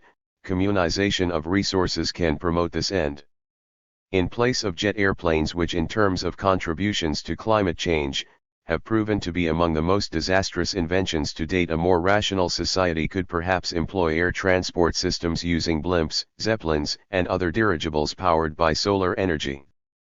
Another crucial infrastructural change would be a general shift toward electrically powered transportation systems such as streetcars, railways, and electric buses, considering that the energy needed for their operation could be provided by solar or other renewable sources.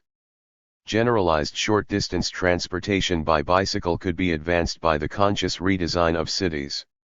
In theory, electric batteries could power cars and trucks, for if power were provided by renewable sources, the carbon emissions problem associated with motorized transport could theoretically be solved easily.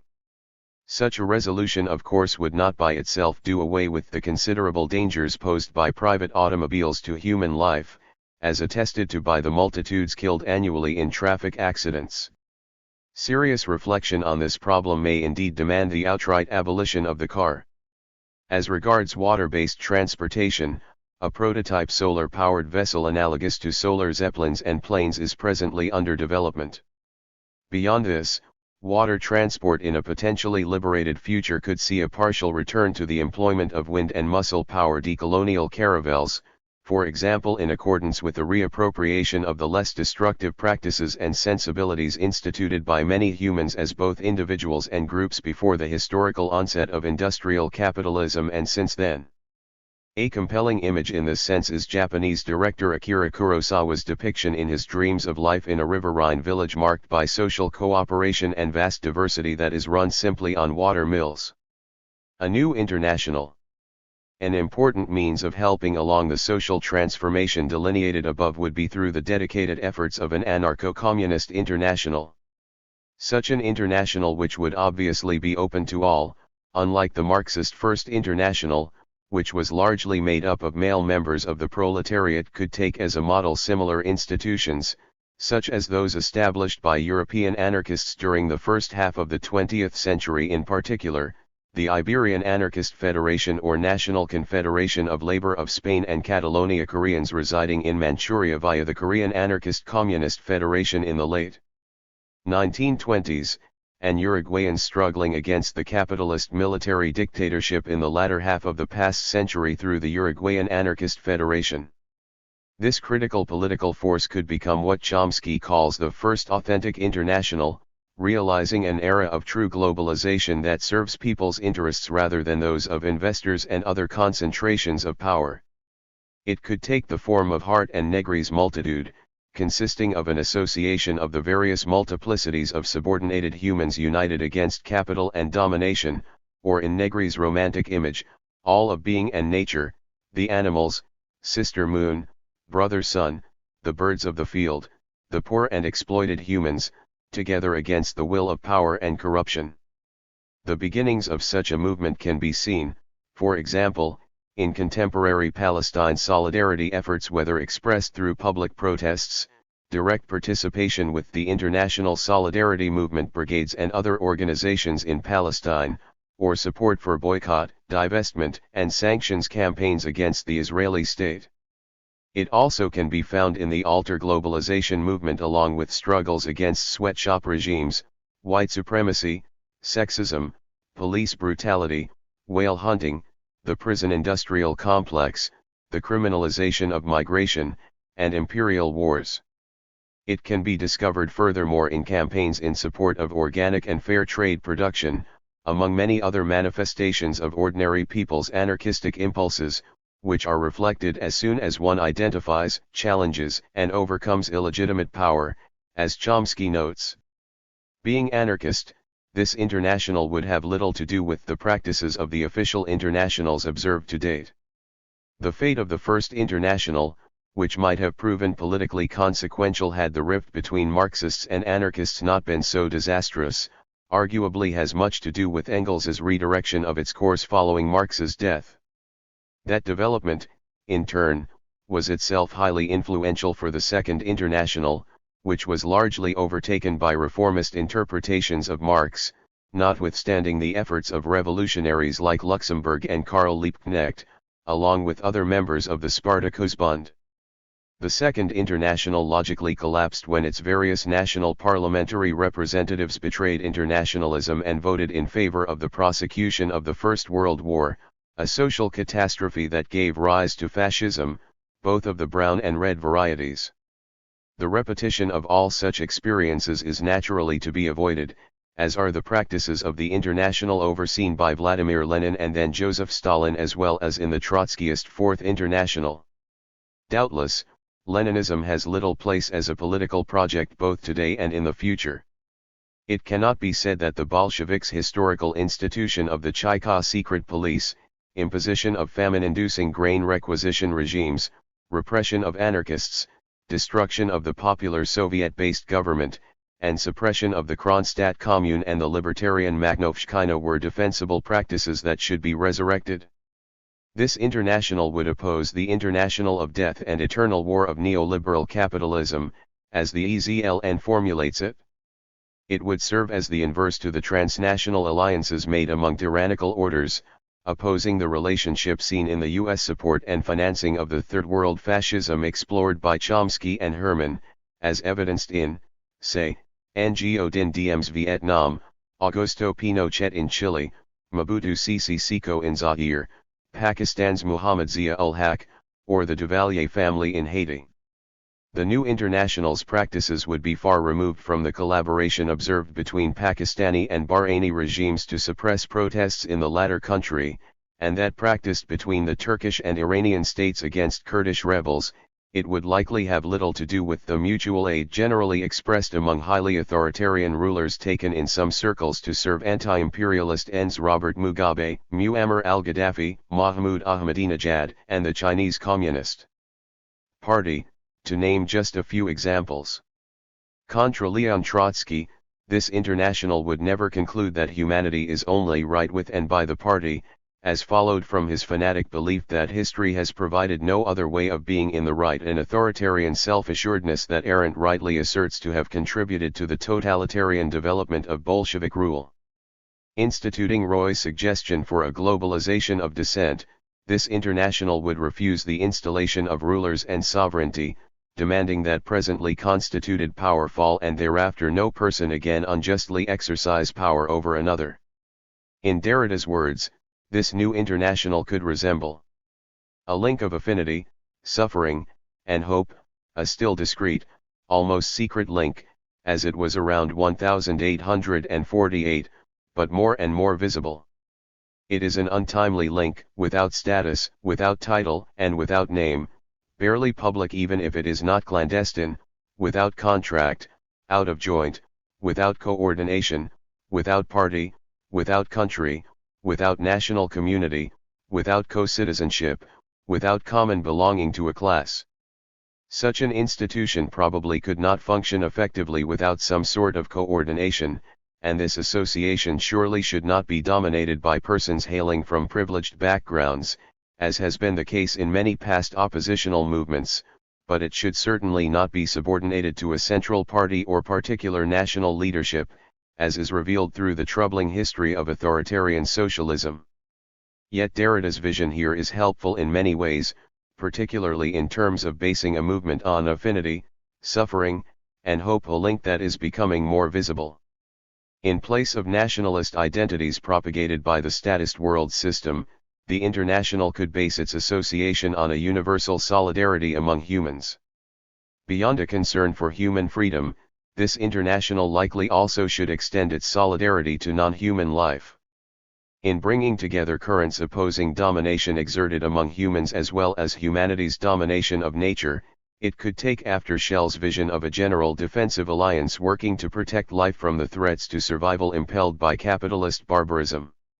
It could continue the work of the mass rising on behalf of reason that Georgy Lukács sees in the historical social movements opposed to nuclear weapons, and especially in the 500 million signatures to the 1950 Stockholm Appeal for Unconditional Nuclear Disarmament, the very protection of reason as taking the form of a mass movement, which Lukács views as taking on a preventive, averting character.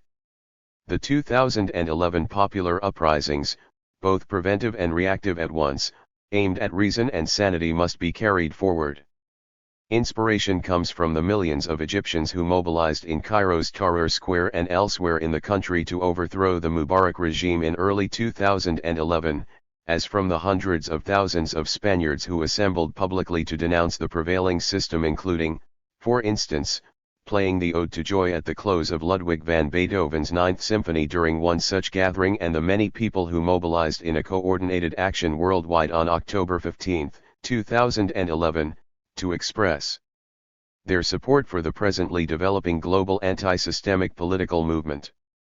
While this oppositional mass movement may not need to turn to fiction to explore resistance efforts, the New International could consider the shadowy human project from Alfonso Cuarón's Children of Men, itself nowhere to be found in the eponymous novel by P.D. James on which the film bases itself, a group of dissident scientists purportedly based out of the Azores Islands who metaphorically labor to find a cure to the universal infertility gripping the future dystopian world depicted in the film.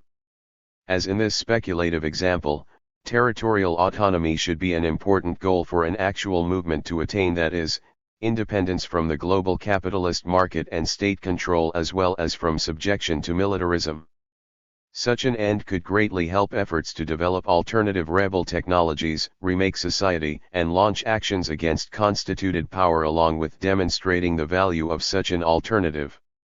Cuba's defiance of the United States and its promotion of a more humane sort of international relations, above all in its international brigades of medical workers, but also in its material assistance for movements fighting the South African apartheid regime, has relevance in this sense. However problematic Castro's specific support for Haile Mengistu Mariam's Leninist regime in Ethiopia, not to mention the dictatorial nature of his own rule, as manifested, say, in Cuba's practice of imprisoning political dissidents as well as its historical persecution of non-heterosexuals. The historical fact of Haiti's independence is also germane to the task of imagining this new international, given that this event was the first rebellion by slaves to successfully overthrow the forces enslaving them, however much a number of European powers attempted to reverse these gains by means of invasion seeking to reinstate the institution. That the uprising gave rise, as C.L.R.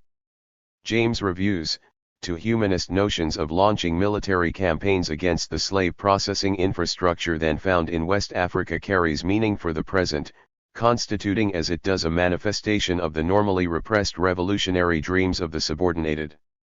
It is also worth noting the particularly radical decolonization of South Yemen, which brought a nominally Marxist regime to power that, in contradistinction to many other putatively socialist polities in the Middle East and beyond, engaged in significant redistribution schemes and public health improvements domestically, even as it actively aided groups working to overthrow reactionary bourgeois Arab governments in the Gulf region despite its problematic professed democratic centralism.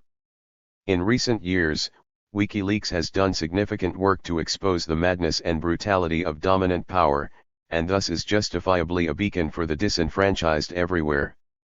Its release of documents on the U.S. ambassador to Tunisia arguably contributed to the outbreak of popular revolt in that country following Mohamed Bouazizi's self-immolation in December 2010, and its publication of a cable detailing a U.S. military massacre of Iraqi civilians was instrumental in the Iraqi state's refusal to allow occupying U.S. troops immunity from prosecution, a development that catalyzed the general withdrawal of troops from that country. Through its checks on constituted power, this regulative anarchic body has contributed immensely to the struggle against hegemony, generally informing global publics of the myriad crimes of global capitalism, from the details regarding U.S. military death squads to intimidation and coercion as practiced by stronger states against less powerful ones in climate negotiations, and the United States' opposition to international treaties banning the use of cluster munitions. It is unfortunate, though unsurprising, that the authorities have hampered WikiLeaks' work, but it would seem that this fate follows from the organization's dependence on its founder and editor Julian Assange, who for all his importance is readily suppressed by the state and capital as his alleged assistant, Private First Class Bradley Manning, infamously has been. Perhaps more promising in this sense is the more decentralized model exercised by anarchic hacking groups such as Anonymous and Anti-SEC, which, like WikiLeaks, collaborate to disrupt the functioning of existing power. With regard specifically to climate catastrophe, the efforts of this new international probably should intertwine with those promoted by such international radical ecological associations as Climate Justice Action, Rising Tide, the Mobilization for Climate Justice, West, and Climate SOS. Some of the key tasks of this international would overlap with Climate Justice Action's primary demands, which include working to prevent the future exploitation of fossil fuels, massively reducing northern consumption patterns, recognizing the global North's ecological debt, and concurrently making reparations available to southern societies for the crimes of colonialism, neoliberal capitalism, and climate destabilization. Against the seemingly boundless imperialism driven by mindless capitalist modes of being, participants in the international could advance Werner Sachs's model for a politics of sufficiency by promoting the generalized adoption of simpler, less materially intensive lifestyles among northern residents.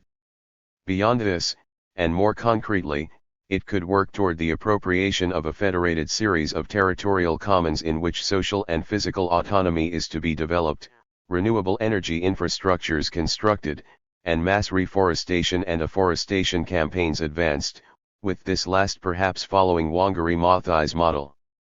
In its rejection of dominant policy, the new international could reflect and amplify the radically of the movements contesting dams that have organized politically from South Asia to Latin America.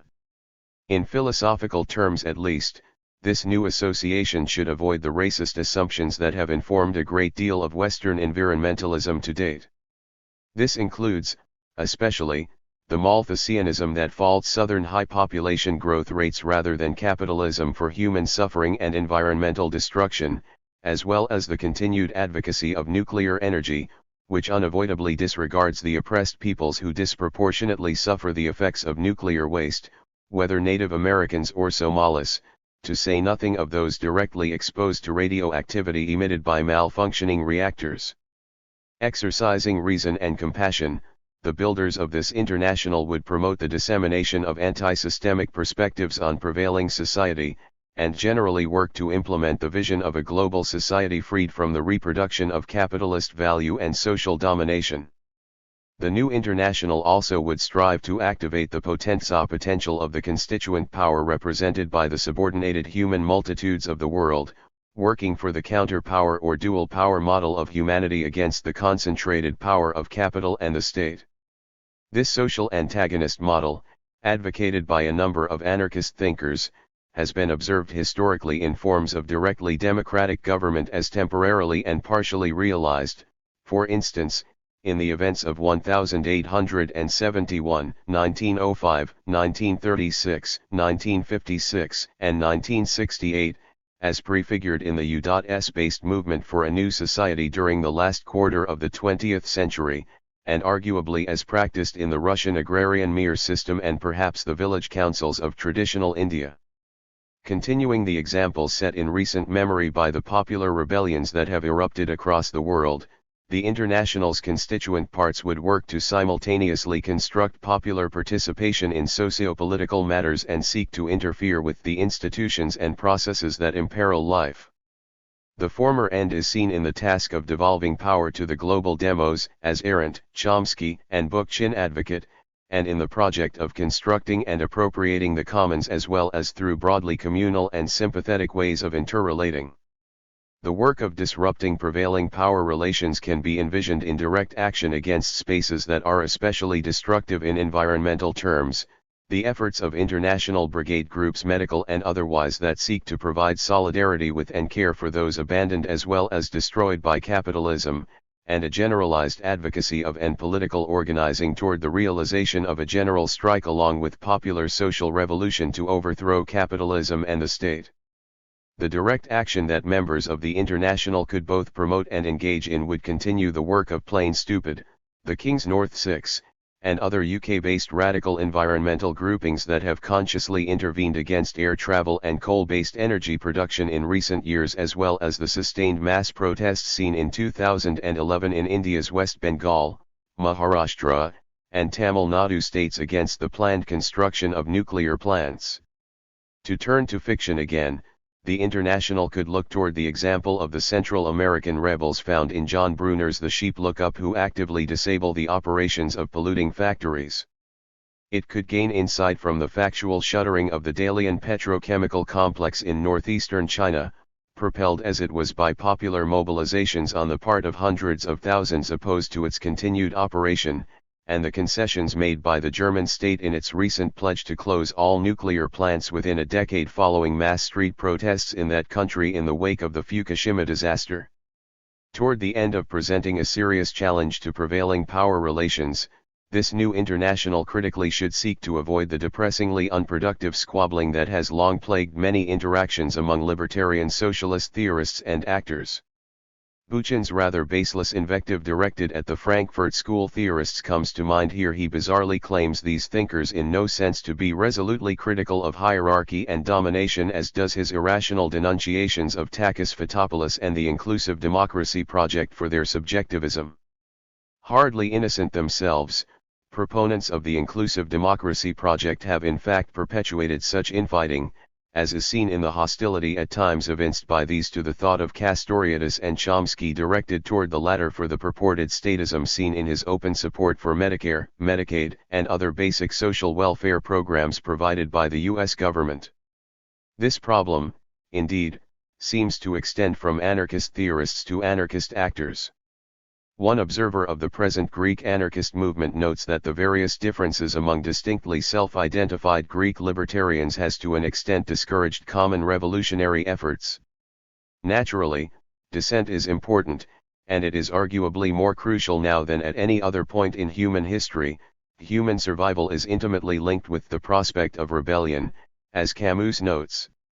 This should not mean, though, that thinkers and other agents associated with radical political projects should themselves reproduce much of the fragmentation that permeates mainstream institutions by either refusing respectfully to consider the work of theorists and action of activists with whom they justifiably share a great deal of concern, or dismissing them altogether for not sharing their precise views on every given question.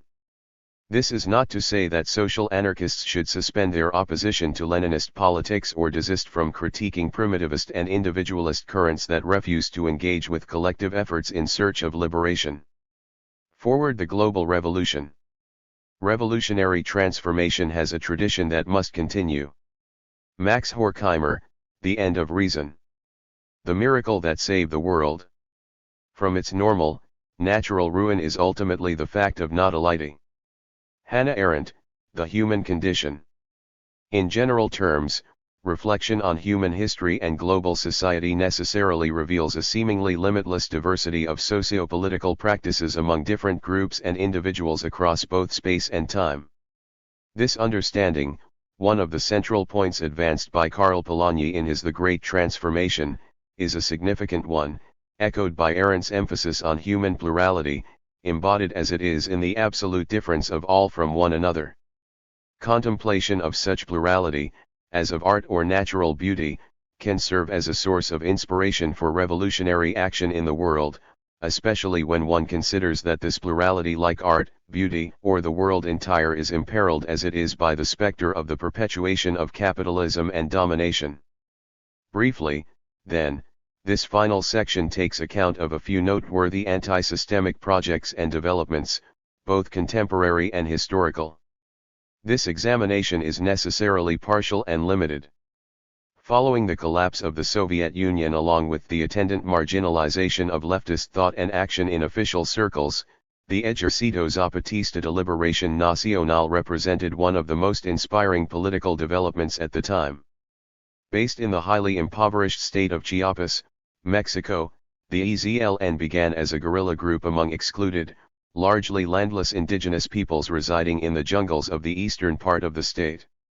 Its insurrection on January 1, 1994, the outcome of the democratic exercise of the voice of EZLN base communities, and a reflection of recognition among the guerrillas that resorting to conventional political methods could offer them no solution was met with fierce repression by the Mexican authorities, although this was tempered by rapid protest mobilizations undertaken through much of Mexico and internationally. Since it emerged on the world stage in 1994, the movement has been targeted by the Mexican military, state-supported paramilitary groups, and developmentalist counterinsurgency strategies, as taken up in much of Chiapas by Mexico's various governments.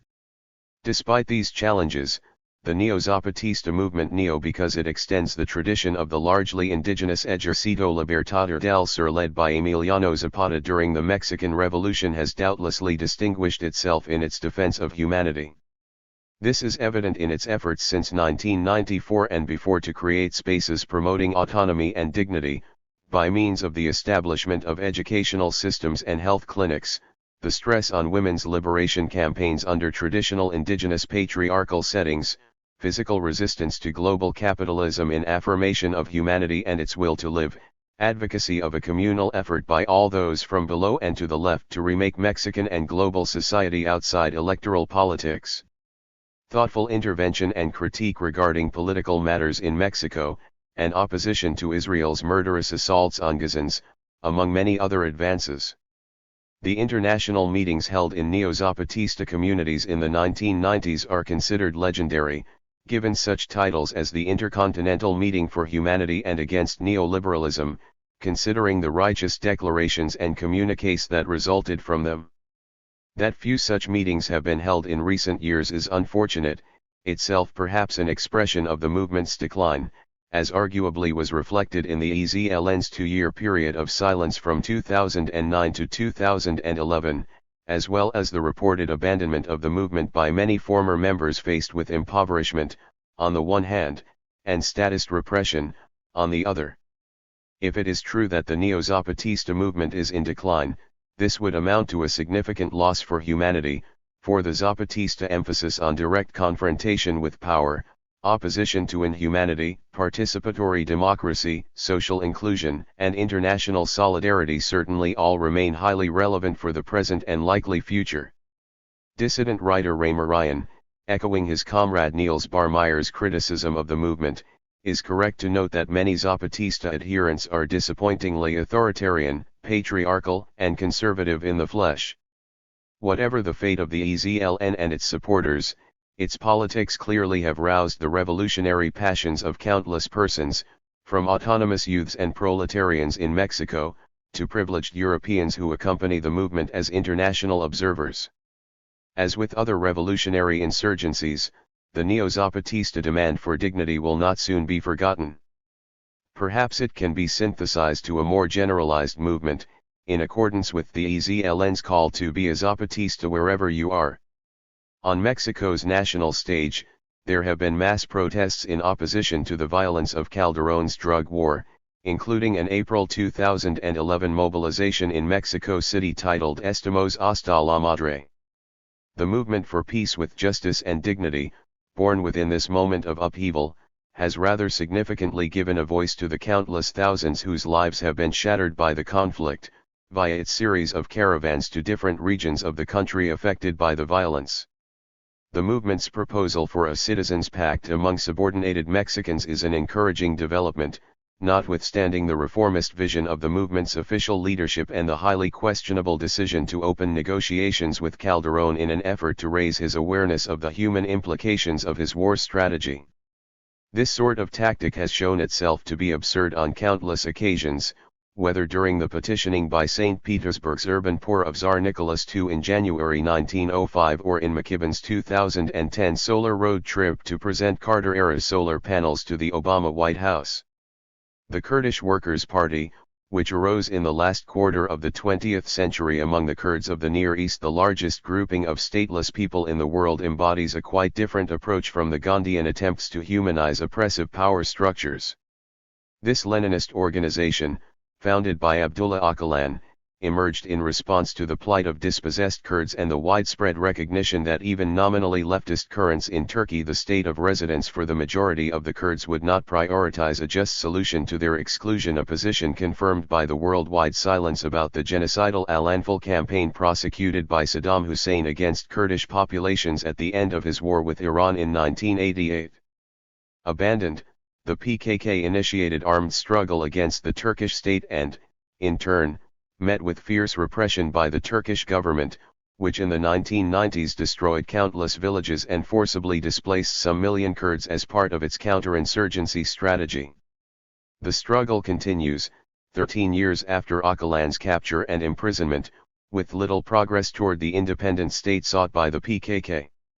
Turkey, which presents itself as a progressive alternative to collaborationist Arab regimes as regards Israel and the Palestinians, and donates generously to victims of famine in Somalia, still bombards Kurdish positions indiscriminately to this day. Despite the Kurdish people's suffering, an uncritical celebration of the PKK would be out of order, given its quasi-Stalinist nature, forced conscription and exclusion, and even murder of those who disapprove of its methods. Yet it is undeniable, even in light of the unpalatable aspects of its praxis, that the PKK's genesis has to a degree aided in the struggle against patriarchy in Kurdish society, considering the honored participation of women in PKK ranks, in addition to the party's importance as a source of dignity and self-respect for oppressed Kurds. As with the Zapatistas of Mexico and the Naxalites of India, it is in the strength of the PKK's no-saying to domination and abandonment that its significance is apparent. The PKK's example hopefully will be developed in the future into a more legitimate model for the Kurds themselves, not to mention other peoples. Perhaps Öcalan's recently expressed interest in Buchan's work is indicative of a new direction for the Kurdish struggle. In contrast to all Leninist models, the civil unrest in 2011 throughout much of the Middle East and North Africa seems to hold more promise, despite the brutal responses of the existing regimes as well as the discouraging lack of material progress beyond symbolic change. Zine El Abidine Ben Ali, Hosni Mubarak, and al-Gaddafi have been deposed. Radical interventions by masses of people have proven central in the cases of Tunisia and Egypt. Similar interventions aimed at overturning the status quo have followed in Bahrain, Yemen, Syria, Sudan, Palestine, Ethiopia, Swaziland, Angola, and many other societies. The millions who participated in what has been termed the Tahrir Commune in Cairo, in addition to those other millions who mobilized elsewhere in Egypt against Mubarak's rule after the beginning of the revolutionary movement on January 25, 2011, attest to the collective strength of the human multitude, its capacity for resisting brutality and instituting different relations. The recent uprisings draw from the 2007 industrial strikes in Mahala and the 2003 mass mobilizations in Tahrir against the impending U.S. invasion of Iraq, themselves echoes of the Palestinians' resistance in general, and the First Intifada in particular. Practices like those observed in the self-management of Tahrir Square, popular and neighborhood committees in Tunisia and Egypt, and autonomous mobilizations in Cairo to protect museums from looting are undoubtedly anarchistic in nature, whatever the expressed political preferences of the participants. The efforts taken by the post-Mubarak Supreme Council of the Armed Forces in Egypt, themselves backed by imperialism, are aimed at suppressing dissent and containing the prospects for social change. Hence the Egyptian military's ban on strikes, its multiple violent attacks on protesters assembled in Tahrir Square, its imprisonment of thousands of dissidents, and its October 2011 massacre in Cairo of Christian Copts protesting their marginalization.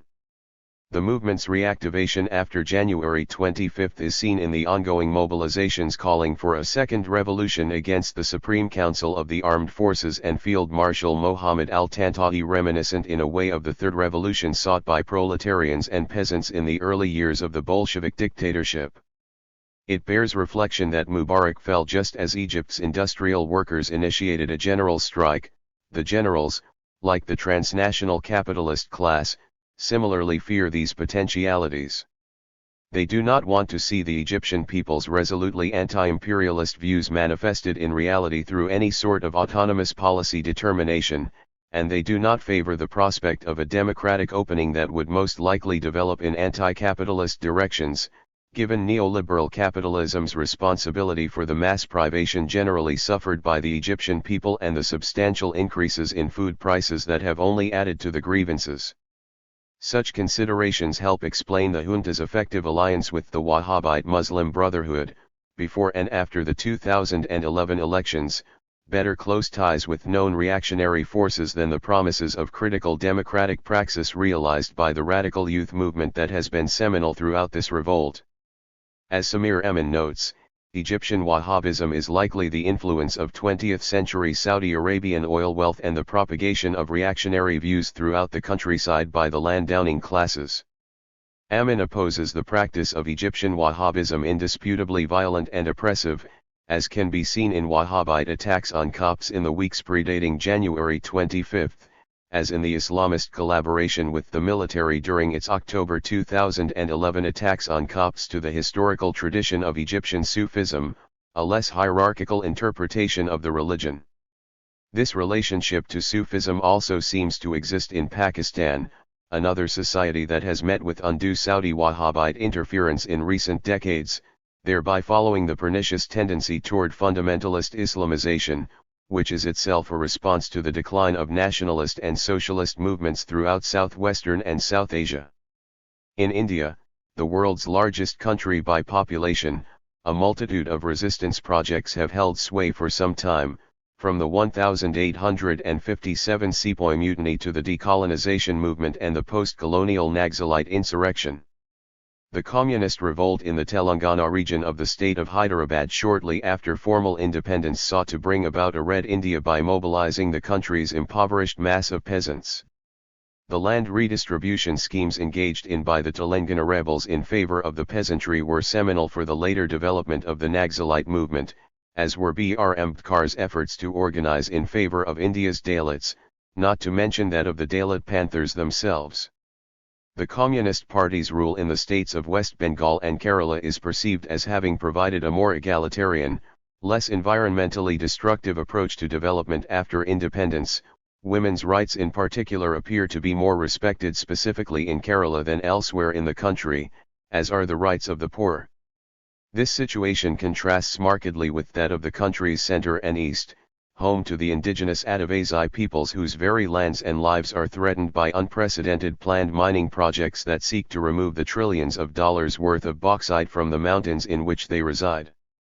Binayak Sen, imprisoned in 2007 by the Indian state for his activism in favor of the Adivasis, is not mistaken in claiming such plans to be genocidal.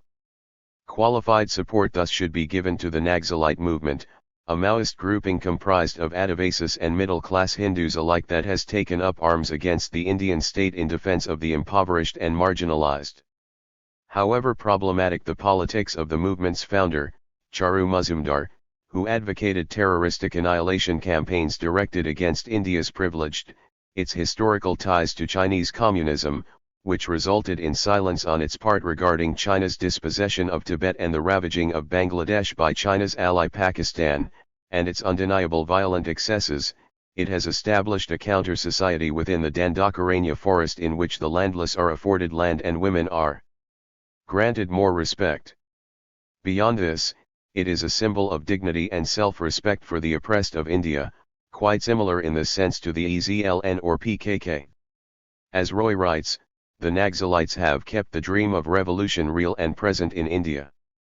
Without that dream, she implies, matters would be far more bleak than they are given that there are more impoverished people in 8 of India's states than in the 26 countries that comprise Africa south of the Sahel, that 1.5 million Indian children die in their first year of life, and that hundreds of thousands of peasants have committed suicide in recent years to escape their debts.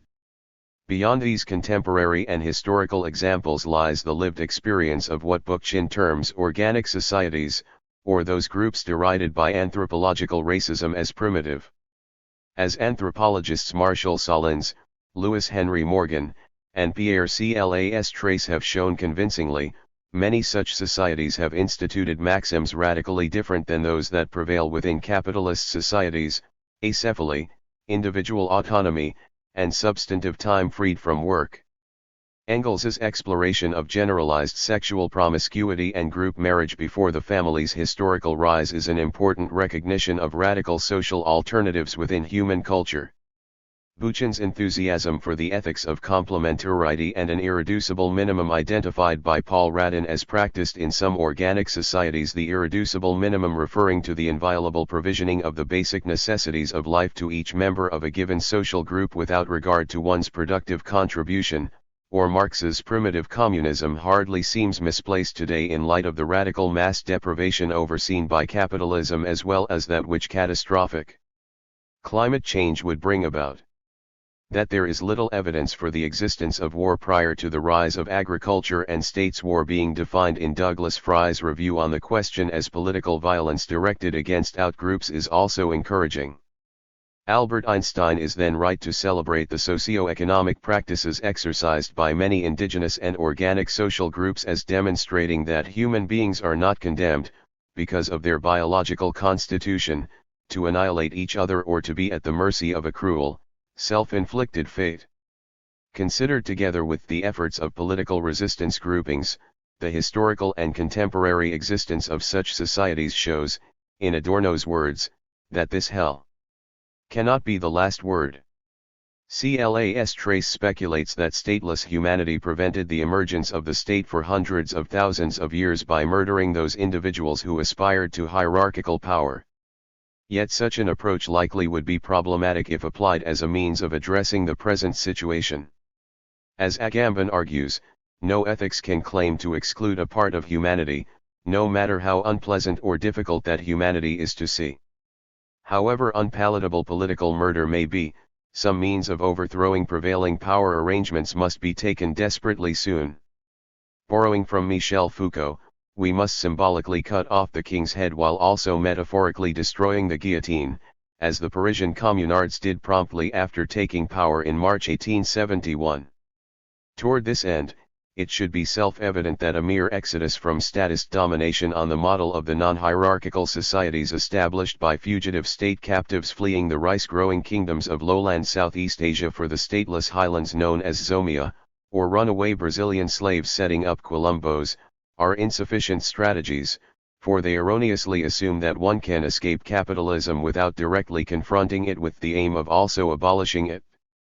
Whether progress toward the end of instituting revolution would demand a temporary withdrawal into an underground as modeled, for example, historically by the neo-Zapatistas during the decade of preparation before January 1994 and speculatively by the liberatory resistance movements imagined in Robinson's Mars trilogy is not something that can be resolved here, other than to note that there likely is not enough time left, environmentally speaking, for dissident organizers and thinkers to break ties with the rest of society for any significant period.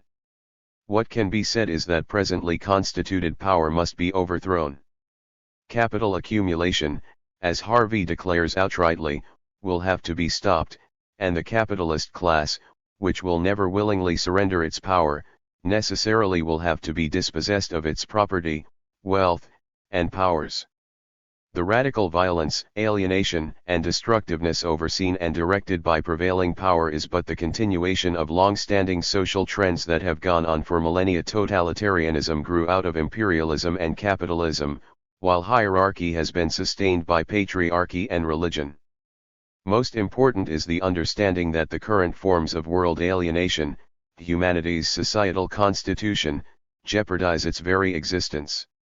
Considering this situation, openness to historical alternatives becomes a necessity, given the consequences that will follow without the institution of social relations radically different than present ones. The impetus to remake the world along different lines is now the only means by which total catastrophe can reasonably be avoided. As this work has examined, though, the prospect that humanity will fail to radically reconstruct global society on humane ecological grounds within the near term is entirely within the realm of possibility. Catastrophic climate change threatens humanity's well-being in a manner perhaps even more extreme than that posed by nuclear arms, and the threat of a synergy between these two forces is decidedly more frightening than consideration of either of the two alone. Nevertheless, barring mechanical failures or mistakes, the offensive employment of nuclear weapons ultimately depends on human choice at a certain point, whereas the laws of atmospheric physics have no such potential fail-safe mechanism. The atmosphere, as is correctly observed by Earth scientist Andrew Gleason, is not waiting for human decision. It responds to humanity's mutilated forms in keeping with scientific predictions based on the laws of chemistry and physics. It has been subjected to destabilization processes graver than those imagined by even the most pessimistic accounts. While sectors of humanity continue to blind themselves to the realities of climate change and the relatively privileged fail radically to act in the interests of well-being, reason, and survival, glaciers continue to retreat, new hazards keep emerging, and water sources dwindle. In short, world alienation barrels life on toward the abyss. This world alienation, a term first used by Arendt to describe capitalist wealth accumulation processes that demand as a precondition of their functioning that the world and the very worldliness of are sacrificed, follows from the historical rise of the capitalist mode of production, the division of Earth's territory into sovereign states, and the historical failure to date to overturn the monstrous system that upholds both such interrelated systems. Given such conditions, one may succumb to overwhelming despair regarding the human prospect and thus withdraw from engagement with politics entirely. It has been the argument advanced here, indeed, one of the very bases of the writing of this book, that such despair should not be total. As Adorno writes, the world's course is not absolutely conclusive, nor is absolute despair, rather, despair is its conclusiveness. Human society, after all, is the product of its myriad constituent parts, which are not limited to capital and the state. These barbaric forms do not have the final word. The prospect of an exit from social and environmental barbarism depends critically on the autonomous action of the subordinated. This social force has a responsibility to resist dominant socialization processes that would perpetuate existing relations in favor of realizing the imperative for social revolution, the only means by which humanity as a whole can come to be treated as an end in itself and by which climate catastrophe can be averted.